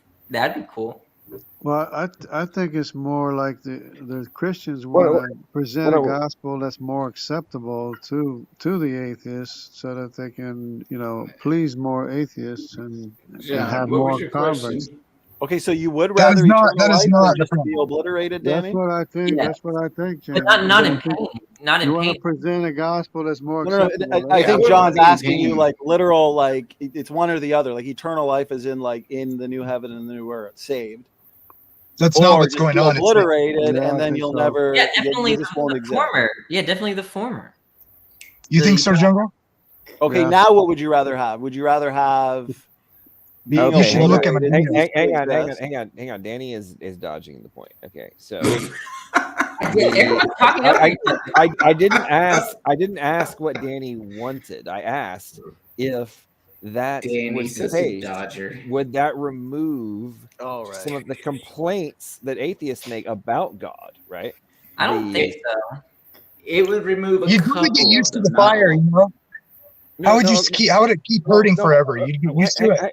Hang on. So one of the main atheist talking points I hear ad nauseum, especially on Clubhouse, is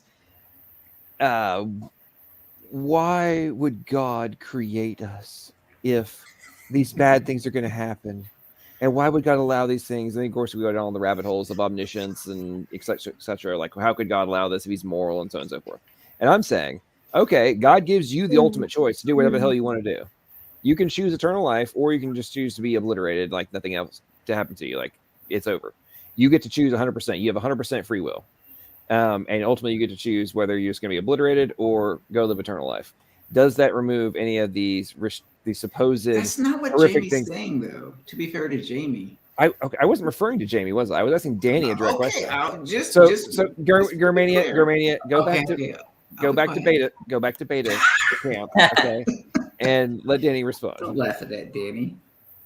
If you're asking about the problem of evil, then I don't think that whether there's going to be eternal life or not is going to address the main concern, I guess. But I guess there are a lot of ways that people put forth problems. If you have 100% libertarian free will, right, and then there is no eternal ramification if you don't comply with God's standard, right? There's no eternal ramifications for it. Then, I mean, correct me if I'm wrong, but if free will is true, like, are you saying that Plantinga is wrong on, like, if free will truly exists, right, and your eternal standing is 100% up to you. God does not choose anything, right? It's your choice 100%, right? Are you telling me that would not, that Plantinga's argument would not be justified? Right, I don't think so. Huh. Interesting. Me as a Christian, I would pick obliteration. Right. And well, I'd be curious then for Danny to a similar question, slightly different then. Okay, so if you as an atheist, somebody who never, let's say, believed on Jesus and were born again, you were to die, but you had the choice to be completely annihilated. You no longer exist. You know, things are just like the way it was before you were born. Just done, you know? Or tormented day and night for eternity. Which one would you want? Definitely the latter. Like, I don't understand why Jamie would say the former. Like, I keep hearing these annihilation apologists saying the former. I mean, like, what? Why? Why are they saying that? No, it's ridiculous. Doesn't make any sense. Let's ask Jamie. Jamie, why would you? Wait. Let me explain. Let me tell you why. Let him Most people explain, don't Jamie. think Wait. that. Let's allow Jamie to explain why it would be better to exist eternally. First off, let me say, because I've been a drug addict, and you get used to stuff. Your body's designed to get you get tolerance. There's tolerance. So the idea that God's like manufactured, but so the idea of not existing, like literally being blinked out of existence and not even knowing, having awareness forever, scares some people more. Obviously, you wouldn't want to be tortured over just dying. So of course. But some people, that's terribly frightening. Okay, to not exist is very scary. Is that convincing? I would, Danny? yeah. Are you now convinced you'd rather? It's not about an convincing. I'm eternity just of fire and torment. Yeah. Well, it doesn't matter. I think you're changing the scenario though, like Jamie. Like, I think the scenario is like this perpetual, constant torment. There's no change to it. You don't get used to it. Yeah, obviously that would be worse. If my concept of hell when I was a Christian was like, you don't get used to it, you know, like yeah, right. So, I know, but see that's all just nonsense, because it's all airy fairy make believe stuff that's not realistic. I think it's realistic. The Bible says, "In the smoke of their torment." Well, wait, it says, "In the smoke of their torment." Notice the word torment. Okay, Google some synonyms of that word. Ascendeth up forever and ever and ever and ever and ever, and they have no rest day or night. It doesn't say that they're going to adapt, you know, to the torment through. Okay, now he's getting saucy. I like it. It doesn't say that. So no, it is an eternity of torment. Let me address it. Nobody in their right mind would rather have that. And he says there's no. That has nothing to do with it. You're latching on to that. That's just a matter of that people said that. Yeah, so do I. I would rather not be tortured. I'd rather not be alive and be tortured than be dead. Yeah, makes sense to me. But here's my point. My point is, let me say this though, as far as what the Bible says about it. You still there? Me? When you say, yeah, Jamie, when you say, let me tell you what the Bible says about it, you're not serious, right? Like you understand that. Well, I haven't been able to say it yet. That's just one. I know it's a book. Yeah, so that's just one position. Like you haven't like solved these great, you know, this debate, right? For once and for all, for everyone. Yeah, I have solved it. Oh, I wow, can that's show you the Bible doesn't teach that. Yeah, I think amazing. so. Yeah, Because everyone would agree with you. I think they should. Yeah. Can I comment? Because, that's not what I asked. I think that's. I mean, most everybody doesn't agree with me, but I think you should. I think I can make a case for it. But I know what the Book of Revelation says. The smoke of their torment goes up forever and ever. They'll be tortured. You know, they'll be tortured with fire and brimstone. The devil and his angels forever and ever, and all that. Yes, those statements are the harder ones to deal with. But you know what else it says in the Bible? Talks about in Ezekiel 28 regarding Satan. If you read the end of it there, it's definitely talking about Satan. We all agree on that. It says God's going to take a fire out from the midst of him, and it's going to devour him, and never shall you be anymore forever. And then there's other places that say you'll look for the damned when after they're judged, and they'll be burned and left neither root nor branch. It says there'll be ashes under your feet. You'll look for their place, you will not find it. They'll melt away. Physically, no, it doesn't say physically. It just says that. It just says they won't exist. The Old Testament talks about the physical. Yeah. So, no, it just talks about a person. It says you'll look for them and they won't be around no more because they'll be gone physically. Yep. So, Jimmy, they will be, and so will their place. It says there won't be a coal left to warm at after they are burned up. Let me ask you a question or two. And I know I'm going to ask you, and it's fair I understand that you might not have the same position as Rebecca, but I heard her say that she doesn't believe in eternal hell because she says that it would be mean for God, right? Like unjust. Is that your position? Yeah, I heard that. No, I do think it doesn't make sense, but I believe it because I think the Bible's not teaching eternal consciousness. Well, let me ask you this. Like, let's say that you have these militant atheist critics, right, who are taking part in hardening the hearts of these people, and they may die before they get a chance to repent, right? So because of the work of these militant atheist critics, this person who didn't receive Christ because they died partially because of the hardening of the heart of these militant atheist critics, that person that died, he's not going to inherit the kingdom of heaven, and that's an eternal consequence. So wouldn't it just follow that the people that are taking place in that, they would also have an eternal consequence? Right? Are you basically suggesting that because of the damage they do, that wouldn't be fair for people that just missed out to be punished in the same way? If they're causing somebody to internally miss heaven, right, taking part in that, then the work that they're doing here. Hold on, let me ask my question. That means the work that they're doing here in this state that's not infinite, this finite state, does have eternal implications one way or another, right? In the same way, like we go out and we try to preach the word and we ask people to repent and we give them the gospel message and we hope that they trust in Christ. So we're taking part in eternal work. But in the same way, these militant atheists, they are also taking part in eternal work by searing and hardening the hearts of these people. And so everything we do here does have eternal consequences. And it just follows that there should be eternal consequences for the things that we do, which have eternal consequences. So that's why you're right. I agree. Right. I agree with that. But remember, I just want to say, hey John, I just want to say one thing to this. The pale Galilean in the chat. I asked him, how does it feel that you're related, to strawberry? Right? Universal Common Ancestry says, humans and strawberries are related, right? Through That's common your ancestry. go-to, isn't it? And he, because he's so uneducated and scientifically illiterate, he said, "Oh, that's abiogenesis." Oh, really? So now Universal Common Ancestry, where Darwin said it is an amazing fact that all plants and animals are related through common ancestry. Apparently that's now abiogenesis. No, abiogenesis is the evolution of the first self-replicating molecule from non-living chemicals. So this guy Fro doesn't know what he's talking about, and you know what, Fro? I'll debate you on it anytime, anywhere.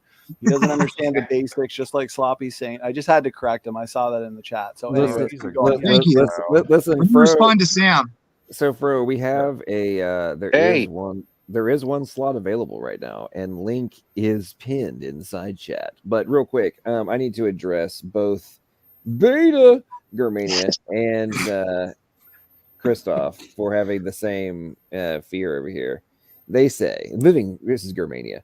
Living forever is a scary thought to me, in all honesty, in heaven or especially hell, because in heaven I wouldn't have beer. I added that last part. I don't remember writing that part. Well, hey, can I address the ancestry and DNA thing real quick? Sure. And then look who we have. We've got Fro. What's up, man? How you doing? Hello. What's going on, everybody? Well, I've been called out. I'm guessing that we are about to degenerate into full-scale dumpster fire. If someone else wants to do that, they can. But honestly, I said I'm not married to the evolution. Well, I wouldn't want you to lie.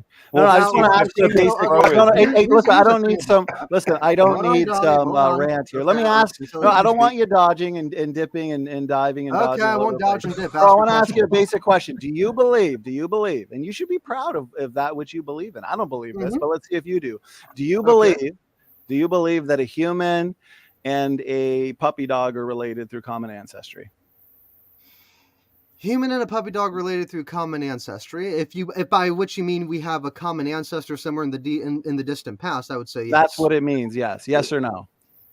Okay, then I guess yes. But what I'm talking about with abiogenesis, and I think that's what you're referring to, No. I asked you in the side chat. How does it feel to believe that a strawberry or a banana plant and a whale are related through common ancestry? And you replied by saying, "Oh, SFT, you're so stupid. That's abiogenesis." That's abiogenesis? Well, yes, that is abiogenesis. No, that's not abiogenesis. That's that is common ancestry. abiogenesis. Here, Johnny, are all you hold on. I want to ask Fro a basic question. Fro, hold on. Just real tell me quick, what a before you- eukaryote is. What's a eukaryote? Listen, before you do, I just want you to know that even if you have a corrigible conversation with Fro, he will and I never had tomorrow that. do a long hate stream and call you a swine, pig, garbage pig. He's basically like Smokey, the exact same. Oh, No he's different. scientifically illiterate. Go look at his channel. He's just a. Well, the John, thing about it is, John, Sam, you wanna nothing Hey, that can I was make my true. comment? Okay, hang on. Before Share the my comment. screen, John. I wanna hang on. Rebel, Free Rebel, hang on. Free Rebel's going to get to respond. He's been trying to say something, but before we go on to this, Sam, I think you owe Fro an apology. No, John. He even uses the same terminology. He's like a minion. I'm not even kidding. Go. He's look also at a his Roman channel. Catholic. So Fro, okay, well, so Fro, Fro, hang on. Remember Fro, the stream? We go ahead. Fro, have you degenerated that far? In regards to what exactly?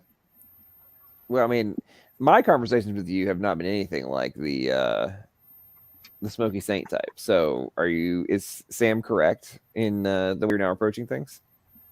No, it's just on the last stream that I had with Sam, he constantly misrepresented me, make accusations against me that I never made about him, said I made a god of evolution, and then also just went to bat for an absolute corruptible moral degenerate that was on here before me. So through all of that, really, I never said anything about Sam that wasn't true. So Okay. no, Who was the moral? Let's get back on track. John, I want you to share degenerate? screen on the I'm chat. the moral degenerate, swine, all of those Listen, things. I want to teach Fro the basics of his evolutionary fairy tale, okay? So if you look here, Fro, this is all the way down here at the root, origin of life. Can you tell the audience what Luca stands for? L-U-C-A, Luca, when it comes to... Abiogenesis right there.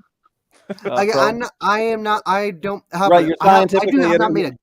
You're scientifically illiterate. You don't understand the difference between abiogenesis, okay, and universal common ancestry. So down here is the last universal common ancestry, which every other form of life, as Darwin said, all plants and animals should be related through common ancestry. So when we say, Fro, what's your best evidence for strawberries and human beings being related through common ancestry? That's not an abiogenesis question, okay? So don't dodge, duck, dip, dive, and dodge all over the place like Sloppy Saint. Do you believe that a human being, and a snail or a squid type creature and a worm, do you believe that you and a worm are related through common ancestry, Fro? Yes or no?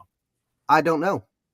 Oh, you don't know? On that particular question, I really don't know. I can't answer that. So you're not an evolutionist then, because evolutionary theory, the basics of it would say all forms of life go back to a common ancestor. But you don't believe that humans and worms go... Well, Donnie, if that's how you're defining evolution, then I guess I'm not. But I have more distinctive beliefs on it than just that. Which is... Okay, so... where do you draw the line? If worms and humans aren't related through universal common ancestry, then you don't hold to descent with modification. You don't believe in universal common ancestry. You believe in separate ancestry. So where's the line? Are humans and chimpanzees related? I would say that humans and chimpanzees are related, but moreover... Okay, wait a minute. If humans and chimpanzees... Okay, wait a minute. If humans and chimpanzees are related through common ancestry, how do you explain the fact that the Y chromosome between humans and chimpanzees, which is non-recombining nuclear DNA, it's uniparentally inherited DNA, okay? How do you explain the fact that when they sequenced the chimpanzee Y chromosome and compared it to the human Y chromosome, when you compare overall architecture, gene content, and size differences, it's less than 35% the same? Less than 35%! The same. And apparently we split from a common ancestor 6 million years ago. How do you explain that? Don't dodge. Go ahead now. Well, to answer that, it's going to be a lot like saying, why doesn't your cousin look exactly like you when your guys are kind of related? I never asked. I'm talking about on a genomic level, the Y chromosome. Why is it so want an different answer or between not? humans and chimpanzees? No, because you're not Canadian answering DNA is a lot closer. Okay, so the thing about it is, you're right. We are 35% dissimilar from chimpanzees. But again, we're not saying that there's going to be a I'm talking about the one-to-one. Y chromosome. Fro, I need to see if you were paying attention. Let the audience know, and please reiterate the argument that I just made. We're talking specifically about the Y chromosome. Fro, what is the Y chromosome, and why is this significant? The fact that we are only about 35% the same in the Y chromosome specifically. Go ahead, reiterate my argument, and reiterate why this is significant. Go ahead. Again, what I would say there, it's really because, like, and I was trying to answer this question before when you interrupted me. What is going on? It's a lot like having, what would I say? Imagine a family and you have different cousins. One is going to be very much different from you based on, well, how the rest of your family tree kind of falls down the lineage. So first of all, I will agree with you that we're only 35% related. What scientists see is that we are 35% related to chimpanzees. I never said we're 35% related.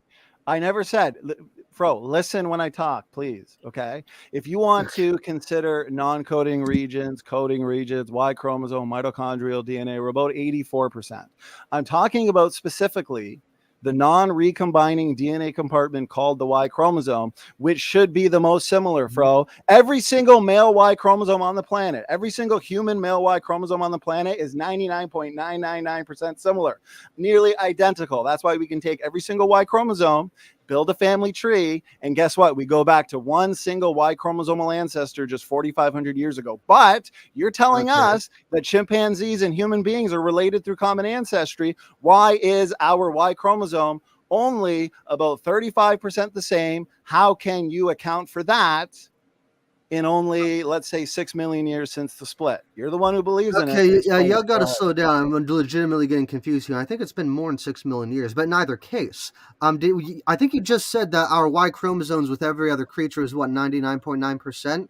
No. Every single male. No. See, again, pay attention, bro. Okay.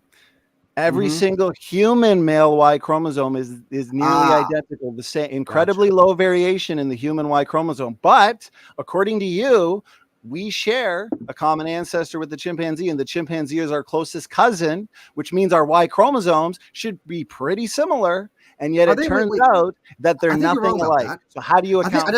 I think you're wrong about that. I think our closest cousins are the bonobos, I think. No. Our closest cousin, according to evolutionary theory, is the chimpanzees. Maybe there's a few random evolutionists that say the bonobo, because it would go human, chimpanzee, bonobo.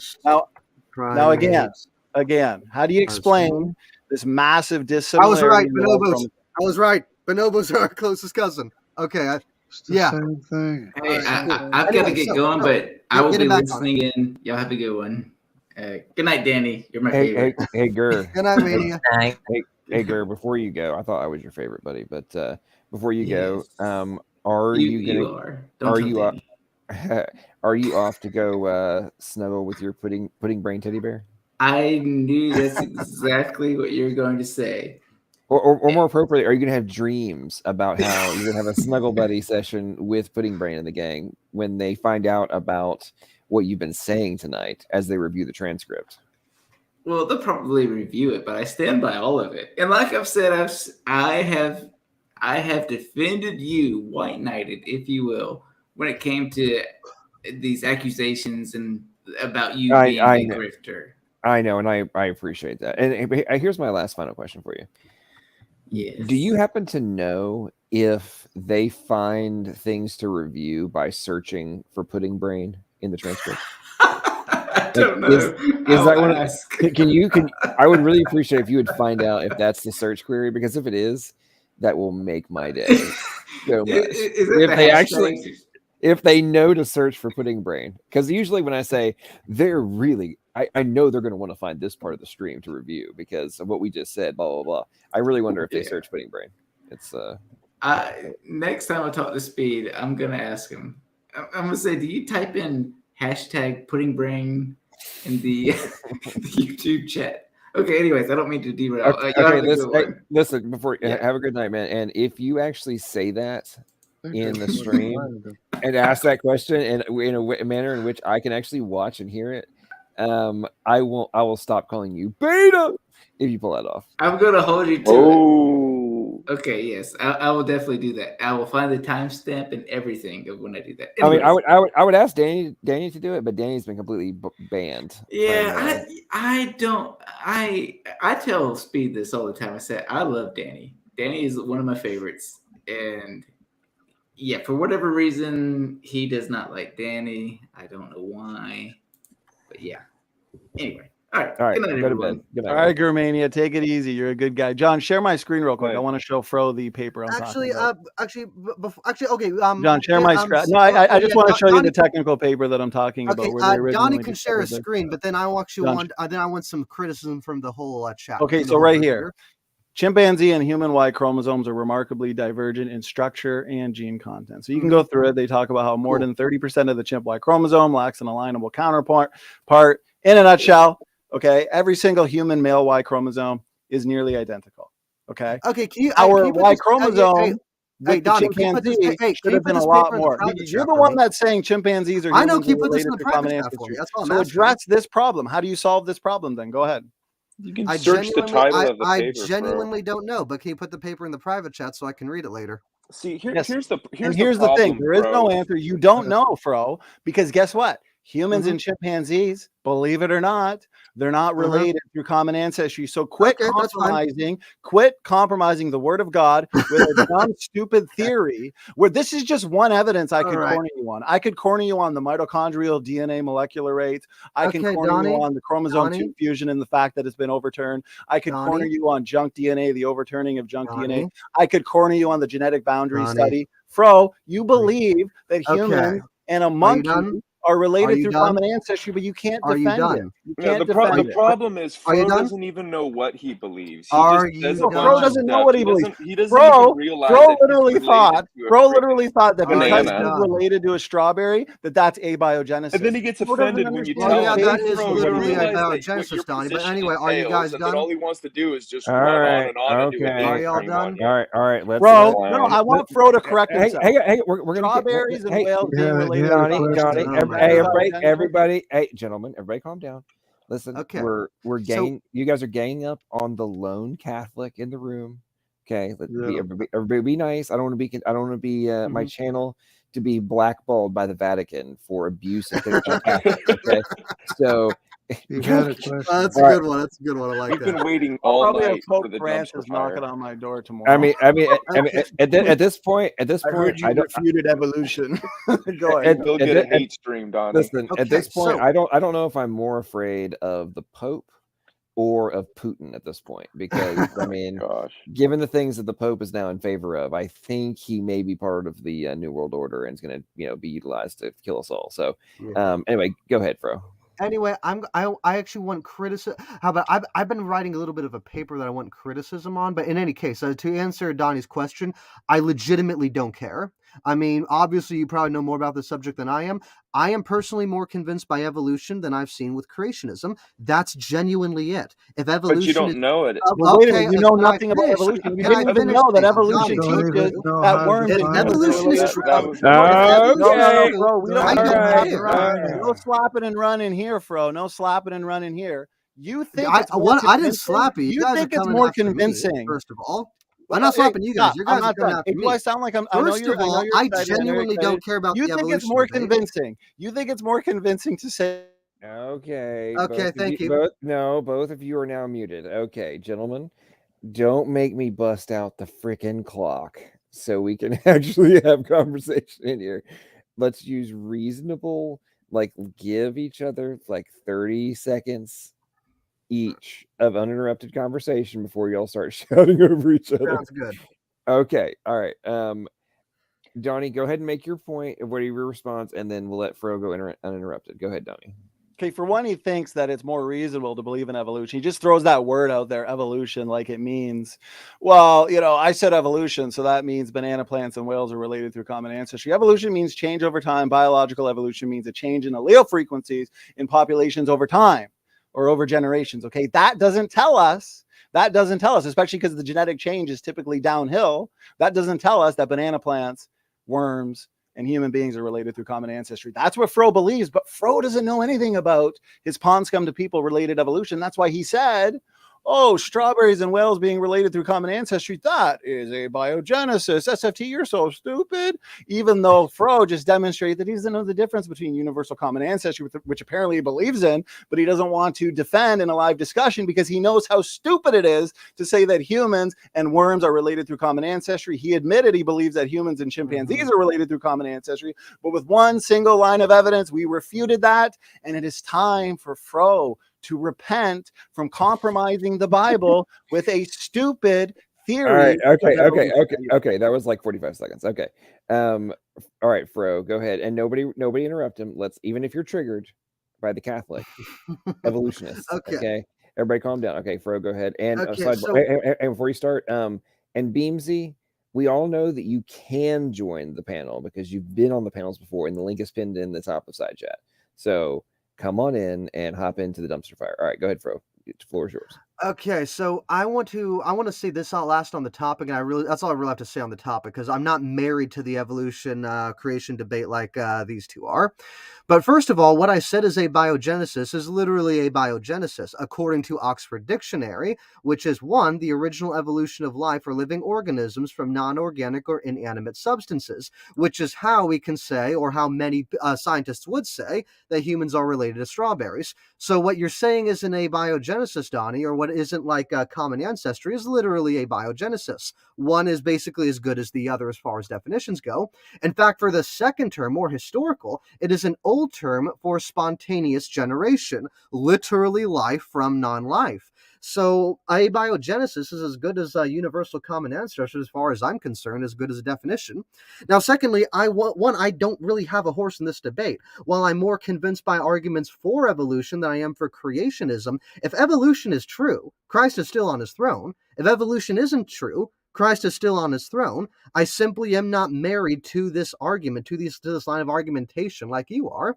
So I could simply agree to disagree, kind of do my own research when I damn well feel like it. And if I don't want to, okay, one way or another, I'm not actually at threat by it, but I'm not really threatened by the scientific consensus, whether or not it's actually right.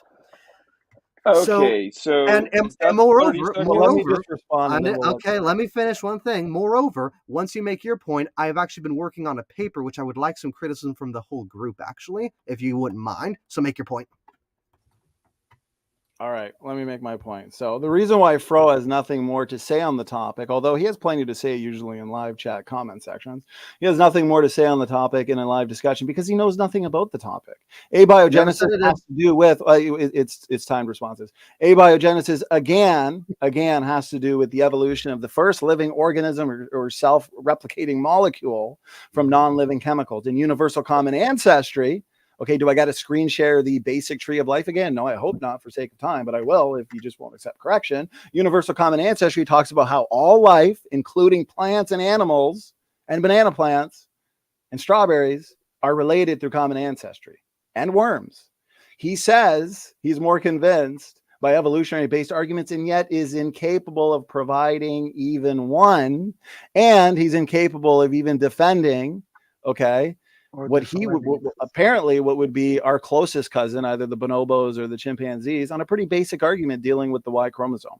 So, Fro, it's about time you stop going around trying to say, well, evolution has such amazing arguments, but you haven't provided any. And you know what? You should just be proud of being related to a worm. I mean, if that's what you believe, then shout it loudly and proudly. Say, I'm related to a worm, because that's what the evidence says, apparently. I'll yield there. Okay, Yeah, so saying- Okay, hang on. Before any more responses, hang on one second. So, Fro, just for your clarification, the chemical evolution in academia is clearly defined between it and biological evolution. chemical. If I'm wrong, I'm open to being corrected. That's what I'm saying. That's what I'm saying. Look, You've been corrected. There's Okay, I've been corrected. That's hang fine. on, guys, listen. We're helping the Catholic. Okay, calm down. There's chemical evolution, and Luca does not apply until you have biological evolution in place, and that is further. That's separate from chemical evolution. And just so you know, that is a talking point that the point that I'm making right now is one of the most adamant arguments I hear in my debates with atheists, right? And like hardcore evolutionists on that topic. Oh no, your arguments against evolution, you're just talking about abiogenesis. That has nothing to do with biological evolution. You have to keep them separate. So I'm not saying you're doing that on purpose. I'm just not aware of that argumentation, actually. Thank you. Yes, I'm saying, like, I figured you weren't, but I'm telling you trust me, that is a very. You obviously haven't been around the game very long. Listen, we're being. I have not. I have not. Yeah. Let's all calm down. Let's be nice to Fro. Okay, Sam had a response. Okay, so Sam, Fro, respond to me. Then I gotta show you guys it's something. my Go turn, ahead. Fro. So Fro likes to say that he doesn't have a horse in this race, but obviously you'll find him in the side chat and on his channel doing his slander campaigns. He's very involved with. So Fro, we can just take you right down to the basics. Abiogenesis is life from non-life. Once you get that life from there, all other forms of life are connected. So you are related to a banana, whether you want to admit it or not. And just like our last conversation, I'm sorry that you're ignorant of what your position entails, but that's what it entails. So if you want to say that you are related to monkeys, so what follows from that is that whole evolutionary paradigm. If you're related to a monkey, then you are also related to a banana and a snail. Okay. All right. So I'm going to say one thing to And a that. strawberry. I will And say a one thing to strawberry. that, and I think I'll And the and then I worm. think I'll put the rest. And the fruitcake. First of all, as I said, And I accept many aspects of evolutionary theory. I'm And not the going to lie donkey. about that. But I don't accept all of it. There's a reason I accept. You don't get to pick and choose, Fro. Yes, you do. That's what's called a nuance. Oh, you just make stuff up. I guess that's how stupid it is, right? Well, worms, no, but whales, yes. Can I get to pick All and right, choose. guys, Okay, don't make, all right, don't make me do it. Don't make me get the clock out, for crying out loud. I'm Let not, me I'm not. respond. Because I don't want to talk about this anymore. I want I criticism. wouldn't want to talk about it He anymore. wants to either, ask a Fro. question. Holy Sorry, crap! Hey, Hold on. listen, I've been working on something. I've been working really hard on it. He's I'd actually working like on some a criticism paper. from What's his everybody. question? What's his question? Time out 1 second. Time out 1 second, bro. Sam and Donnie, you're in the corner. Silence. Let the poor man talk. Don't interrupt him. And then we gotta let John, stop. please. Hey, let me just say one thing. It'll Oh take my 10 God, seconds. Donnie. It'll take 10 Stop. seconds. No, I gotta get a no, drink of water no, anyways. Please, no, John, please, 10 no, seconds. no. No, it'll be mean. Please, John, please. It's the least I can do. I've been at this for you for what, 8 hours now. Okay, I just want to say this. Way longer than 10 When seconds. Go. Okay. When we debate evolutionary biologists, when I've debated Dr. Dan Stern Cardinal, they have no problem admitting yes. Banana plants and whales are related through common ancestry. They're not ashamed because they understand their theory. So, Fro, please just learn the basics of what you believe, and then we don't have to waste time with these semantics. Go ahead. That's it. Just say it, Fro. Say it. That was 17 seconds, buddy. All right, go ahead, Fro. Oh, wait, actually, hang on. Before you start, after you yield, Stop the Op has just joined us, and then Wesley will get to say their piece, and then we'll go back to open conversation. Go ahead, Fro. Okay, so first, I think that I'm more than able to just pick and choose things I think are true and not true. That's how reasoned, discernible, distinct argumentation works. But furthermore, instead of doing that now, I genuinely want criticism from everybody here on a paper I've been working on. I want to read you a particular excerpt. Am I able to do that, LPP? Yeah, go ahead. What were Okay, you going to cool, let cool, the other guys? Yeah. Well, Go Fro, I ahead. just want to give you a Go ahead, compliment Fro. real quick. A compliment. Just a compliment. At least you are consistent with the way that you read the Bible and the way that you accept the science, where you just pick and choose whatever you want. At least you're consistent. That's my compliment. Okay, well, I'll take that slander. Anyway, so moving on here. To give some context, I'm writing a paper right now arguing that what we see as today's superheroes are actually essentially Christian icons. And so I'm going to read you a bit of an excerpt from what I've been working on as of kind of the last few paragraphs I've been writing. So let me begin. The Corpus Juris Civilis, or the Corpus of Civil Law, was not quite so old in the 12th century that it could be rendered ancient. In truth, the text was reformed by Emperor Justinian of Byzantium in 528. Whilst although this particular iteration was quite surely old, it paled by what it was merely a refashioning of. A reformation of these great volumes of Roman law was, in fact, a glimpse into a time that was far more elderly than Justinian's age-old bureaucracy. At its core, the multitude of reformed literature derived from the scribes of Emperor Quirinius and Diocletian were people that saw Jesus in the same light that modern Westerners might look at a pedophile, rather than a god possessing any authority. Essentially, these texts came from a time that was thoroughly pagan. And for that, however, the corpus offered a tantalizing answer to an age-old question that made the thought of ignoring it for pagan roots simply beyond the pale. What rights did common man have? Throughout the first millennia of Christian history, rights were actively practiced. After all, it was kings and generals who marched armies across the whole of Europe ready to take what they would, as was expected in them in war. Likewise, it was the power brokers of noble houses who determined the fate of entire economies. It was they who decided whether or not goods or services would remain the same price tomorrow as it was today. It was evident in Christian Europe, just as it had been in pagan Rome, that those who had money and power were the only ones that had a right to anything. Except something wasn't quite right with that conclusion. Although it had been 11 centuries since Jesus of Nazareth had been crucified, his cross-strung corpse had only gained more power and potency than merely within the confines of Judea. This was especially true upon the conversion of Constantine to Christ's worship. Upon and after becoming the first Christian emperor of Rome, the consciences of the rich and powerful couldn't help but be pierced by the thoughts of Jesus suffering on his cross, much like the nails had pierced his flesh. Before the reign of Constantine, noble houses of Rome wouldn't hesitate to donate money to the construction of amphitheaters, libraries, and much of the like. Yet during and after his reign, the material wealth of these nobles went to fund very different ventures. Unlike in previous ages, where the money of the nobility funded projects of glamour, sharply after Constantine's reign, hospitals began to emerge. For the first time in Roman history, the dying weak could receive comfort and care in their final moments of affliction. This wasn't merely the sick praying on the marble steps of some god or goddess for healing, but rather it was an active attempted healing on those who had no hope for such treatment otherwise. Housing, likewise, came to be funded for the poor of the empire. Within a century, the poorest and weakest among the Romans began to be served by the rich. The greatest have indeed humbled themselves to the least. This piercing that was constantly made to give value to the weakest of Christian society is what came to govern the moral guidance of the nobles within it. For it is Christ who had said the greatest serves the weakest, and the first shall be the last. The assumption from the mouth of Christ is that there was a distinct quality that the rich and the powerful had that was under holy obligation to be given to those without that quality. As the Christian centuries after the crucifixion continued on, Christian leaders and scholars never ceased to attempt a full understanding of exactly what this quality was. It was still this question that was asked upon the discovery of the Corpus Juris Civilis. What caused flocks of lawyers and scholars alike to flock to Bologna was upon its discovery, was the same that made Christian scholars and lawyers ponder the obligations of rulers and nobles that they owed to their lessers.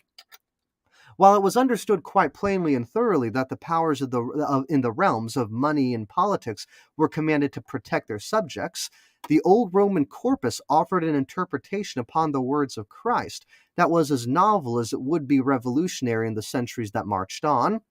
The corpus in the 12th century had now been seen through an entirely Christian lens, divorced from its pagan roots. This novel interpretation deposited that the weak and the poor have an entitlement to the protections of the powerful. It was this reasoning that Gratian, a well-respected jurist, was staring at bluntly. The church at this time was no stranger to law. She had long since been a governor of herself since the days of Constantine, which was precisely the issue. 8 long centuries of the reign of Constantine 8 long centuries separated the reign of Constantine from the days of Gratian. In that time, pagan Rome perished. The Byzantines lost nearly all of their standing in the world, and Europe witnessed the collapse of republicanism and the rise of monarchy. Just as the secular world, there was equally change in the ecclesiastical as well. The church had been a witness to the most corrosive heresies of the first millennia.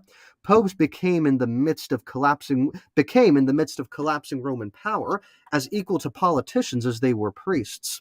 Muslims, the theological inheritors of Prophet Muhammad's message, swept across the whole of the Christian world. Within a single century, strongholds of the Christian faith, such as Antioch, Jerusalem, and Alexandria, were irrevocably changed. Through these convulsions, the church had promulgated many canons upon its governance apart from each other made sense. Yet together, these various canons, added one upon another, made for a disconcerting and confusing publication. And yet within this, Gratian saw opportunity. That's what I got right now. What'd you guys think? I definitely see where you're going with it. You're talking about the rise and fall, the impact on society as well as politics. Well, politics right. and economics, and Right. that it went from being an outlier to in control ultimately. Right, and so what's going on, and in the whole history of it, my argument is that superheroes are inherently a Christian invention, and so what I'm essentially doing, I'm appealing to Gratian in the Code of Canon Law, which came out from Gratian the jurist. So what's going on is that it was always that rights were always practiced by the rich and powerful, but what was less understood is what rights did the poor or the common man have. And so what was going on is that centuries of Christian thought and scholarship were going into answering this question, because it was obvious that the rich and powerful had some obligation to protect the weak and the poor, but how was this obligation to be met? And it was through this that the Code of Canon Law was developed. The idea at which that there is a standard of practice. There are these things called rights that the common man does in fact have.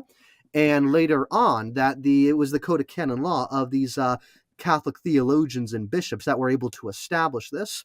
And later on, as the Western world began to develop, these same kind of traits, these same assumptions essentially have been baked into Western secularism, to the point that when we look at people like Superman, Spider-Man, a lot of these fictional heroes, X-Men, they are all essentially Christian heroes, where they have seemingly this assumed obligation to take care of the poorest and weakest among society, even human society. Like, for instance, Superman is a Kryptonian. He comes from a planet very, very distant from us.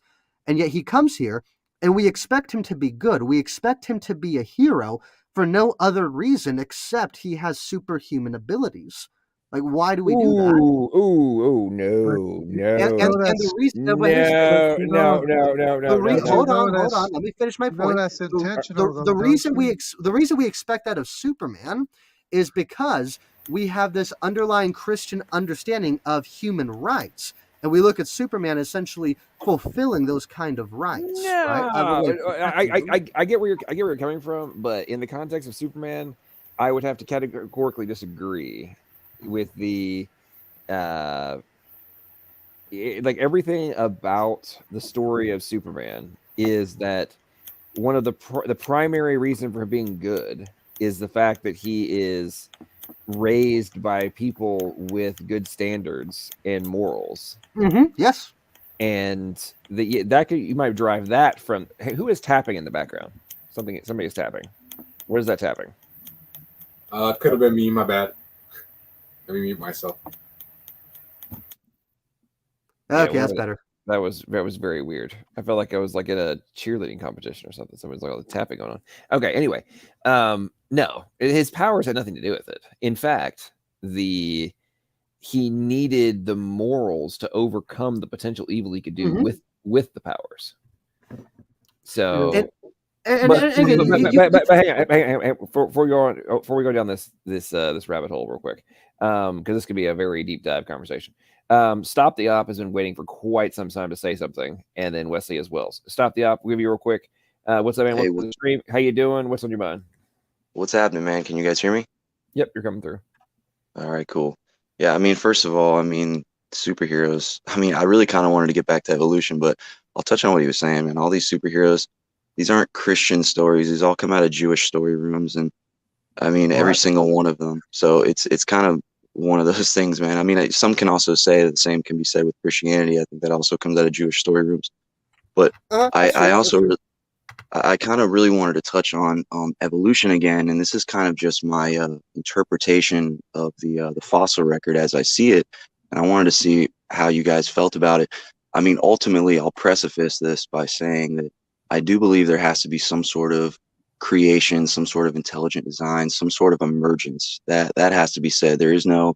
Nothing can be explained away that something just came from nothing. That just it's not feasible in natural law. But here goes to my theory about the fossil record. Okay, so the fossil record does tell a story. From what I see, we don't see every single fossil record in every single layer, or every single fossil in every single layer of the fossil record. We do, if you look back at the fossil record, you do see a story. We start from unicellular organisms. We go to the first macrofossil, and then there's the emergence of the first jawed fish, and then we see the first vertebrates, and then we see the first land plants appearing at the same time with the first flying insects. And this isn't just like, a couple of them here and there. This is, the Orvodian explosion. You see 50,000 different flying insects, all different species appearing all at the same time. And then after that, you see the first reptiles. And then after that, you see maybe 15 different body types of different swimming reptiles. And then we see an explosion of the first mammals. Same thing with the first placental mammals, and then so on and so forth. And each one of these different speciations happen after what we see is mass extinction events. Not only do a whole bunch of different body types and different organisms appearing, but we also see a bunch of them not appearing anymore. So this has kind of led people to believe that, okay, there must have been mass extinction events, and then these mass extinction events also led to mass speciation. Okay, so I do believe in some sort, because like I said, this is all based on the evidence of the fossil record. I do believe in some sort of common descent. I don't know how the hell we came from a strawberry. It makes fucking absolute crazy batshit sense. But when we look at the fossil record, man, we don't see every single fossil all lumped together and we're making all this stuff up. You see some sort of gradual change where we see all these sudden emergences from literally nothing. The eye first appearing completely complex. The same thing with the first wings appearing perfectly complex. We see all these things appearing not through any sort of gradual, unguided mechanism. They simply just appear. We don't have any sort of transitional precursors showing how they arrive. So they had to have just arrived, but not all at once. They all arrive in these different abrupt periods of speciation and kind of emergence in each one of these periods. So, I mean, if you guys do believe that common descent, and mind you, I do believe in common descent, I just don't know how all this mass speciation happened. I don't know how the hell we jump from, we can't come from lampreys. You know what I'm saying? Like, that's where the first vertebrates come from. So if you're going to say that we came from apes, then that means that we had to eventually, so we have to explain away, okay, this is how we came from apes. And if we simply don't know, we can simply put that on the table as, well, we just simply don't know. We can't even say that that we know, but we can't say it's not true at the same time. We can just simply all concede and say we see some sort of story, but we don't know how the hell it happened. I mean, how do you guys feel about punctuated equilibria and this even being a possibility working in between God's paradigm and his creation versus how the heck we got to this, where we're at right now? How do you guys feel about that duality? Yeah, I wouldn't know what God you're talking about. It wouldn't be the Christian God. But why do you need punctuated equilibrium? Why do you need that? Well, it's not that I'm starting from a place where, well, the Bible must be real, so therefore I'm trying to prove the Bible right. It's more or less stepping back and saying, okay, well, based on the evidence that we see, I mean, I can wake up every single day and see the glory of God every single day through rebirth, the redemption of another day. And I mean, the Bible shows redemption. It shows hope. It shows salvation through rebirth and atonement. And so it's one of those things. It's not like by thinking this, I'm disagreeing with the Bible. I'm simply saying that, some people explain that this God created the earth in 7 days. They say that each day is a million, thousands. So everybody has their own translation trying to prove the Bible right. What I'm doing is coming from a place of saying, look, it's just another theory that's saying, look, the Bible could still work very well hand in hand. Everything has to have an emergence. I don't believe that we came from nothing, but I'm saying it's not outside the realm of possibility to think that God could create a world that could literally be completely self-sustaining. God also said, let the earth bring forth life also at the same time. Yeah, so you're starting on your own autonomy, just like Fro, and you're saying we're going to put the Bible secondary and we're going to appeal to these other No. things to interpret the Bible. But again, the question was why, and this question is for you and Fro specifically, why do you need punctuated equilibrium? It's not me it's not me needing it, because I could very well turn it on you and say, why do you need the Bible? But that's not what this is about. This is saying, okay, and I can answer that question for you too. But again, there was a global flood that buried everything. About punctuated equilibrium, and I'm asking you, why would you even invoke that? Listen, it's not me saying that we need this to make it work. It's looking at the evidence, and that's the thing is I still believe in a flood. There's hundreds of flood stories out there. I'm not saying that there wasn't. Do you know what punctuated equilibrium is? Everything was buried at the same time, the same year. That's all one set of 5 or 6 mega sequences, one on top of the other. The evidence is of a global flood. Everything was buried the same year. If everything was buried the same, if everything was buried, do you know? Stop the op. Do you know what punctuated equilibrium is? Yeah, punctuated equilibrium is basically in between each mass extinction event. We also show these abrupt, huge, rapid speciation where we see all of these sudden appearances of all these animals. And why did they invoke that? What are they trying to explain? Well, honestly, man, it's literally just a way of looking at the fossil record. You literally look at the fossil record and we see. It's a way to negate the global flood, to negate the Bible historical That's record. not. Look, man. Listen. Here's the that's thing. not even. It's not a conspiracy against the Bible. What I'm saying right now, it's not some Bible conspiracy, a Bible against a conspiracy against the Bible. It's not what I'm saying here. You don't believe what the Bible said, that they were all Charles buried Lyell in the same year, the specifically same said flood. that he wanted to explain Moses out of the sciences, and that's why he created that interpretation of the geological column. And the reason why they would even invoke the reason why they would even invoke punctuated equilibrium is because they only find stasis in the fossil record. And because Fro doesn't know what that is, stasis means that they don't see rapid periods of no evolution. Transitions of evolution. They find one animal and then they find another animal.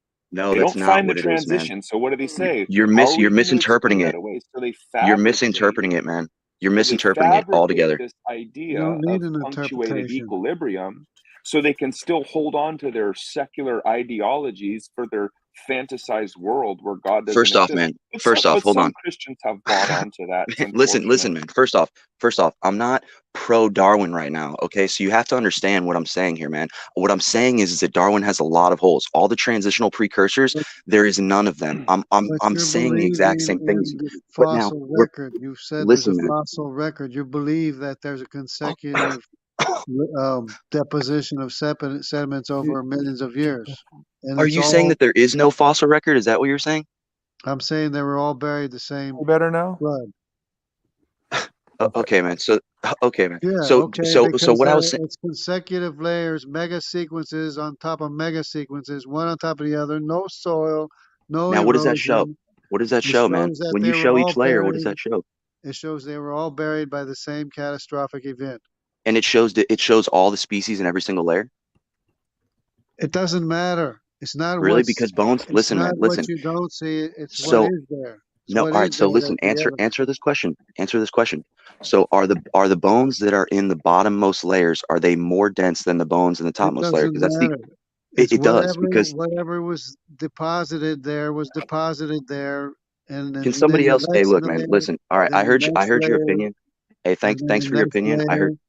and the next layer. They were all deposited by the same catastrophic event. Mega sequence after mega sequence, 5 or 6 of them on top All of right. each other. So now, are the bones at the very bottommost layer, are they more dense than the ones at the top? Because that's the They only way wouldn't that need all to of this. be. It doesn't matter. They It's wouldn't what need was to be. buried there. Wait, I thought you And I said can the most. explain why. Wait, hold on. You have certain. Let me answer your question, and then I'm going to pose you a question. You and Fro, and I hope you guys can answer. Okay.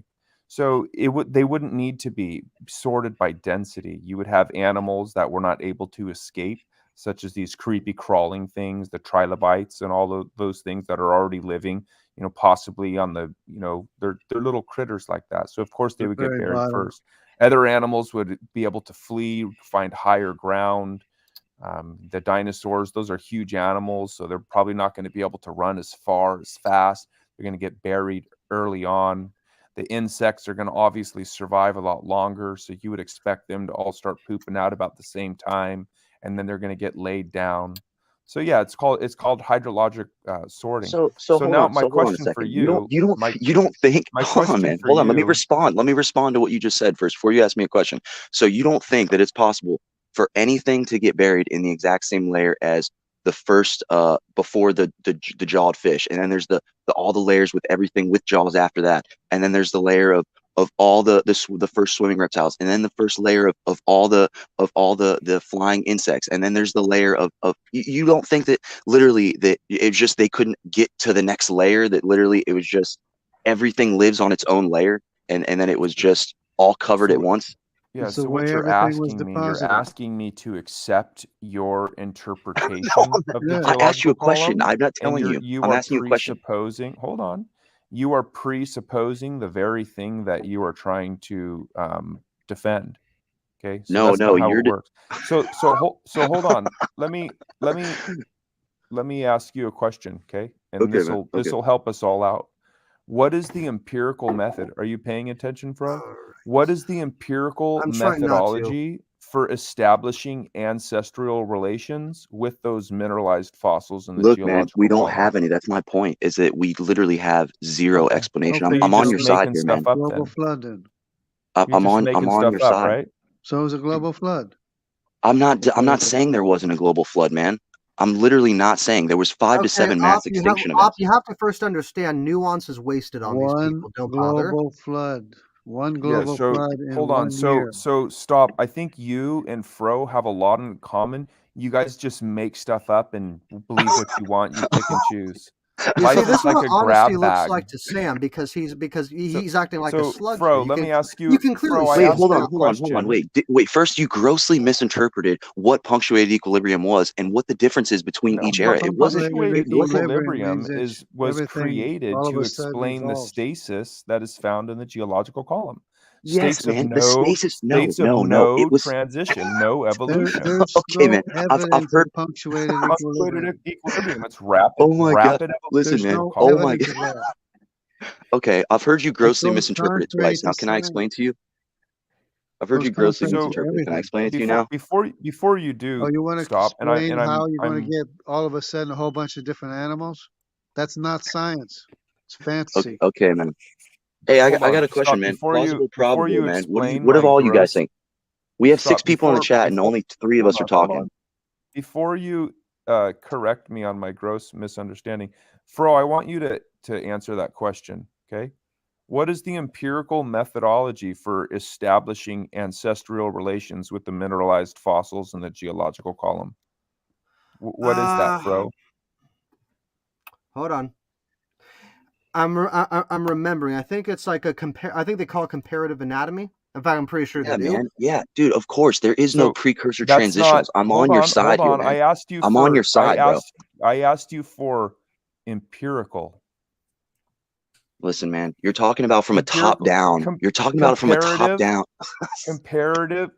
Well, you're going to have to establish your position as a fact before you can argue that I'm wrong. All right. Cool, man. Sure. Lining up bones, Fro, is not empirical. So again, do you need me to ask the question again?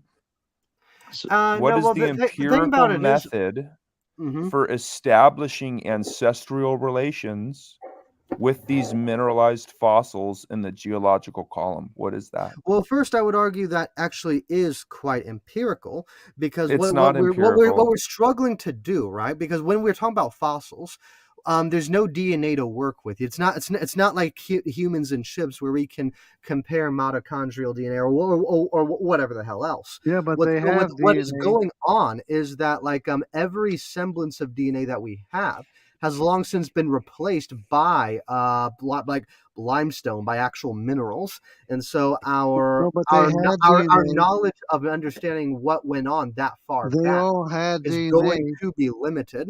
And so what's going on is that as far comparative anatomy is the best science we have on that. I And didn't ask you that, everything bro. else I that didn't we ask you have what the DNA best to make science something needs is. influenced by how about it? The anatomy of today, the understanding of genetics today, is what has to influence our understanding of the comparative anatomy when we apply it to millions of years in the past. But Yeah, in any case, one real Fro, quick. the What do you guys think question of my again, little paper there? the What do question you guys think of my paper there?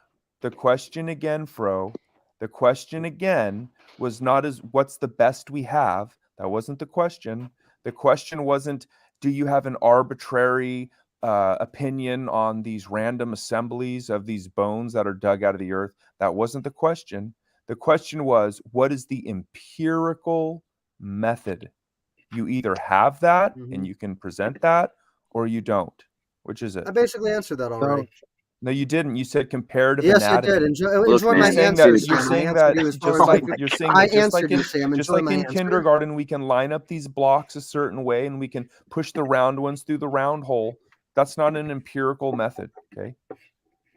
There's not a tool that you're using, such as a DNA test or something like that. There's nothing empirical. There's nothing demonstrable. Dude, you didn't even let me correct you on your gross misinterpretation of punctuated equilibrium. Go ahead. Can I? Yes. Okay, please. man. All right.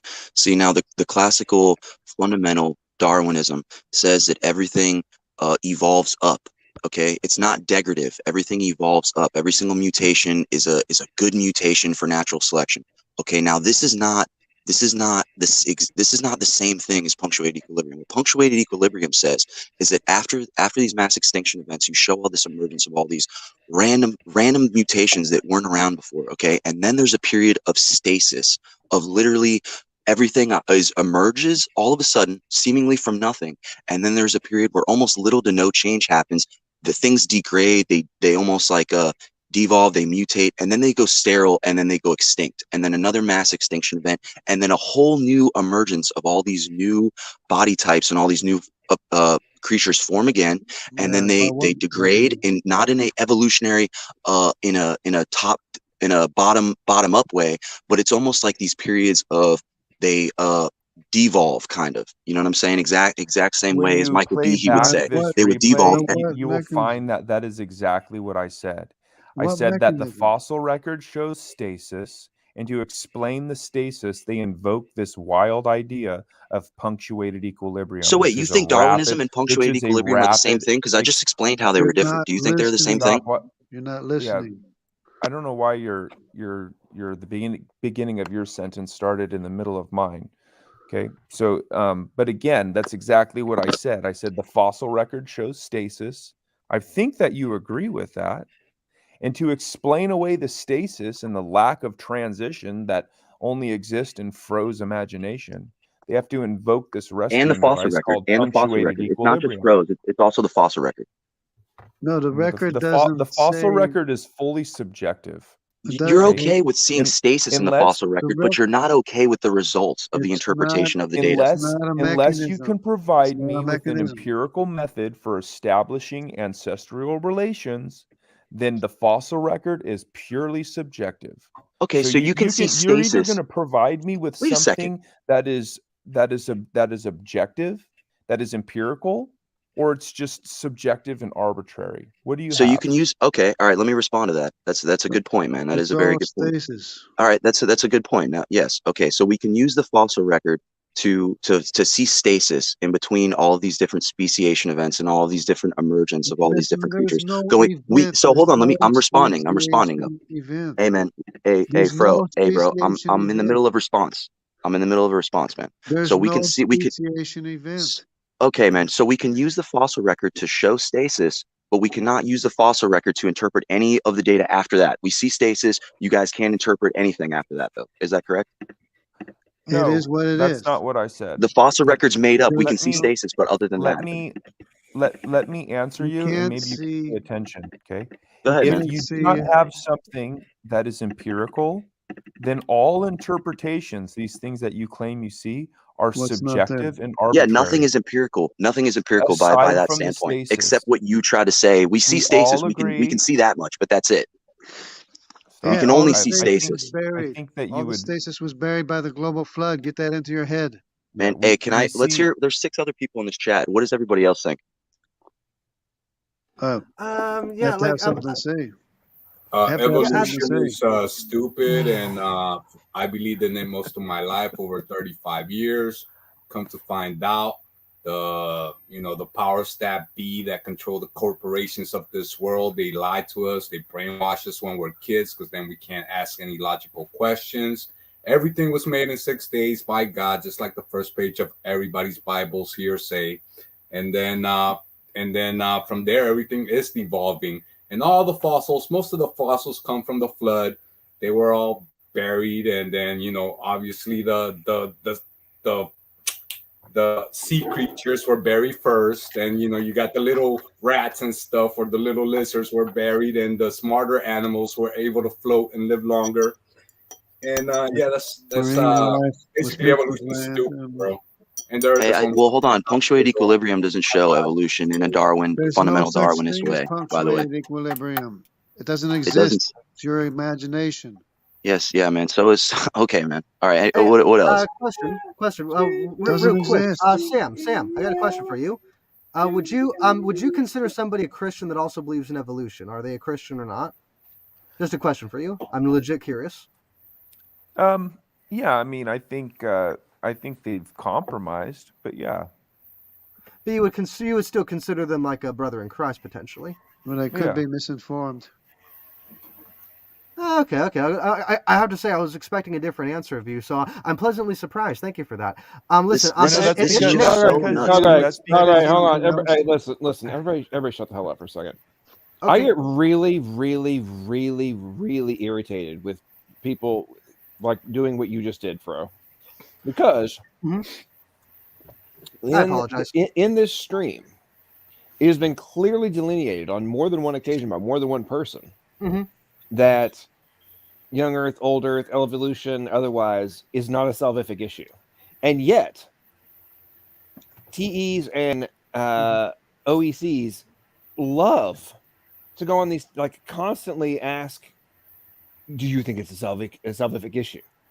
Because I'm not aware specifically of Sam's position on that. It's really obnoxious because it gets clarified over and over and over again, and it's like, I was not here for those clarifications. I apologize. Well, it's happened on a plethora of occasions. It happened tonight, so it's pretty frustrating because everybody turns into a Chosenite. It's like you, I apologize. It's like everybody turns into a Chosenite. All of a sudden, I have an alternative theory that still explains God's universe, and it's like, oh well, sorry, man, I have the right interpretation. You're wrong. A mechanism. I'll give my thoughts on what stopped the. I was upstairs for the last about 20 minutes listening. Since I've been at this for 7 hours, I had to take a break and get some food. But I've been listening in. It's been a good discussion on the ordering of the fossil record. So, hey, John, I'll share my screen real quick. Stop the OP. From what I've gathered, you're more of an intelligent design advocate. So you would agree that God has been creating life in groups, in mass groups, at different parts of history. Is that more or less kind of what you believe, or? Yeah, I think, man, honestly, that sounds about right. I've never personified it, but that more or less makes sense. Yeah, because that's, a position I think that a lot of intelligent design advocates put forth. And typically they'll look to, which I think is good evidence. I'm glad that you're bringing it up, is the various different explosions in life that we observe in the fossil record. For example, in this slide, one of the more well-known ones is the Cambrian explosion, where you have this massive explosion of novel life forms, phenotypical complexity just popping Yeah, there's up like out of 6 of them, nowhere. man. There's like 6 explosions, though. It's not even just one. There's a lot Oh, of right, yeah. Well, even in like Makes the it more impossible. Paleogene, I'm hearing a bit of an echo. I think somebody might need a mute. I'm not sure who. The Paleogene mammal That might be me. I explosion. apologize. Hold on. Let me.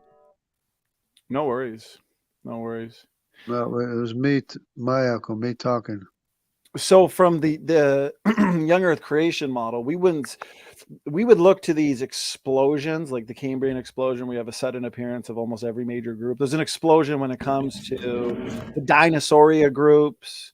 There's an there's a Permian explosion, just explosion after explosion with I see what very you're little saying. intermediates. So we would say, this isn't when they were created, but this is evidence for their design, for their creation, rather than having evolved from precursor organisms, right? When it comes to the ordering of the fossils, as you were pointing out, where you have the origin of different creatures, plants, fish, so on and so forth, I would at least look to ecological zonation, where we have different communities. So each layer reflecting more so a community that was buried.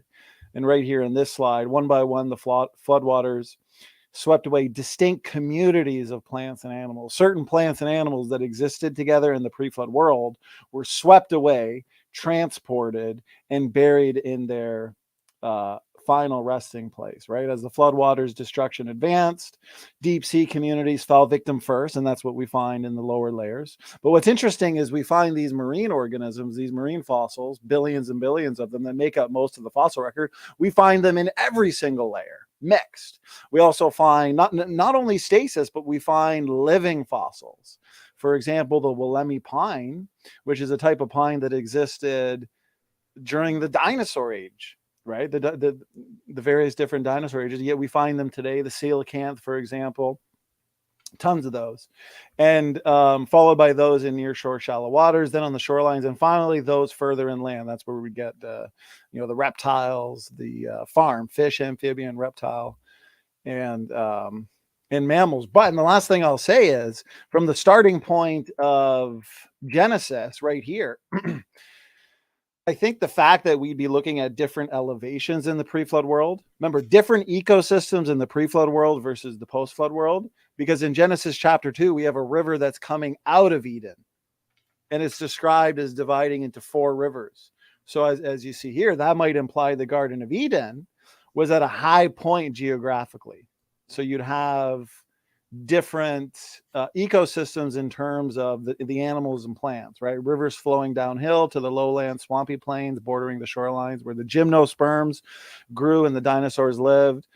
This would explain why we don't find human and dinosaur fossil remains together in the geologic record. Dinosaurs and gymnosperms only fossilized together, and angiosperms only fossilized. So instead of like an evolutionary sequence, no, we find angiosperms fossilized with mammals and dinosaurs and gymnosperms, for example, because we're looking at different ecosystems, different communities, and different elevations. So I that's kind of the position I hold to when it comes to the ordering of the fossil record. But these different explosions that you're talking about, I think that's amazing evidence for the design model. And go ahead, if you want to critique any of that or anything like that, go ahead.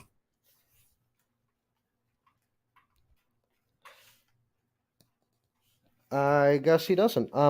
Hey, well, listen. He might be on mute. He might want to. He's on maybe. mute. You gotta unmute yourself, OP.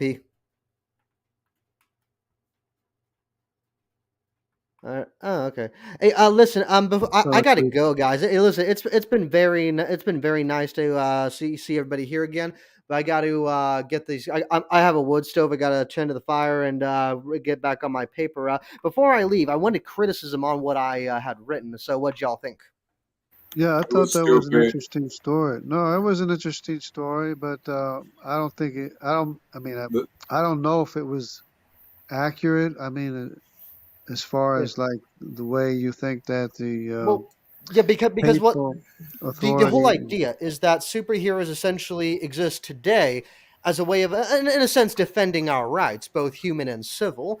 And so what's going on is that same Well, assumption you can even find when the origin of human rights in the 13th century is being parsed out. well, That's kind of what I that. wanted to say earlier was that a lot of these superheroes were admittedly modeled after Jesus Christ, including X-Men, including Superman, and a lot of these follow just as moral beings. So Well, they it also, is. also promote evolution, especially X-Men. So it's all like satanic paganism, just like all Yeah, of it's not. mainstream No, media. it's not a perfect. It's not a perfect. You can read Image anything into anything. Christ or anything, but it is supposed to have been modeled after good moral principle, and in some cases after Jesus. Right. And like something I bring up in the paper that, and I will publish it publicly later, but something I bring up in the paper is actually a comparison between like one of the more popular superheroes we know today is Spider-Man in comparison to like the heroes that came earlier. When you look at people like Achilles, Hercules, Perseus, a lot of these Greek heroes, even Gilgamesh, right? A lot of these great heroes, the reason they were heroes wasn't for anything heroic. It was because they did great feats, right? Like Hercules was a slaughterer of many strong men and many beasts, right? Achilles was a great war hero. So like whenever you see the ancient heroes, they are heroic for like doing these great marvelous things, for seeking power, fame, and fortune. And yet, and to illustrate the distance that we are from the ancients, when it comes to Spider-Man, who's written in a thoroughly Christian time, Spider-Man is actively punished for pursuing these things, because when he tries to pursue fame and fortune, he inadvertently becomes the murderer of his own father figure, and then he kind of like but he internalizes that guilt and applies it to protecting everybody else. And so again, that is something utterly alien to like the heroes that came before. And so Spider-Man's journey there, his story arc, is discernibly and tangibly Christian. It has a lot of morals, whereas the previous superheroes were more just powerful beings, but then now with Jesus, everything is powerful, but with more morality included. Right. And so what everyone else think of that? Like, especially you, LPP, because I did ask you specifically. What did you think of the excerpt? I think he's gone. Okay, he's gone right now. Hey, is Bologna? You said Bologna? Isn't that pronounced Bologna? Bologna. There's a legitimate city in Italy called Bologna, but I did pronounce that wrong. You're right. Bologna. Okay. Bologna. Yeah, like there's a university up there and everything.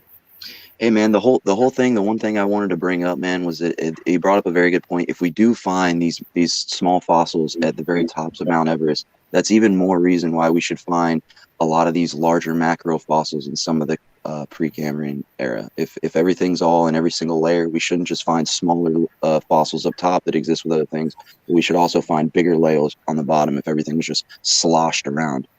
So, Well, you wait, I just want to say something. That's not how we explain that. Stop Yeah. the OP. Were How you do listening whales- to How do my whales drown on the flood? OP? Were you listening to my ecological zonation explanation and going? Yeah, I did. You were saying that things that are kind of grouped together, that live together, ended up getting fossilized together, and that's exactly what I think. Is that things that live together at the same time got fossilized together? But that simply isn't the case. If we find fossils on the very tops of Mount Everest, but then we don't find some of these exact same like larger creatures at some of the lower levels, and that's why I was saying that the fossil record really does tell a story, because everything isn't sloshed together how young earthers try to make it seem. You find discontinuities, and you find discontinuities in the top layers, but you don't find these same discontinuities we would expect to find in the bottom record if you're reading the interpretations of these discontinuities correctly. Stop. Do you know what a steel man is? I gotta go inside, yes, guys. man. I'll be back Do later. you want a steel man? What Donnie was reading to you? Go ahead. No, I'm asking you. I'm not trying to steel steal man what he said. another a steel man what he said. Yeah. That means accurately represent the things that he said to you, because Oh yeah, he took a bunch of time and explained some stuff to you, and your previous reply, it just means that you did not even comprehend anything that he just said. he did. He said that things that are in the fossil record together, if there was a massive flood event, everything that was grouped together, that lived together, and there were different elevations in the Precambrian as there was in the Postcambrian. It doesn't mean that there wasn't still a bottom level of the ocean. Okay, it still doesn't mean that there wasn't when it comes it to the doesn't mean there Cambrian, isn't. well, here's the thing: when it comes to as the floodwaters are rising over the continents, okay, the shallow marine invertebrates are going to be the first, especially when the fountains of the great deep break open all over the entire planet. The shallow marine invertebrates are going to be the first to be swept from the pre-flood ocean floors and buried on the continents in rapid succession. And then as the waters rise more and more, and tsunamis bring more So debris. you don't think and more anything water else, over though? the You don't think anything else other than that layer got swept underneath the bottom layer? You think, oh, the first layer's done. We're gonna sweep it under layer by layer. Well, No, here's the thing, everything Stop. was Like, displaced. if you're going to argue against our position, then you need to at least accurately represent it. You're saying, "Hey, I'm going to dismiss your guys' position. No, I'm I'm just not going to make dismissing. I'm something generally up." trying to And then understand. I'm not trying to dismiss you. hold on. You're saying I'm going to dismiss what you guys believe. I'm going to make up this own story based on my own incredulism, and I'm going to demand that you guys defend it. No, I'm That's trying to not how it understand, man. works, I'm dude. not trying. I'm trying to just understand. That's all. Okay. Well, then he gave you a sufficient response. If you're incredulous about it, that's not our problem. But Everything you're was just making displaced. stuff up. No, At this I just point. can't understand why there isn't Are you all asking why fossil. we don't find like whales in the Cambrian? Like, is that really what you're asking? Oh, not just whales, but I'm saying any jawed fish in the Cambrian. We're looking at different communities in different ecosystems. What exists in the so-called You're quote talking unquote about Cambrian? things that do you know how big of a separation there is between the Precambrian and the Cambrian and the subsequent you're talking about things that should have, based on your model, you're Well, talking here's the about thing. things that should have lived. Well, firstly, hold you're on, base. assuming that this geological column and all the fossils and all the miles Yeah. and miles and miles and miles worth of necessary strata that would Yeah. make up this geological column, as illustrated in the textbooks, exists anywhere on the planet. It doesn't. Well, if we're gonna start off with just throwing out the baby with the bathwater, sure, we can say whatever it is we want. That's a Hey, fact. Stop. It Let me doesn't ask you. exist. A lot of Let me things ask you a do. question. Stop. Let me ask you a question. Okay. I want you to just think about this for a minute with me. So if you're saying that the global flood was like a snow globe where everything was getting shooken up at once, that nobody believes that. Okay. So do you know what I'm sure you know what a flash flood is, right? Yes. Okay, so it started raining. So you're going to have flash floods, and those floods are going to bury stuff. And then you're going to have certain events happening at certain parts of the globe that are going to cause these inconsistencies in the geological column. The fountains of the great deep are going to burst forth. You're going to have these plates shifting around. There's sequences like flood type sequences, tidal wave sequences that are going to create all these inconsistent layers, burying different things at different times based on those ecosystems. Okay. Now, if you reject that, that's fine. How are you going to explain that geological column? Just with time? You're just going to throw time at it? No, I'm not explaining it with time at all, man. I'm not explaining it with time at all. The point that I'm simply raising is that you don't find jawed fish, something that should be living with unjawed fish. You don't see jawed fish, and you would think that they'd be living in very close proximity to each other. They don't. They are in seemingly different layers. They're not jawed fish with unjawed fish, with unicellular, with trilobites. They literally exist in a different layer, man. That's what I'm saying. Is that you're trying to say that, well, what lived together got fossilized together, and that's literally not how it was fossilized. You can see a story in it, man. There's various species of fish. There's various species and variations of water creatures, whales and sharks, for example, or these different types of fish that you're talking about that didn't live together. Even today, not all fish live together. I mean, there's different varieties in different parts of the earth and in living in different communities and ecosystems. That's like saying that coral reef and starfish them not being buried together. We could say, well, a flood happened and they're not buried together, even though every single starfish comes after a coral reef and let's say these sea sponges and stuff. And you're like, yeah, well, they live together. I know it doesn't show that they live together. They're not fossilized at the exact same point, but we're going to say that they all were together to fit this model is what you're saying. You're saying the fossil record does not show any story whatsoever. Hey, stop. Can I ask you, let me ask you a question. Do we find humans and chicken bones buried together? Yeah, I would say No, over we yes, don't. you would absolutely Actually, find humans. Why wouldn't you find where? humans and chicken bones buried together? Why? Well, we don't. Oh, we don't? We Really? don't. So no one has died at the same time humans have been. No chicken has died in the That's not exact what same I'm time saying. humans I'm have been saying alive. we don't We find haven't even those. found humans. Were they fossilized Ba- together? Do we find Based them on your fossilized together? based on your own reasoning, I guess humans don't exist with chickens. Or No, better they do. yet, That was the point. They do exist. You find chicken bones No. and human No, but bones at the according to same the here's a time. good fossil one. record, the Well, humans here's a don't good one. exist. Okay, do You we don't. find coelacanths and whales buried together? Humans don't even exist according to the fossil record. Well, let's allow OP to answer that. Do we find coelacanth and whales buried together? What is a coelacanth? A coelacanth is the living fossil. I mean, well, I could pull it up. I think I got a slide on it. The coelacanth is the. Don't know what a coelacanth is? It was No, once I don't. used as an index fossil to say that it's a lobe-fin fish that was assumed to be evolving slowly into a tetrapod, something that could come up on land. And it was assumed to have gone extinct, I don't know, 300 million years ago. What is it, Sam, brother? And it was assumed to have gone extinct. It wasn't seen in any layers for 300 million years, apparently. And then just 60, 70 years ago, they were found alive today, swimming in, I think it was the Indian Ocean. Oh yeah, we find that all the time. Things that supposedly went extinct that are still alive, we still see that. That doesn't necessarily disprove what I'm saying at all. Well, wait a minute. But so do we find whales and coelacanths buried together? Yeah, sure.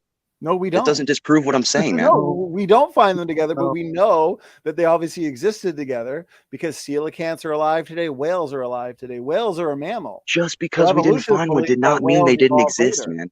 Just I'm not appealing. That whales evolve later. My point is, you can't look to something and say, well, why don't we find this and this buried together? Look, I'm not appealing. Oh, you're not.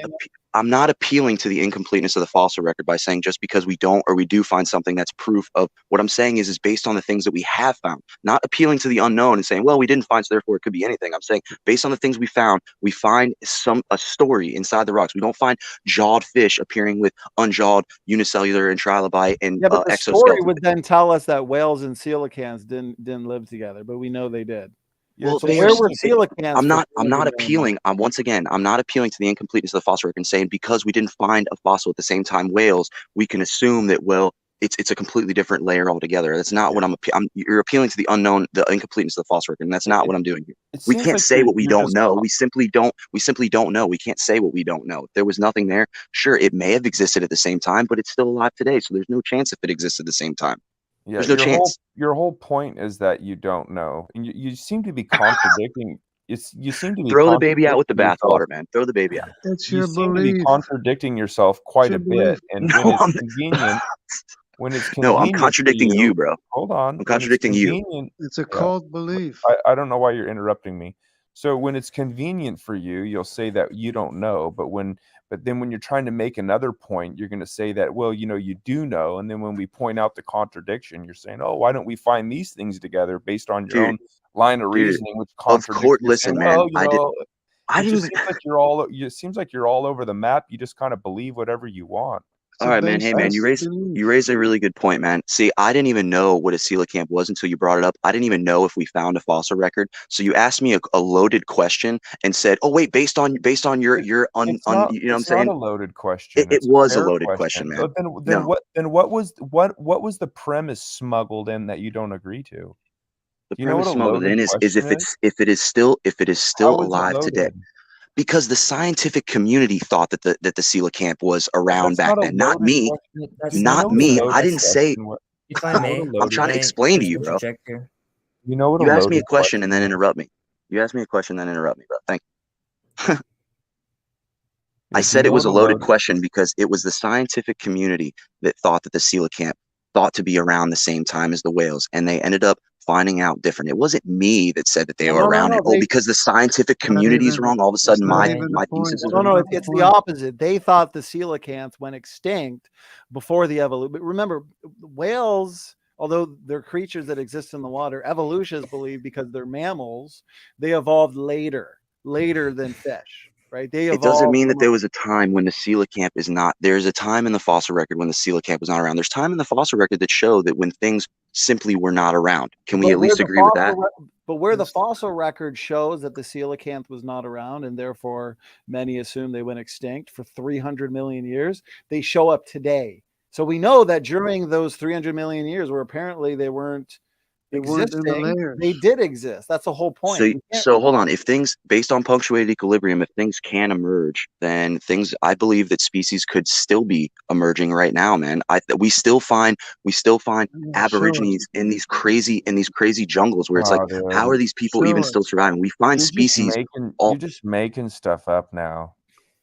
Man, are you You're kidding me? literally So just how do making species stuff arrive? up. Hold on. So hold on. You're gonna think it's crazy for me to think that show species us. are still being wait, hold on, let me finish. You're gonna think it's crazy Well, for new me to believe. species evolve out of. Let me finish, man. Let me finish. So you're gonna say that it's crazy for me to believe that that God is still creating species, but all of a sudden it's not crazy to How think that God nope, is God created creating. species one time. God created species one time, and that's it. Well, he created kinds, and from kinds came many species. But I just want to Yeah. stick on this geological column for 1 second. Just It's pull a- up a diagram. I don't think John's there, so I'm it's a not going to be cursed able to screen creation. share my slides here. But just have a look at the Precambrian, Cambrian, Ordovician, Silurian, Devonian, Mississippian, up to the Jurassic, Cretaceous, and up to the Pleistocene today, which we would say is post-flood, pre-flood versus post-flood. Just look at the types of creatures you find in each layer. For example, the starfish you were talking about, where are they found? The Ordovician, I think. I don't know off the top of my head, man, honestly. Yeah, it's right near the bottom where the Cambrian is. Like I said, with ecological zonation, where the floodwaters, or where the flood starts, found to the great deep, what's swept first and thrown onto the continents. Just go look at just a basic. It might be diagram. close. It It's might be exactly what close, we but would it's still expect. not. It might be close, but it's still not. That you can say close, man. But because it's not in the same layer, being close could prove your point. But the fact that it's not in the same layer could very well prove punctuated equilibrium. Well, punctuated equilibrium. Well, then I understand you're not an evolutionist. No, It was not at all. originally invoked as a rescue device for why we find such a significant lack of transitional fossils. Like, well, maybe evolution works slowly, works in spurts. So I don't know if that's something you really want to adopt. I mean, it's kind of, it was very, oh yeah, go ahead. Well, punctuated equilibrium also explains, it also kind of contradicts Darwinism at the exact same time, because it says that evolution doesn't happen from a bottom up standpoint. It says that no, things degrade over time. They appear before they go sterile, and then they go extinct, and then more things appear again. So it doesn't necessarily go from a bottom up standpoint, like every mutation is a good mutation. That's not even true. So it still does contradict Darwinism, as much as they used it as a rescue device to try to explain the lack of, they don't even use it to explain the lack of precursor fossils. They used to explain the lack of gradualism, to explain the mutation, the waiting time problem is what they used it for. But it still contradicts Darwinism as far as mutation not being a positive thing. Well, they're not going to say that though. Yeah, but it's the evidence, man. They honestly, I think that Stephen Gould came up with that as a controlled opposition to just try to come up with to steal the talking points, man. Yeah, he did, but the problem is, if you're going to use that terminology in a discussion with an evolutionist, they're going to embrace it because they're familiar with that being associated with their position. I know, that's why it's a controlled op, because it's almost self-refuting to bring that up. I understand what you're saying. So the way that we would address that is we would appeal to stasis, not the punctuated equilibrium. We would say, hey, look, just like I did with you, right? I asked you why punctuated equilibrium, and the point was the punctuated equilibrium is a rescuing device because of the stasis that is observed. Yeah, but it also, I know, it also contradicts Darwinism with the whole mutation being not being a good thing. And I didn't mean to be hyperbolic when I said, oh, young Earth creation thinks the Earth was just like shooken around like a snow globe. That's not what I meant, man. What I meant was, is if there was a sudden, we're talking instantly, that everything was completely, we would see the exact same thing that we see now, except we would see more intermingling between the layers. It wouldn't be such abrupt one thing and then another thing. We would see more of a mixing, and we can point out one thing like a coelacanth where something's still alive, but we can't point out macrofossils in the Precambrian. We can't point out at the very least jawed fish in the Precambrian, and at the very least with the first sudden appearance of land. We wouldn't expect it. Just pull up your geological column diagram and have a look at the Cambrian, all the way up to the Jurassic, all the way up to the what we would say is post-flood rocks, Pleistocene, or even the Miocene. We wouldn't expect to find anything. What about, man? What about? There's more than just a couple layers, man. What about the Orvodian explosion? We wouldn't find any of these 50,000 flying insects in the layer right before that. Like all these land plants, we wouldn't find in the layer right before that. They literally existed side by side, and we wouldn't find them in the layer right before that. Why would you expect flying insects to die at the same time as things that are crawling around on the ground? That doesn't even make sense. The same reason why we would expect things at the bottom of the ocean living together would at least be fossilized in the same layers, man. These are literally different. Are you telling me that if you were out in the wilderness and it started to rain, and are you telling me that you would be buried at the same level as like a slug or a worm or something? You know what I mean? You're gonna move to high ground. Yeah. A bug is gonna fly. Didn't you say things that live together die together? Isn't that the whole theory of things that live together die together? The fossil, a sudden stop. That doesn't even make sense. Sudden fossilization, the sudden flood, things that live together die at the exact same time. Gentlemen. Okay, listen. Let's boil this down. Okay, let's go back to the point that Sam was making. We're talking about hypotheticals here. Okay, you are out wherever the river is coming towards you because it's overflowing. We're talking about sudden flood, right? We're not talking about a time to run to higher ground. We're talking about a sudden flood event, right? Bible doesn't say sudden flood, dude.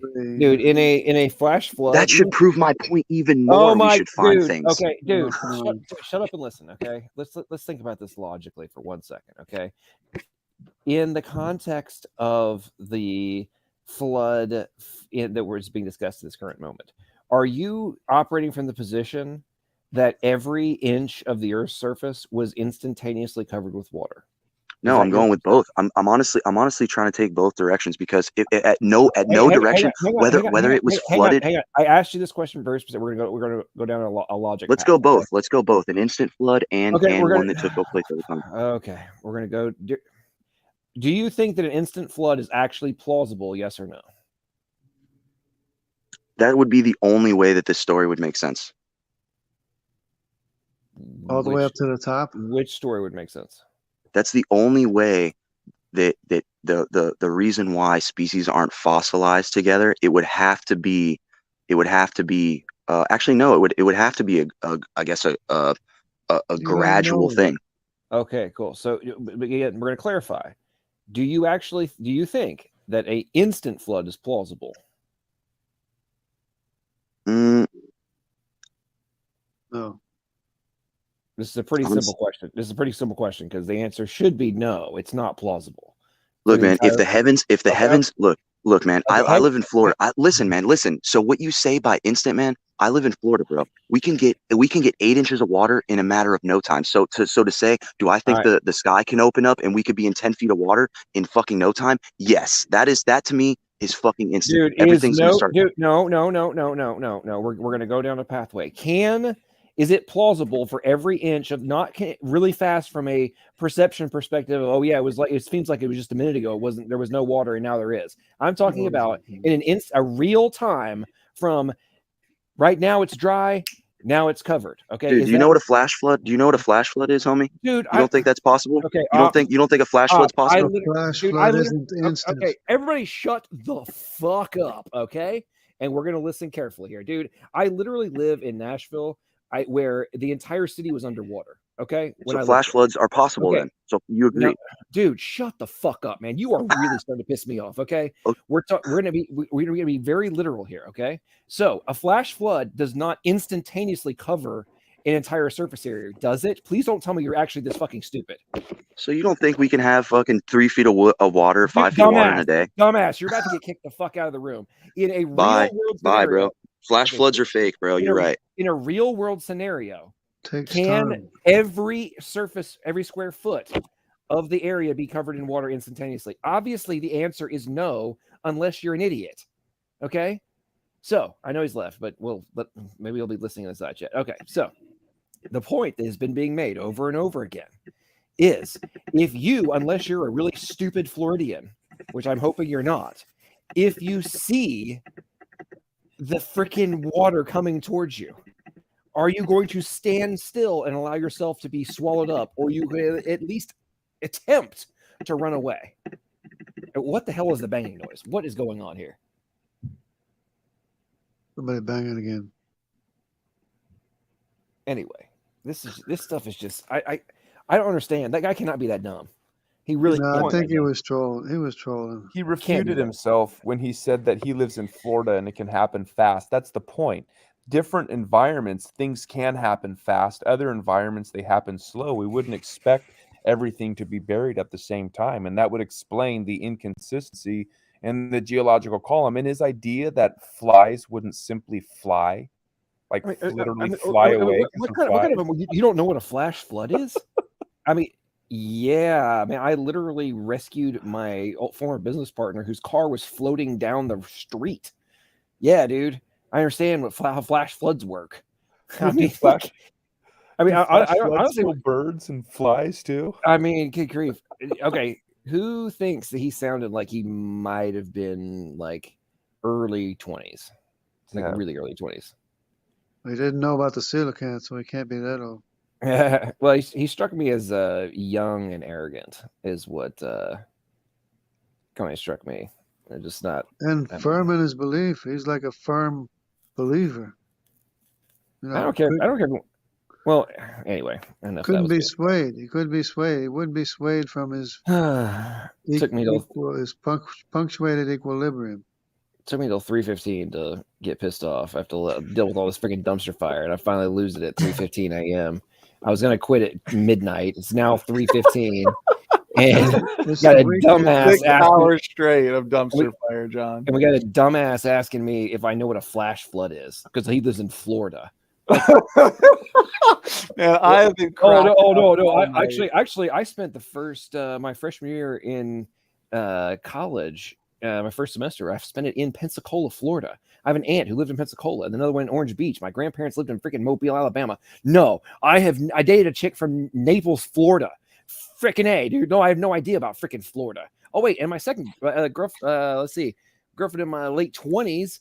Yeah, she was from Daytona. No, I know nothing about Florida and freaking flash floods in your little flat ass state. Good grief, man. Like freaking idiots. Daytona, that's almost Cocoa Beach. Do you know about flash? Do you know about flash floods? What kind of a freaking moron asked that question? Good grief. Okay, I yield. Go ahead. What's up? Well, and not to mention strawberries and whales being related has to do with abiogenesis. Yeah, I've been cracking up for the debate 2.5 hours. I mean, wow, that was hard at times to hold back my laugh. And then the last 6, like, I need 2 days off after this. What a night, man. I just pick and choose what I believe. Yeah, I can be related to strawberries, but not pineapples. Yeah, and not worms. Yeah. Banana plants, but not worms. Wow. It's like we could just sit there all day with the a typical tree of life diagram and just be like, well, what about this creature? No, okay. Well, what about this one? Sure, why not? Well, I can hand pick what jelly beans I want to eat. So why not believe that with evolution too? And it's all going to depend on the stupidity of it, right? Yeah. Worm, that sounds kind of ridiculous. No. Puppy dog, yeah, why not? Okay, that little kitten. Okay, so this is him. Flash floods are possible, but only when it proves his point. Otherwise, it's gradual. Is he actually this dumb? Okay, even if dude, a flash flood is still gradual from a different frame of from a different time perspective. Like, it's not covering the entire surface area in an instant, which means that an object that is in the path of what will be covered end up being covered, even if the time it takes to cover it is more rapid than a quote unquote more gradual flood, which takes long. Which all that means it takes longer, dude. That's it. Okay. Now, if I am an object that I see this flood coming towards me, and it's coming to me at X speed, and I can turn around and physically move my ass in an opposite direction away from it. Okay. Like, obviously the thing that is slower than me is going to get covered by the water first. Hello, this is not that difficult. I mean, okay, what is the bang? We're here banging again. The Ryan has a $10 super chat. Thank you so much. In a flash flood, you don't blink, then all of a sudden water teleports into existence. A rapid flow begins to flood the area. Yes, exactly. It's the whole point I was making over and over and over again. And apparently, Ryan got it. Well, maybe that's just because it's common sense, and anybody who is using their brain would grasp this, which is why I kept asking, is it instantaneously covering the area, or is there a time factor involved? Because there is no scenario. It has never been observed that water teleports and like covers everything all at the exact same time. It has to come. Oh, anyway, I yield. I can't even. Oh. It doesn't rain for 40 days all at once. Yeah, the Bible doesn't say it all happened immediately. It started to rain, and then after a time, the fountains of the great deep burst forth. So in that rain time, you would expect to have landslides, floods in areas. Well, I mean, isn't there no less than 40 days? I mean, like no less than 40 days to cover the entirety of the point. So obviously, if you have 40 days to work with, that's a serious probability of being able to. Well, okay. The other thing, we're not seeing the entire destruction anyways. We're not seeing everything that was buried to begin with. We're only seeing what remained on the continents, the continental land masses. The oceans got subducted and buried everything else. Oh my lord. Oh my lord. Either it's gradual or it isn't. You can't have it both ways. He's not getting it. Oh my goodness, he is not getting it. This guy is not getting it. Holy 40 days. Tell him about the and 40 remember, the breakup of the Fountains of the Great Deep, correct me if I'm wrong, Jungle Jargon brother, but it continued all over the earth. What does it say? 150 days? 150 days. I mean, so what's happened? So you got tectonic shifts, tectonic movements. You've got so many different geological catastrophes, and many of them being different depending on the local area you're looking at the earth at that time. For 150 days, yeah, a lot of people just think, 40 days, 40 nights, right, you're done for. Right. But no, it was a year-long flood. There's a lot going on. I'm seriously questioning if this guy is like. He didn't strike me as an idiot, like as dumb. So I don't even know how he is not being able to grasp the point that's being made. Oh, they seem to be trolling to me. It's way past my bedtime. John, it's been another great show. Donnie, Jungle, Wes, Iger. It's been fun. Too much fun. Sam, I love it. Wait, before you go, Sam, your line that I'm stealing, and I'm going to get out of here too. I'm exhausted. So So your line that you said, just a second, I saved. I got to pull it up. I can't find it. It was something like, why is the start of your sentence starting in the middle of mine? Brilliant, brother. Brilliant. Hey, listen, it's part of punctuated equilibrium. Yeah. I'm adding that one next time I debate somebody aggressive and they're trying to interrupt all the time. Hey, buddy. Why is the start of your sentence starting in the middle of mine? Oh my. Okay, if your fossil theory is only proved by a flash flood, you can't say it was a gradual flood. The Bible doesn't say gradual. I mean, the flash flood was an analogy. Oh my gosh, this guy. Oh my goodness. 40 days and 40 nights. Okay. So Minuteman, do you do you equate the floodgates of heaven breaking open to be the teleportation of water everywhere? Wow. It rained for 40 days and 40 nights. That's just when it rained. This is hilarious. Well, Sam. Donnie already dropped off. Okay, I was gonna give everybody final words. Okay. All right, Donnie. Thanks for saying bye to us, buddy. All right, it's time to go to bed. We're coming up on 6 hours. It's time. I'm done. Who wants to do? Let's go last words. Actually, let's let Wesley talk because Wesley tried to interject and then he was being very patient. Yeah. Now we're ending. So Wesley, what's up, man? How you doing? Hey, I was hoping that I could, I don't know, read the next. I hijack your stream and read the next 3 chapters of Genetic Entropy. I was kidding. Yeah. So anyway, I have my own thoughts and opinions and questions about flood mechanisms and such.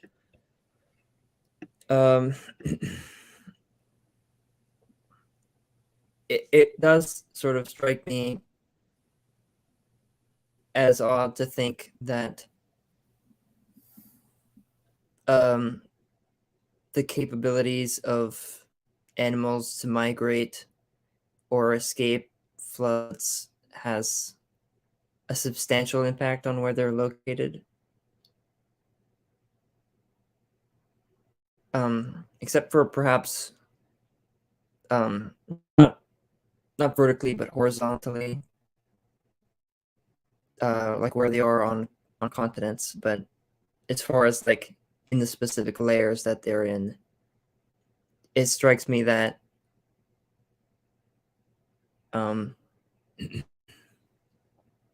fossils are undergoing the same kind of hydrologic sorting that's taking place with all the rocks and minerals.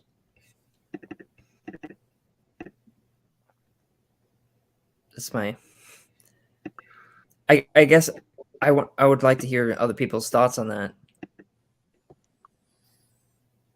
Yeah, I don't think we fully understand what actually happened during the global flood because obviously it took time to rain, took time to flood, but then all of the sediment layers were scraped down to the great unconformity and then shuffled and redeposited in, some other place. Maybe not too far from where they were scraped up, but they were all being sifted and sorting and being redeposited. And at some point, there's still things living and putting, making footprints and everything.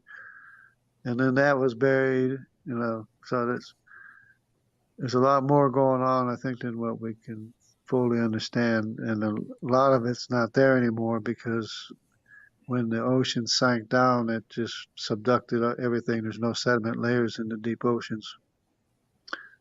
Besides, we're not seeing everything that was buried to begin with. That's a good point. Iger, you got any words before we wrap up? Is Iger alive? Iger. I wanted to also talk to Mark when Mark was here. I wanted to talk about the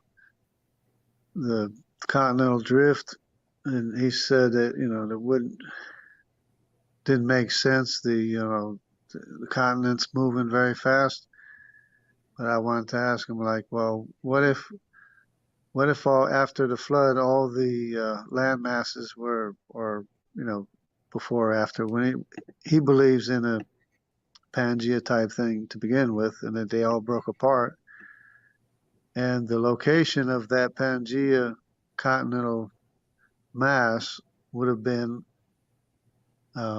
located toward the South Pole, and it would have been oblong. In other words, it would have been all on one side of the Earth, and that alone would be reason for the breakup. But maybe something else helped to cause the breakup. But once it broke up, then the centrifugal force alone could have sent the continents flying, and the continents clearly, India was clearly shoved into Asia. And like the analogy that SFT uses, it wasn't like going at a snail's pace when India smashed into Asia. It was moving when it smashed into Asia, so that's I wanted to share that, but he left just before I was able to do it. He had the crashed phone. That was an interesting one. Okay, Sam, you got anything you want to say before we close up? Nope. Just good night, everyone. It's been fun. Right. Thanks for another show, John. Oh, you're welcome. I stayed past my bedtime again. Oh, well. All right.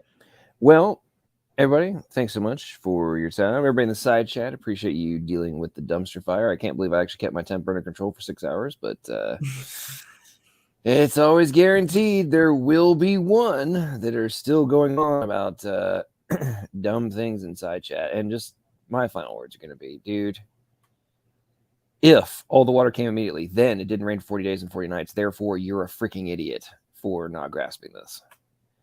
And folks in side chat, thank you for spending your time here. Thanks to everybody who gave super chats, all the members, everybody that supports the channel. Appreciate you guys very, very much. And as I always say at the end of these things, as you contemplate the different aspects of your existence, the fundamentals, and all the different things that have to work together in order to explain and create a worldview that makes sense, make sure that your end conclusions are logical, plausible, and probable. Have a good night, everybody.